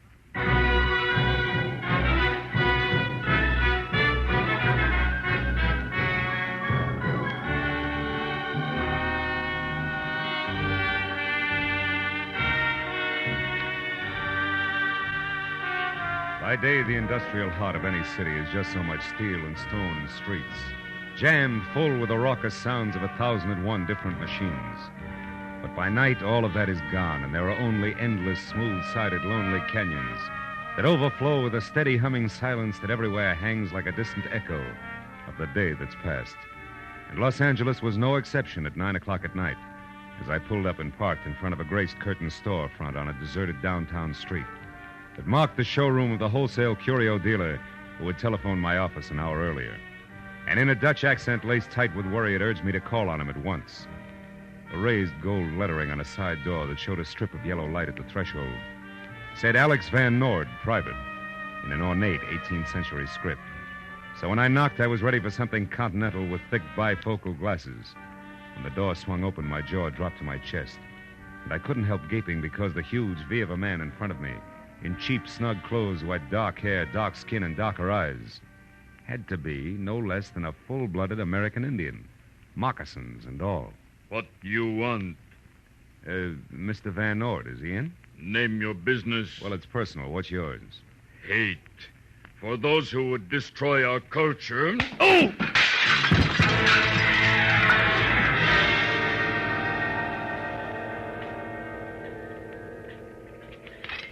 Oh. Mr. Marlowe. Mr. Marlowe, let me help you up, sir. I'm Van Noord. Are you all right? Oh, sure, I'm fine.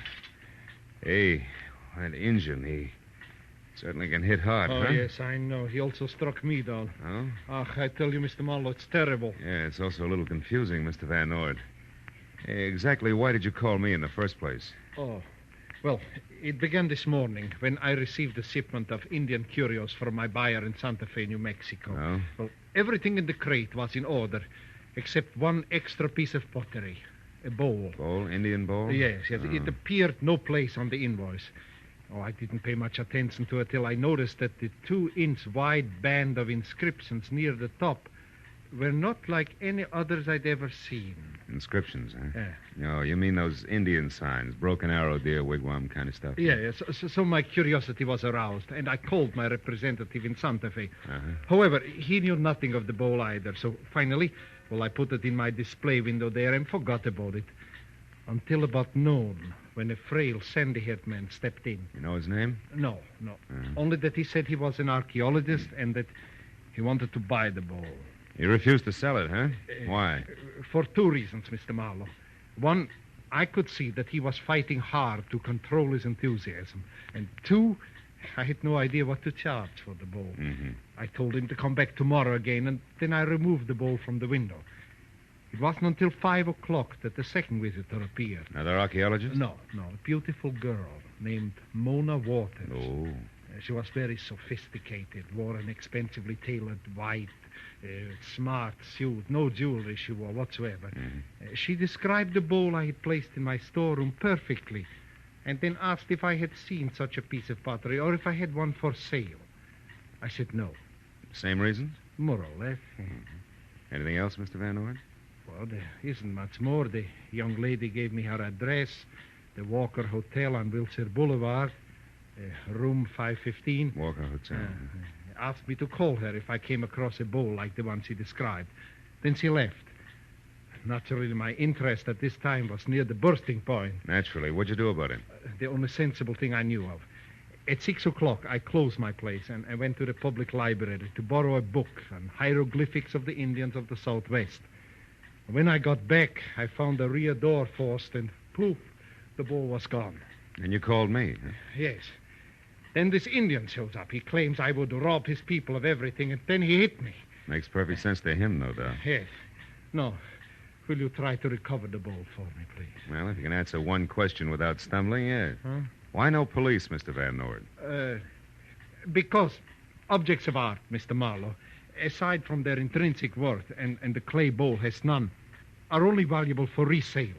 Create a public disturbance, such as the police, and the thief will destroy the object and another day steal again. Mm-hmm.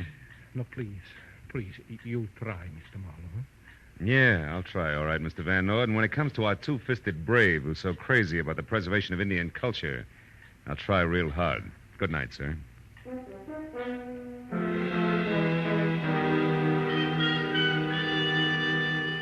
Van Noord's enthusiasm and the $100 he pressed into my hand before I left were encouraging, and I drove straight to the Walker Hotel on Wilshire Boulevard, where a moment after I entered the plush lobby, encouragement came once more. Because gliding from a travel agency booth toward a cocktail lounge was what my client had described as beautiful girl, expensively tailored, smart white suit, no jewelry whatsoever. But when we were both inside and at adjoining stools at the bar, where the soft lights accented her high cheekbones and jet black hair, I knew that Mr. Van Noord had skipped something important. Because in spite of a full mouth, neatly rouged, eyebrows penciled come hither, and a coiffure shingled vintage 1949, Mona Waters could also be full-blooded American Indian, which is what I was working on when she turned, blew a smoke signal in my face, and spoke with an accent that was about as Apache as Vassar. Don't let me make you lose your place, but do you mind telling me why you're staring? I collect the reasons for a hobby. You know, like some people save stamps. Uh-huh. And others pottery. Who are you? A ceramics fiend named Smith. Now, Mona, let's talk about you, huh? Why? Because I've already been offered $10,000 for the bowl. What? Good enough? You have the bowl where? Well, not in my pocket, honey. It's too bulky. I've got it tucked safely away outside in my car. Oh? Yeah, you know, you didn't hide it very well after you stole it from Van Nord. You've been in my room. Could be. Now, do we talk business, yes or no? Yes. What do you want to know? Well, for one thing, what's the bowl to you? Everything. It's mine. All mine, via primogeniture. Which is Apache for what? Listen, Mr. Smith. I'm an Indian, all right, and an Apache at that. But I was born in a duplex, not a teepee. I drink martinis, not firewater, and I've got a Mills College diploma and an IQ that'll probably make yours look sick, so let's clear the air in a hurry. Yeah, well, that's clear enough. Yeah. Now, smart boy, my late Uncle George Waters, also known as Chief Laughing Waters, giggle if you want to, owned the bowl you want $10,000 for. So? So a long time ago, he willed it to my father. However, my father died a year ago, leaving only me as heir apparent. Hence, that bowl is mine. All mine, via primogeniture, which brings us right back to where we were. Except you haven't mentioned why the bowl means so much to you. And I won't. No, will you pay the $10,000, huh? I didn't say that. And I won't say anything more until I see that bowl. Now, I've got to make a couple of calls. Should take about 20 minutes. After that, I'll be in my room. Please call before you come up. And if you don't have the bowl, Don't come up. Okay, baby, fair enough. So long.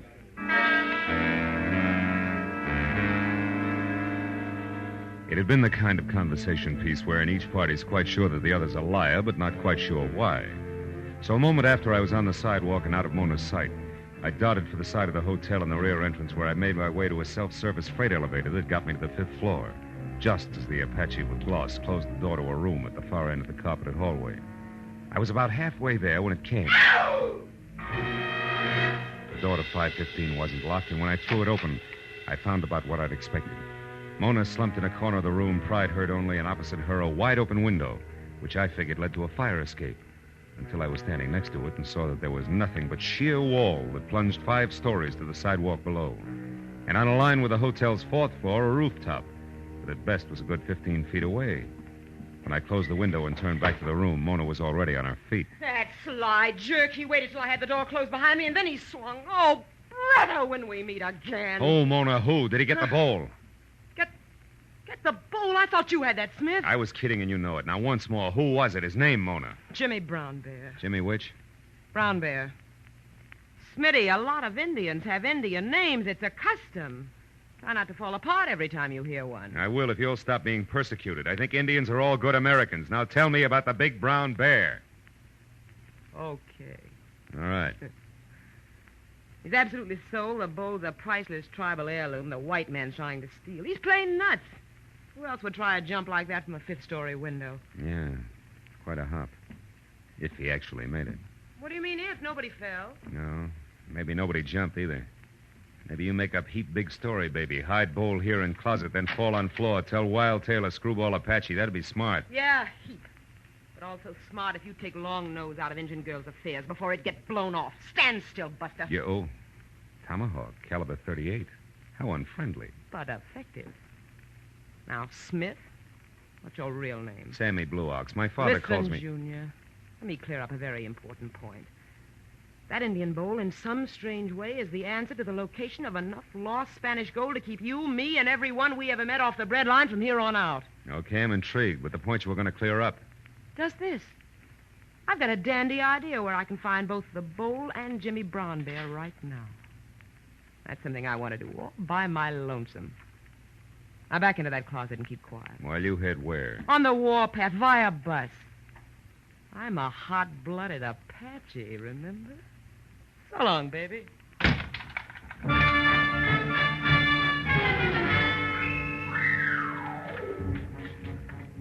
There are times when things look black enough without staying put in a dark closet. So I kicked at the lock, spun the casing, and walked out in room 515 just in time to hear a timid knock on a hall door. When it opened up, one frail, sandy-haired man wanted information. Oh, I beg your pardon, sir. Can you possibly tell me where I can find Miss Mona Waters? Who are you? My name is Clark Erskine. I'm an archaeologist. I'm sorry, friend. I can't say any more than Miss Waters is out after a wild-eyed Apache who's got a piece of pottery tucked underneath his arm. What? Oh, not the bowl it's supposed to be in Van Nord's place. Not Jimmy Brown Bear. Yeah, right on both counts, Mr. Erskine, but what makes the name Brown Bear ring a bell? You two met before? Well, we certainly have. Why, that idiot has hampered every archaeologist who has so much as set foot in New Mexico. Well, now that you've mentioned it, Mr. Erskine, why your keen interest in the bowl? What does it mean to you? What does it mean to me? Yeah. Well, my good man, those inscriptions circled around it are going to prove invaluable. Possibly another Rosetta Stone. An open sesame to the countless undecipherable writings we've already collected. About Spanish gold, maybe, huh? Spanish gold? Oh. Well, sir, what are you talking about? Nothing. Look, Erskine, one question. How did you know that Mona Waters was staying here at this hotel? Well, it wasn't simple to learn. When Mr. Van Nord refused to sell the bowl to me until tomorrow, I wanted to be certain that he also didn't sell it to anyone else. So I watched his showroom. Oh, that's smart. Though when I saw Miss Waters there, I recognized her at once as an Apache, and I followed her here, where I found out her name and room number. Now, I'm going to wait for her until she returns. I'm not going to give up. That bowl means too much. Wait a minute. Hold it, Erskine. You happen to know Jimmy Brown Bear's hometown? Come on, quick. Well, yes, I do. It's Sacona, New Mexico. Sacona, New Mexico? Yes. By bus. Thank you, friend. I'm sorry to have to leave you to do your waiting alone, but I got to catch a bus. But where, Mr. Marlowe? At the downtown Central Bus Depot to put cart before horse, to turn tables, a switch. In short, Mr. Erskine to track an Indian. So long.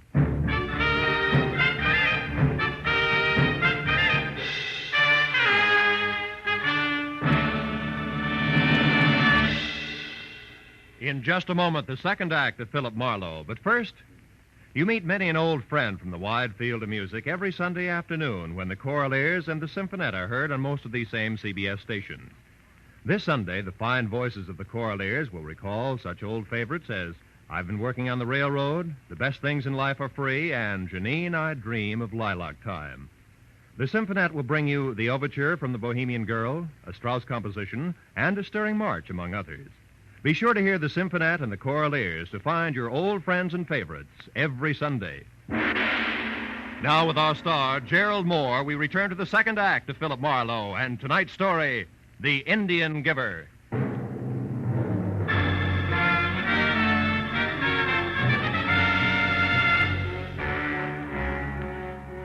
Tracking an Indian over the busy concrete of downtown Los Angeles sounds a lot tougher than it turned out to be. Apparently, a 6'4" Apache in a full-crown black hat and moccasins was an oddity even in a city of oddities. And everyone who'd seen him remembered him, from the guy behind the bus depot's ticket desk to the newsboy outside the flop house nearby, where Jimmy Brown Bear had made camp. The next bus was still 45 minutes away, so I decided to visit the flop house. But Jimmy Brown Bear must have seen me coming and was expecting trouble, because when I stepped into the hall, I saw him duck out the back door to the alley. I ran after him and watched him turn down what would have been a dead end to a normal man, but Jimmy made a jump at a 9-foot wall, caught the top, and was pulling himself up when it happened. Jimmy stiffened on the wall.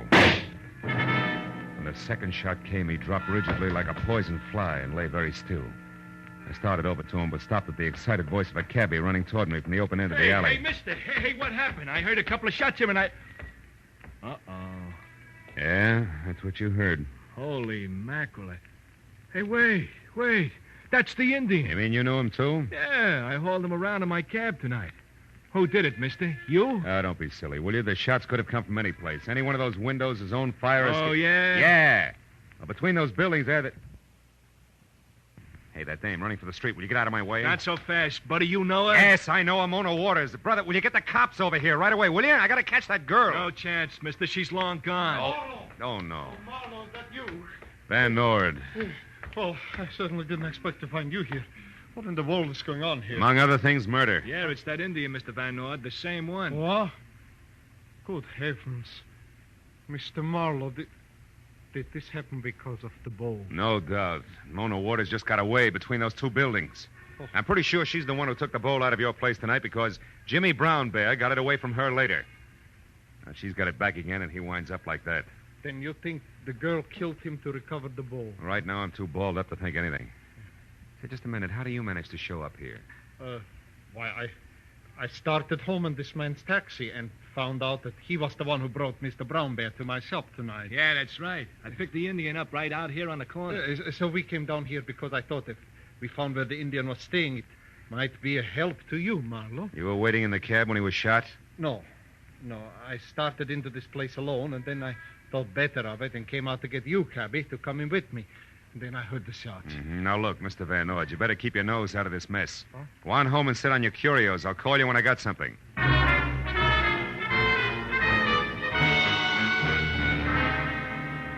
Assuming that my client's story was true and that he did have the cabbie to back him up, I got in my car and headed back to the Walker House. I parked at the side of the hotel and started for that convenient rear door again when I saw the commotion of half a dozen excited passers-by bending over a man stretched out on the sidewalk. Hey, how do you like that? It's enough to make a fatalist out of you, ain't it? Absolutely. What happened? Why, that poor guy there is walking along minding his own business and practically gets his back broke by a hunk of pottery some jerk must have heaved out of one of them windows up there. Pottery? You mean a bowl, maybe? A bowl? I don't know. It broke all the smithereens. It was plenty heavy, though. It was about... Hey, look. Here's a chunk of it. Let me see that. Oh, sure. Brown clay with symbols carved on it. Indian symbols. Listen, buddy, what window did that come out of? Anybody see? Anybody? No. They're all dark up there. We can't figure it out. Hey, what's the matter? Where you going?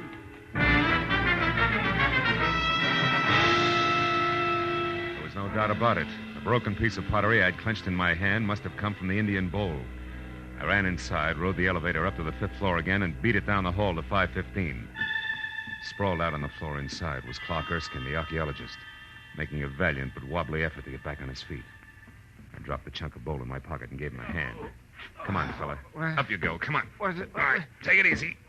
Now sit over here and tell me what happened to you. Where am I? Oh, who are you? Marlowe. Remember, you're in room 515 of the Walker House.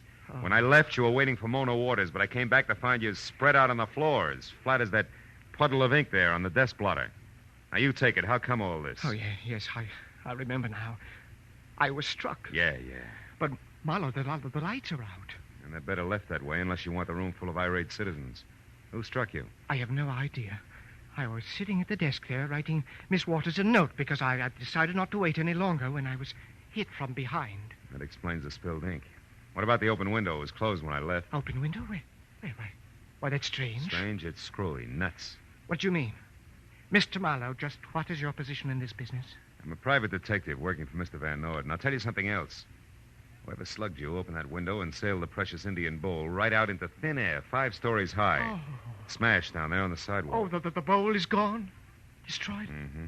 Oh, no. Oh, yes. Why, that's hideous. The markings on that bowl were priceless. Why, Marlowe, great Scott, why was it destroyed? That's what I mean. See, it's screwy. Oh, wait a minute, I'll get it. Hello? Miss Mona Waters, please. It's urgent. Interstate Airlines calling. She's out. I'll take the message. Oh, thank heavens. Well, we want to rectify a perfectly ghastly mistake. We're afraid the relief operator may have given Miss Waters 2:12 a.m. instead of 1:12 a.m. as the departure time of her plane tonight. But, baby, it's 12:30 now. If she leaves at 1:12... I know. We're just sick about it. Can she make it? I hope not. But I'll do my best to deliver your message in person. You're a dear girl for calling. Goodbye. What was it, Marlowe? Something important? Not archaeologically. I'll see you later. Oh, wait. Isn't there anything we can do about the bowl? Yeah, oh, sure. Get a bottle of glue and a dustpan and hop to it. So long, Erskine. I'm off to the field of the Thunderbirds.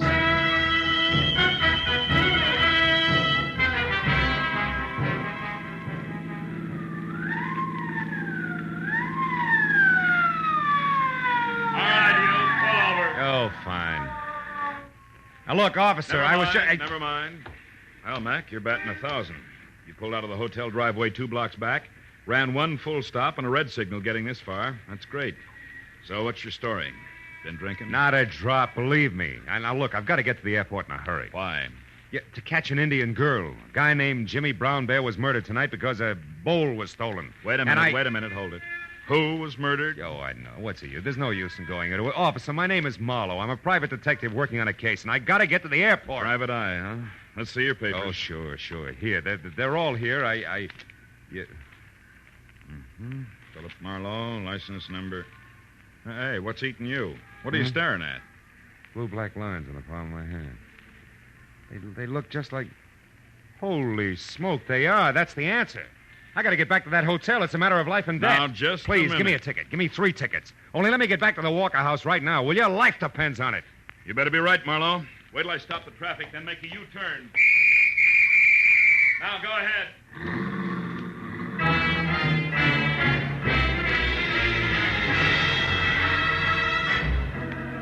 Made it back to the hotel in something under 7 minutes for the round trip. I ran for the elevator, waited for the car to come down, and when the gate opened, bumped head on into Clark Erskine himself. I backed him into the elevator again at gunpoint and pushed the 5th floor button. I didn't say a word.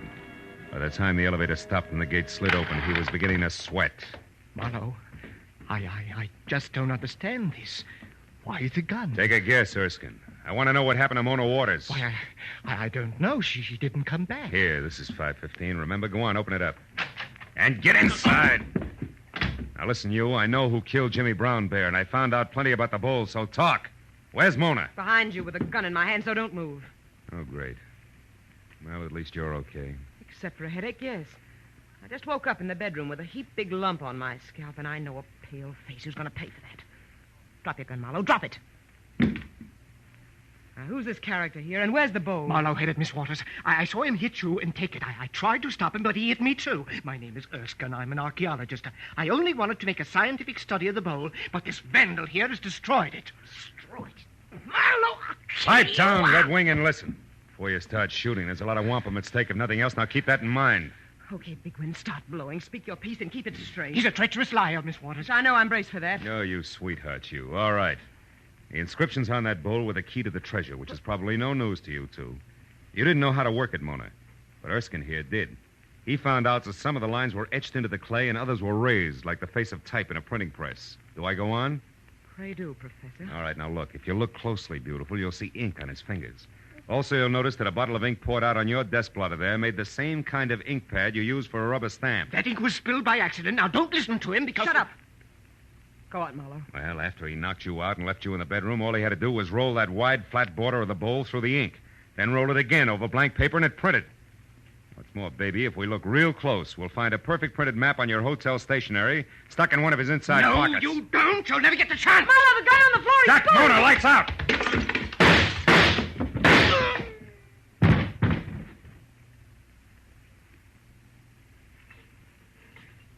Marlowe? Marlowe, are you all right? Yeah, I'm okay. Oh. Then I did shoot the right man.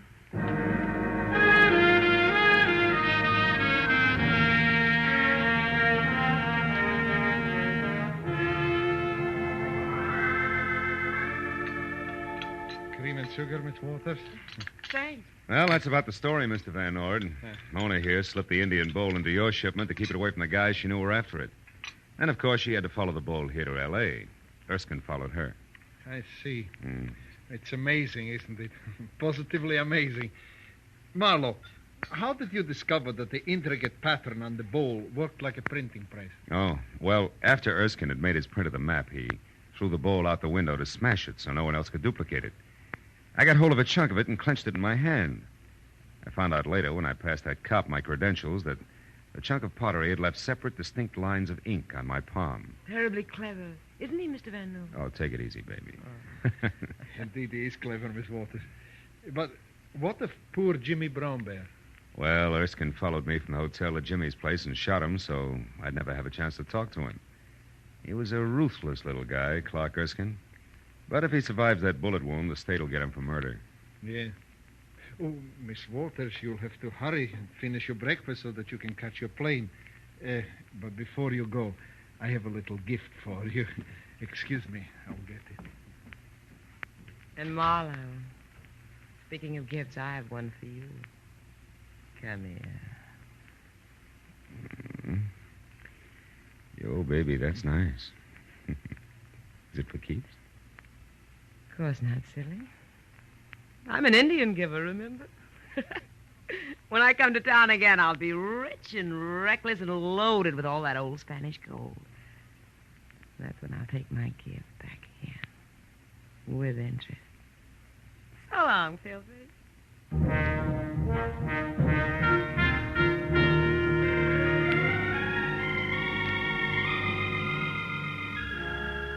Well, when I finally got home, completely fagged out at 10 o'clock in the morning, I took one look at my favorite chair, the big, deep, soft one, and then sank down into it good and hard. Ow! Ooh, something that felt like a broken beer bottle stabbed me. I reached for it, and it turned out to be the jagged chunk of the Indian bowl I dropped in my pocket earlier. For the first time, I really looked at the hieroglyphics on it. There were 3 Indian figures. The first was breaking sticks into uneven lengths.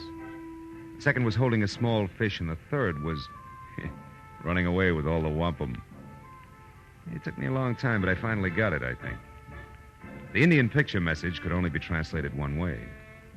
It had to mean, never give a sucker an even break. And right then and there, I thought about Mona and what she'd said. That's when I'll take my gift back again. With interest. So long, Philface. So long, baby.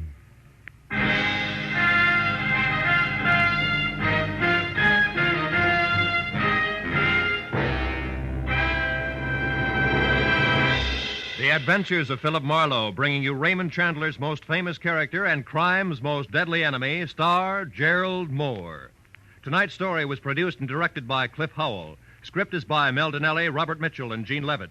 Featured in the cast were Betty Lou Gerson, Hans Conried, Clark Gordon, Howard Culver, Peter Leeds, Jane Webb, and Jay Novello. The special music is written and conducted by Richard O'Runt.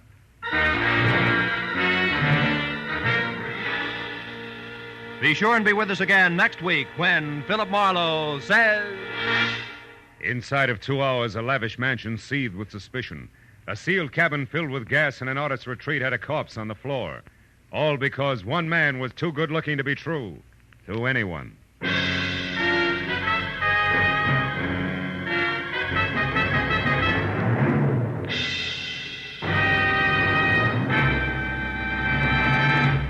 There'll be a couple of unusual twists for mystery fans on Gangbusters and on Basil Rathbone's adventure tonight. Gangbusters will present a former chief of detectives on the New York City Police, narrating the case of a bet on a long shot that ended in murder. Basil Rathbone's drama will find that suave gentleman going to jail himself in order to deliver a man to the police. This is Roy Rowan speaking. Now, stay tuned for Gangbusters, which follows immediately over most of these same CBS stations. This is CBS, the Columbia Broadcasting System.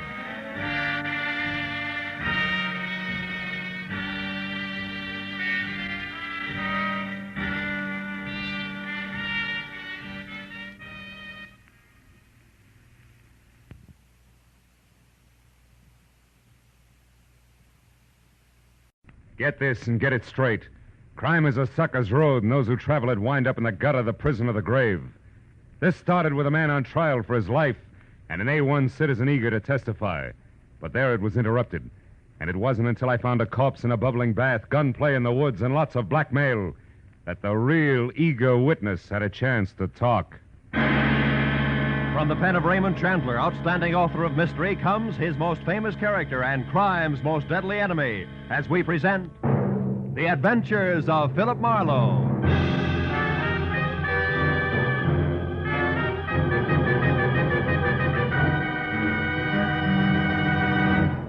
Now, with Gerald Mohr, starred as Philip Marlowe, we bring you tonight's exciting story, The Eager Witness.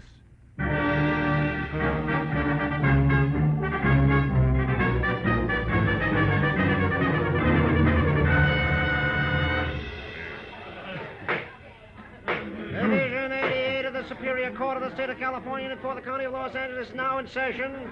The Honorable Albert Winston, judge presiding. Everybody rise.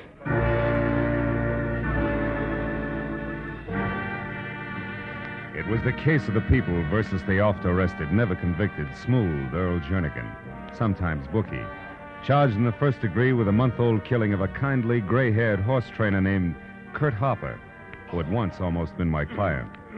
It was the afternoon of the 4th day of the trial. and the prosecutor for the state had already built an almost airtight case against the alleged gambler when my turn finally came. To further substantiate the state's claim that Earl Jernigan did willfully and with malice aforethought take the life of the deceased Kurt Harper. Will Mr. Philip Marlowe take the stand?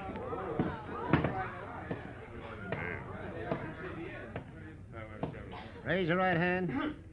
Promise to tell the truth, the whole truth, nothing but the truth, so help you God. I do? State your name and occupation. Philip Marlowe, private detective. Take a stand.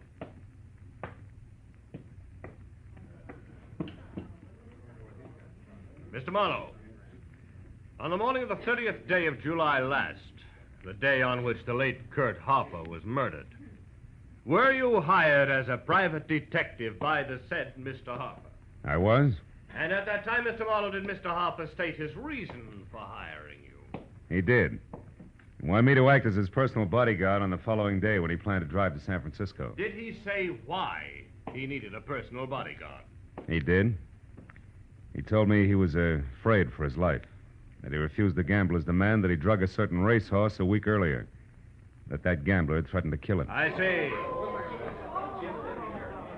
Now, Mr. Marlowe, did Mr. Harper name that gambler? Yes, he did. Who was it? Earl Jernigan. Thank you. No further questions, Your Honor. Counsel for the defense? Counsel for the defense waives cross-examination, Your Honor. The witness is excused. Didn't make sense. No cross-examination. Because from the opening adjective, the counsel for the defense, a dapper item named Calder, who always appeared in French cuffs, gray gabardine, and a cocky, uninviting smile, had raved, ranted, and practically spit at each witness the state had presented. So the courtroom was left with a tingling impression that Earl Jernigan's attorney had something of a surprise waiting up his legal sleeve. Later, when Calder was on his feet and addressing the jury, that something started out fast. Now that the state has taken the trouble to offer so much circumstantial evidence, so much hearsay, rumor, conjecture, now will I smash all of that with the testimony of one man. One man known to all of you as an outstanding citizen of this city. A prominent real estate broker. An unimpeachable witness eager to testify. Mr. Leonard Gaines. It worked. Landed in each and every lap like a live grenade and exploded all the way around at once. And when the eminent Mr. Gaines, gray at the temples, maybe 45, and neat and expensive midnight blue flannel with giant stick-pin to match, took the stand, and in his own meeting of the board tone of voice told the court that Earl Jernigan had spent the entire day and night of July 30th last with him at his Malibu Beach home, the prosecuting attorney's jaw dropped to his chest and he stared dumb. Day or night did Mr. Jernigan ever leave my home. And as for the hour of the murder, 8 o'clock in the evening, we were having dinner. After that, we played gin rummy until midnight. Are you sure of that, Mr. Gaines? The hour of your dinner, I mean. I am positive, Mr. Calder. No, you can't be. You're lying. Quiet in the court. Order, Miss Harper. Order in the court, please. No, I won't be quiet. I won't anymore. Miss Harper. Quiet. Order. This court is adjourned until tomorrow morning at 10 o'clock.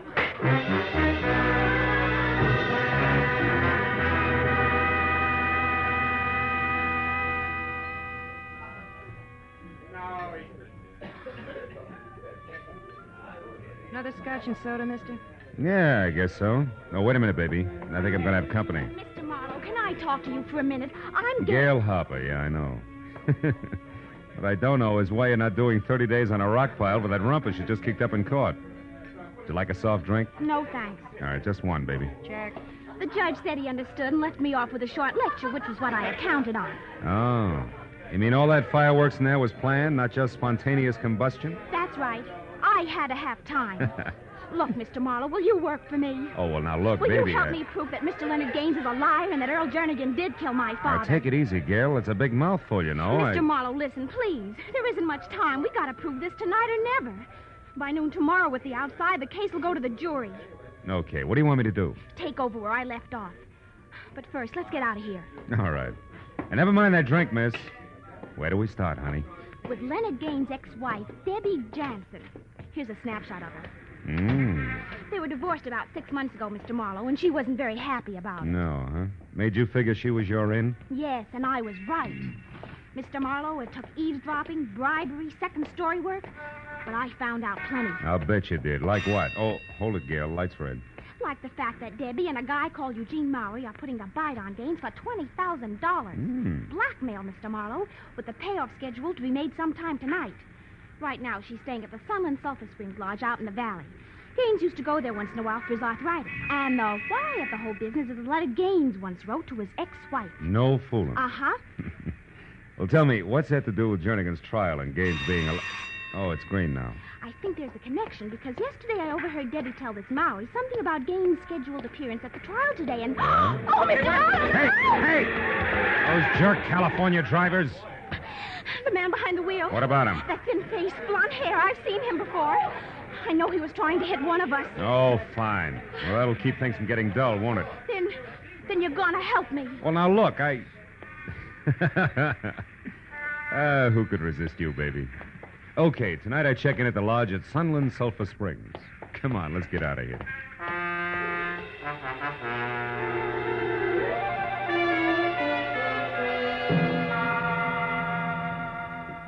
It was 8 o'clock and almost dark when I reached the foothills of the mountain range that separates the San Fernando Valley from L.A. proper, and turned off onto a narrow dirt road that ran through a twisting gorge, past a moon-faced watchman who asked no questions as he slowly opened a sagging wooden gate, faintly labeled Sunland Sulphur Springs, where Mother Nature's remedies bubbled from the earth private. It was another 5 minutes along the same dirt road uphill and through thick foliage before I was at a parking space out of my car and walking the last quarter of a mile toward the lodge itself that was spotted with widely separated cottages, also sagging, and each tagged Casa, and followed by something Spanish and hard to pronounce.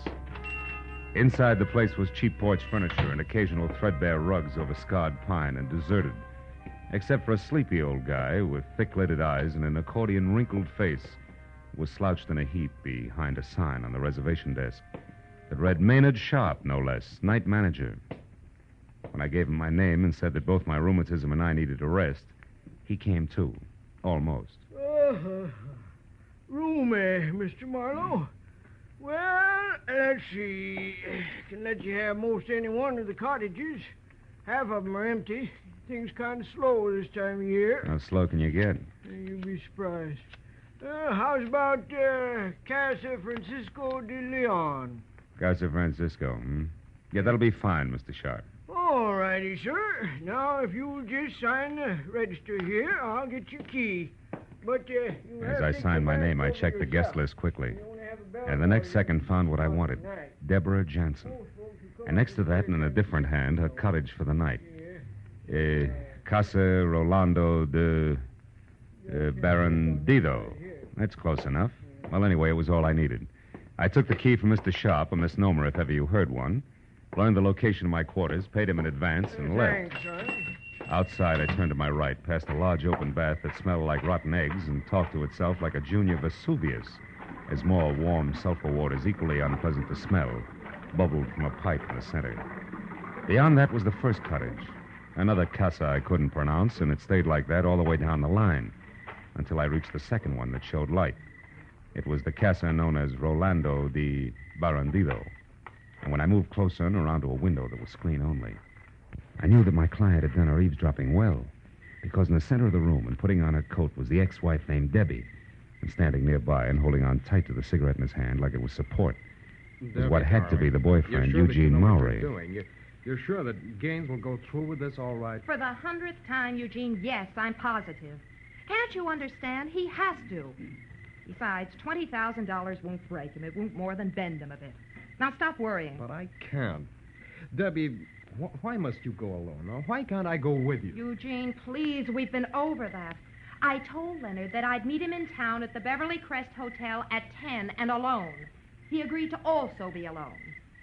Except for the money. Debbie, you do handle things well. Come here, darling. And a kiss for your brilliance. Oh, please, Eugene, there isn't time. Oh, what's the matter? Are my kisses losing their flavor at this point? Don't be a fool. Look, it's late, Eugene. It's after 9 already. I've got to hurry. Now, go on. Go on, be a good boy and leave now. We shouldn't even be seen together tonight. Well, why not, Debbie? It's not smart. Here. Meet me at the Tulip Room, darling, at 11 as we planned. Then, Eugene, we'll have time and reason to relax. $20,000 worth of reason.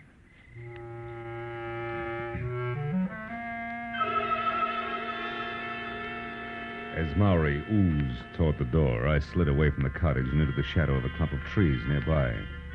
Stayed there as he walked out of sight down the road that led back to the parking space.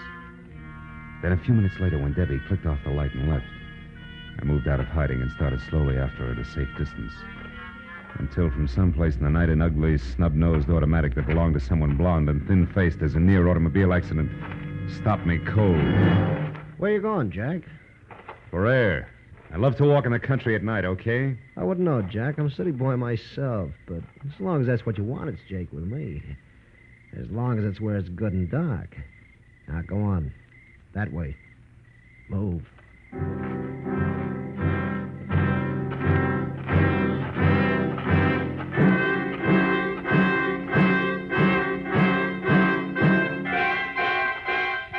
right, Jack.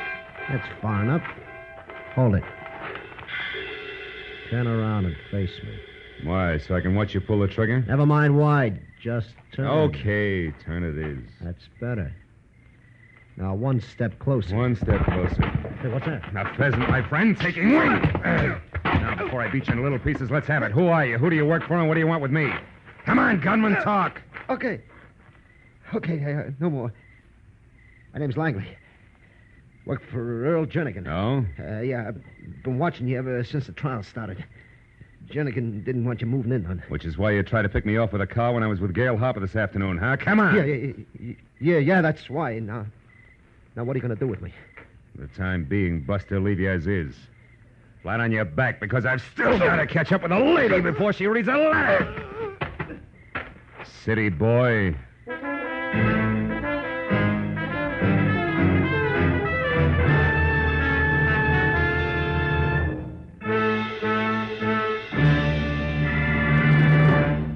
In just a moment, the second act of Philip Marlowe. But first, because of the sharp rise in America's birth rate during the war, we face a very serious educational crisis. Many communities will find that their schools lack sufficient teachers, classrooms, and facilities. Citizens must get together and work for better schools, more teachers.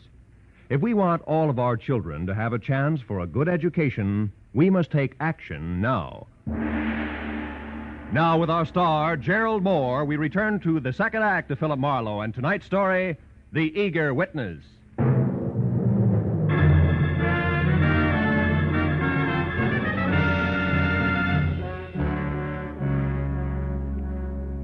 It was strictly hit and run. I piled Langley into the Manzanita and didn't even wait to see him bounce. Instead, I took off through a gully that was a shortcut to my car, because I knew that Jernigan's watchdog had nothing to offer compared with the hot-headed Debbie Jansen, who at the moment, no doubt, was well on her way to the Beverly Crest Hotel, and a blackmail rendezvous that was a cinch to wind up in the final destruction of the letter. That was my theory. But I dropped it like a hot rock just as I crossed the path to the sulfur pool. Mr. Marlowe! Somebody screamed! Yeah, in there by the spring. Oh, gosh. Oh, my gosh. Sure had to happen to me. It was nothing but sulfur fumes and the thick gurgle of the springs until Sharp played his flashlight over the pool. Then we saw her. Oh, my gosh. And the water that was turning red from blood oozing around the knife in her back. Look. It's Miss Jansen. Come on, Pop, give me a hand. Let's get her out of there. Yeah, Come on. Take it easy now. Take it easy. That's it. Debbie. I never should have tried. Tried what? Who was it, Debbie? Who did this? He got the letter. Who? Who got the letter, Debbie? Debbie. Marlowe, did she pass out? For good, Maynard. She's dead. Oh, well, she seemed to be mumbling something about a letter. Did you get what it was? Yeah, only part of it. The killer apparently took the letter away from her. Believe me, that's bad. Letter? What's a letter? Wait a minute. Huh? Oh, it's probably that pheasant again. Letters? What are you talking about, Oh, I son? guess I'm just getting jumpy. Hey, there is somebody. Come on, Pop.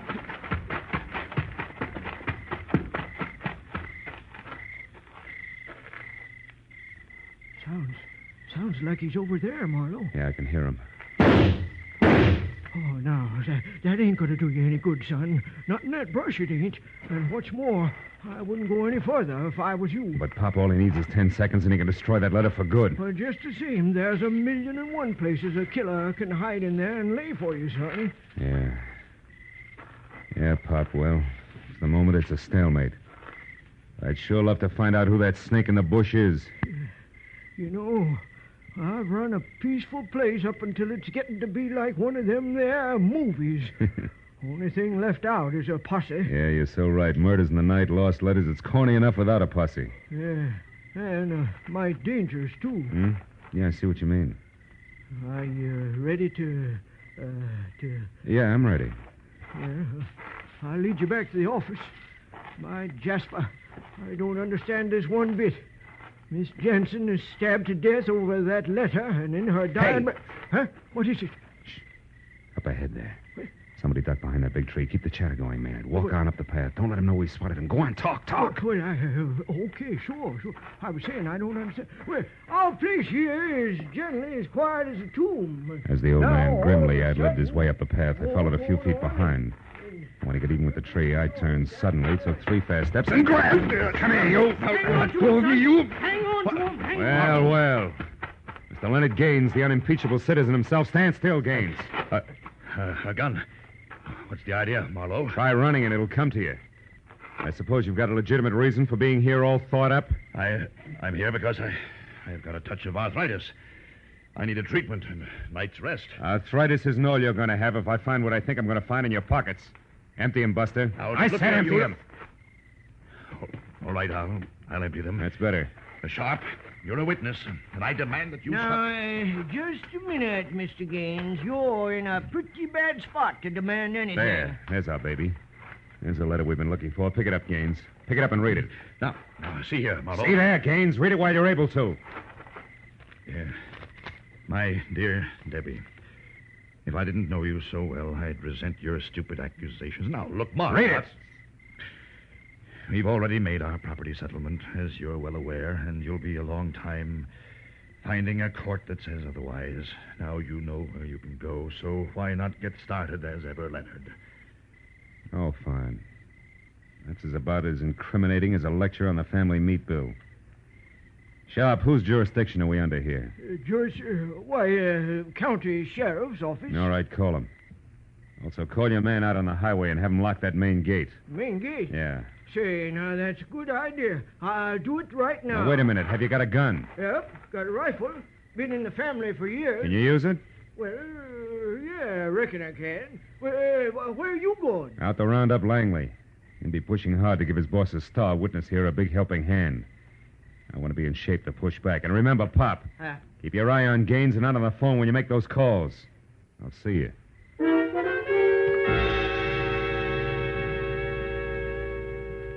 The second time that night, I started down the hill and toward the car lot, keeping in the shadows and moving slowly this time. Because it was odds on that Langley had taken everything in. And I knew that he'd try to part my hair with a gun barrel and pull Leonard Gaines out of the jam he was in the very first chance he had. So I stayed off the paths long enough to have both socks full of burrs when it happened. But not what I expected. It was the Sharp family blunderbuss that had exploded with a blast like a small howitzer. So also for the second time, I turned and ran back up the hill, this time to the office. I got there just as Maynard, climbing hand over hand up a smoking rifle barrel, made it to his feet. Maynard, what happened? Where's Gaines? Well, I don't know. He got away, I guess. Well, the shot. What about that? It went up there, through the roof. Oh, fine. Well, gosh, I didn't suspect a thing. He just said he wanted to smoke. But he didn't happen to have a match, I know. So you hung your rifle over your arm, stuck both hands in your pockets to find one for him, and that's when he took you. Yeah, that's exactly what happened. Well, how'd you know? Never mind, Pop. Well, I made a grab for him, though. Ripped his coat about halfway off. Oh, that's great. That's great. Yeah, but I'm sure sorry he got away, Mark. All right, don't worry about it, will you? Can't get far with the gate locked. Well, I got bad news there, too. Oh, the gate's locked, all right. But there's a back road. There's a back what? Back road. Right, yeah, well, yeah. It ain't much. It's rough and rocky, but it's passable. And anybody's been up here as often as Mr. Gaines has Sure know about it. Oh, great. Look, Pop, can't you understand that there was a murder committed here tonight and we had the murderer? but No Mar- buts. Fell for the oldest gag in the world. But I was Marlo- a sucker to turn him over to you. And will you stop waving that envelope? I just think you ought to see this. All right, what is it? Oh. Where'd you get all that loot? Gaines dropped it when I ripped his cot. 20 grand, it says here on the wrapper. Something else written here, too. Casa Rolando de Barandito at 10. Casa... Pop, that's it. That's the answer. Come on, we got to get down that back road in a hurry.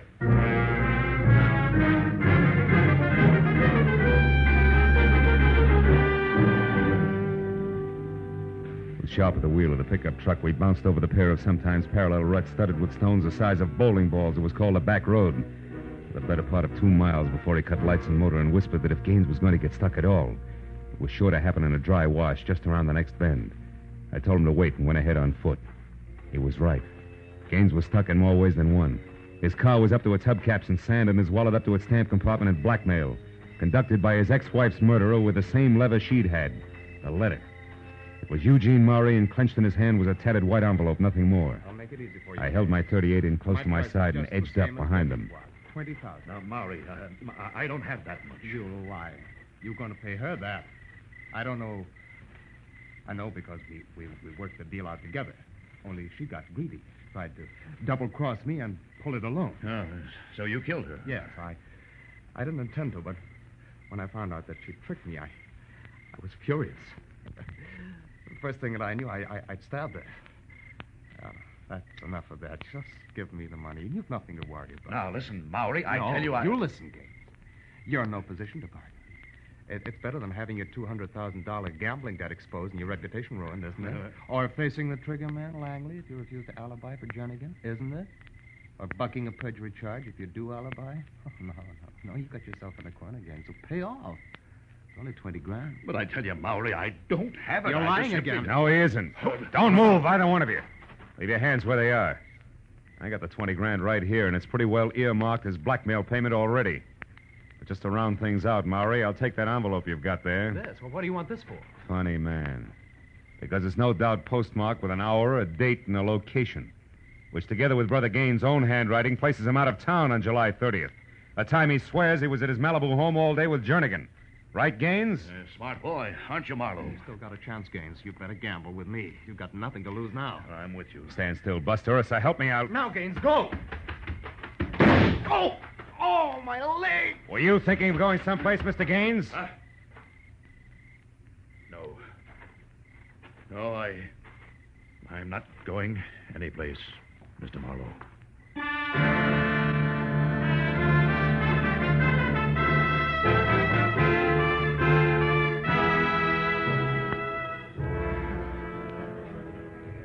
Well, Gail, the big show's about to start. Court will be in session in a few minutes. I know. And different from yesterday. Yeah. Oh, you did a swell job, Mr. Marlowe. Gee, I don't know how to thank you. Save it, baby. If that scale Lady Justice holds in her hands is in better balance today, it was your hunch and old Maynard's blunderbuss that did as much to put it there as my running around through the brush at Sulphur Springs. But all I knew was that Gaines was lying. I didn't know it was as complicated as it was. Well, that's because Debbie Jansen was twice as treacherous as we figured. I still don't understand. How did you know that Eugene Maury had killed Debbie? Well, you see, baby, I overheard her tell Maury that she was going to meet Gaines in the Beverly Crest Hotel at 10 for the payoff. Uh-huh. But I figured that was a lie strictly for Maury's benefit when Pop gave me the packet of money Gaines had dropped. It had that complicated name of a cabin and the time of the appointment, which was also 10 written on it. So I knew the real meeting was scheduled to take place out there. See? Oh, I see. Then she was going to send Maury off to the Beverly Crest while she collected the money at Sulphur Springs and then beat it alone. That's it, honey. You see, if her cabin had been named something simple like Number 4, then Gaines could have remembered it. Instead of that Casa Robino del Bangadoro, or whatever it was, he had to write down, you see? Well, then things might have been different. Ah, you'd have found a way. After all, you figured out it was the postmark that was important. Only after I'd been slapped in the face by a perfectly harmless letter with no envelope. Had to be the postmark. What else? Oh, they're starting. Yeah. Good luck, Mr. Marlowe. Give them the works. Don't worry, baby. I'm the eager witness today. We're going to knock them dead. Literally. They got it coming. I watched Jernigan's face as the preliminaries got underway. The killer was beaten. When the court finally settled down to work and the prosecutor took over, I listened to his deft build-up as he primed the jury and the dramatic ringmaster voice he used when he called. Will Philip Marlowe take the stand, please?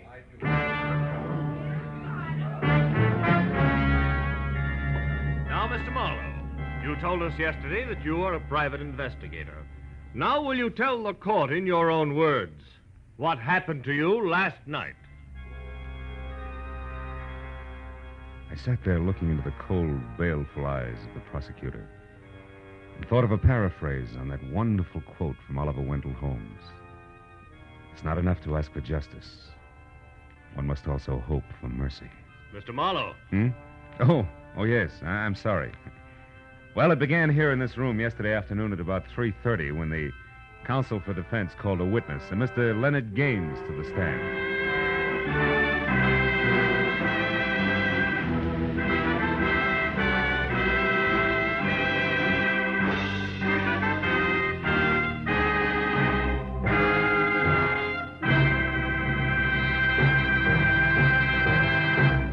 The Adventures of Philip Marlowe, bringing you Raymond Chandler's most famous character and crime's most deadly enemy, star Gerald Mohr, and are produced and directed by Norman MacDonald. Script is by Mel Donnelly, Robert Mitchell, and Gene Levitt. Featured in the cast were Joy Terry, John Daner, Michael Ann Barrett, Junius Matthews, Ben Wright, Lou Krugman, Larry Dobkin, and Bud Whittam. The special music is by Richard Orant. Be sure and be with us again next week when Philip Marlowe says... The trail started in Montana with a bum with two names rushing away from his lady love and led fast into L.A. past a southerner from Canada, a worried wool dealer and a chorus girl with a .45. When it finally stopped at Murder in the Park, the tramp was still in a hurry.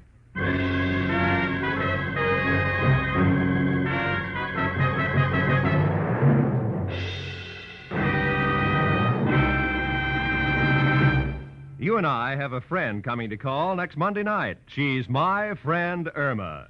If this beautiful, lovable, but dumb blonde isn't your friend now, she will be the moment you hear her over most of these same CBS network stations next Monday following the Lux Radio Theater. My friend Irma will bring you plenty of laughs and great entertainment.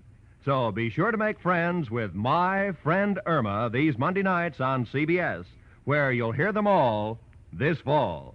This is Roy Rowan speaking. Now, stay tuned for Gangbusters, which follows immediately over most of these same CBS stations.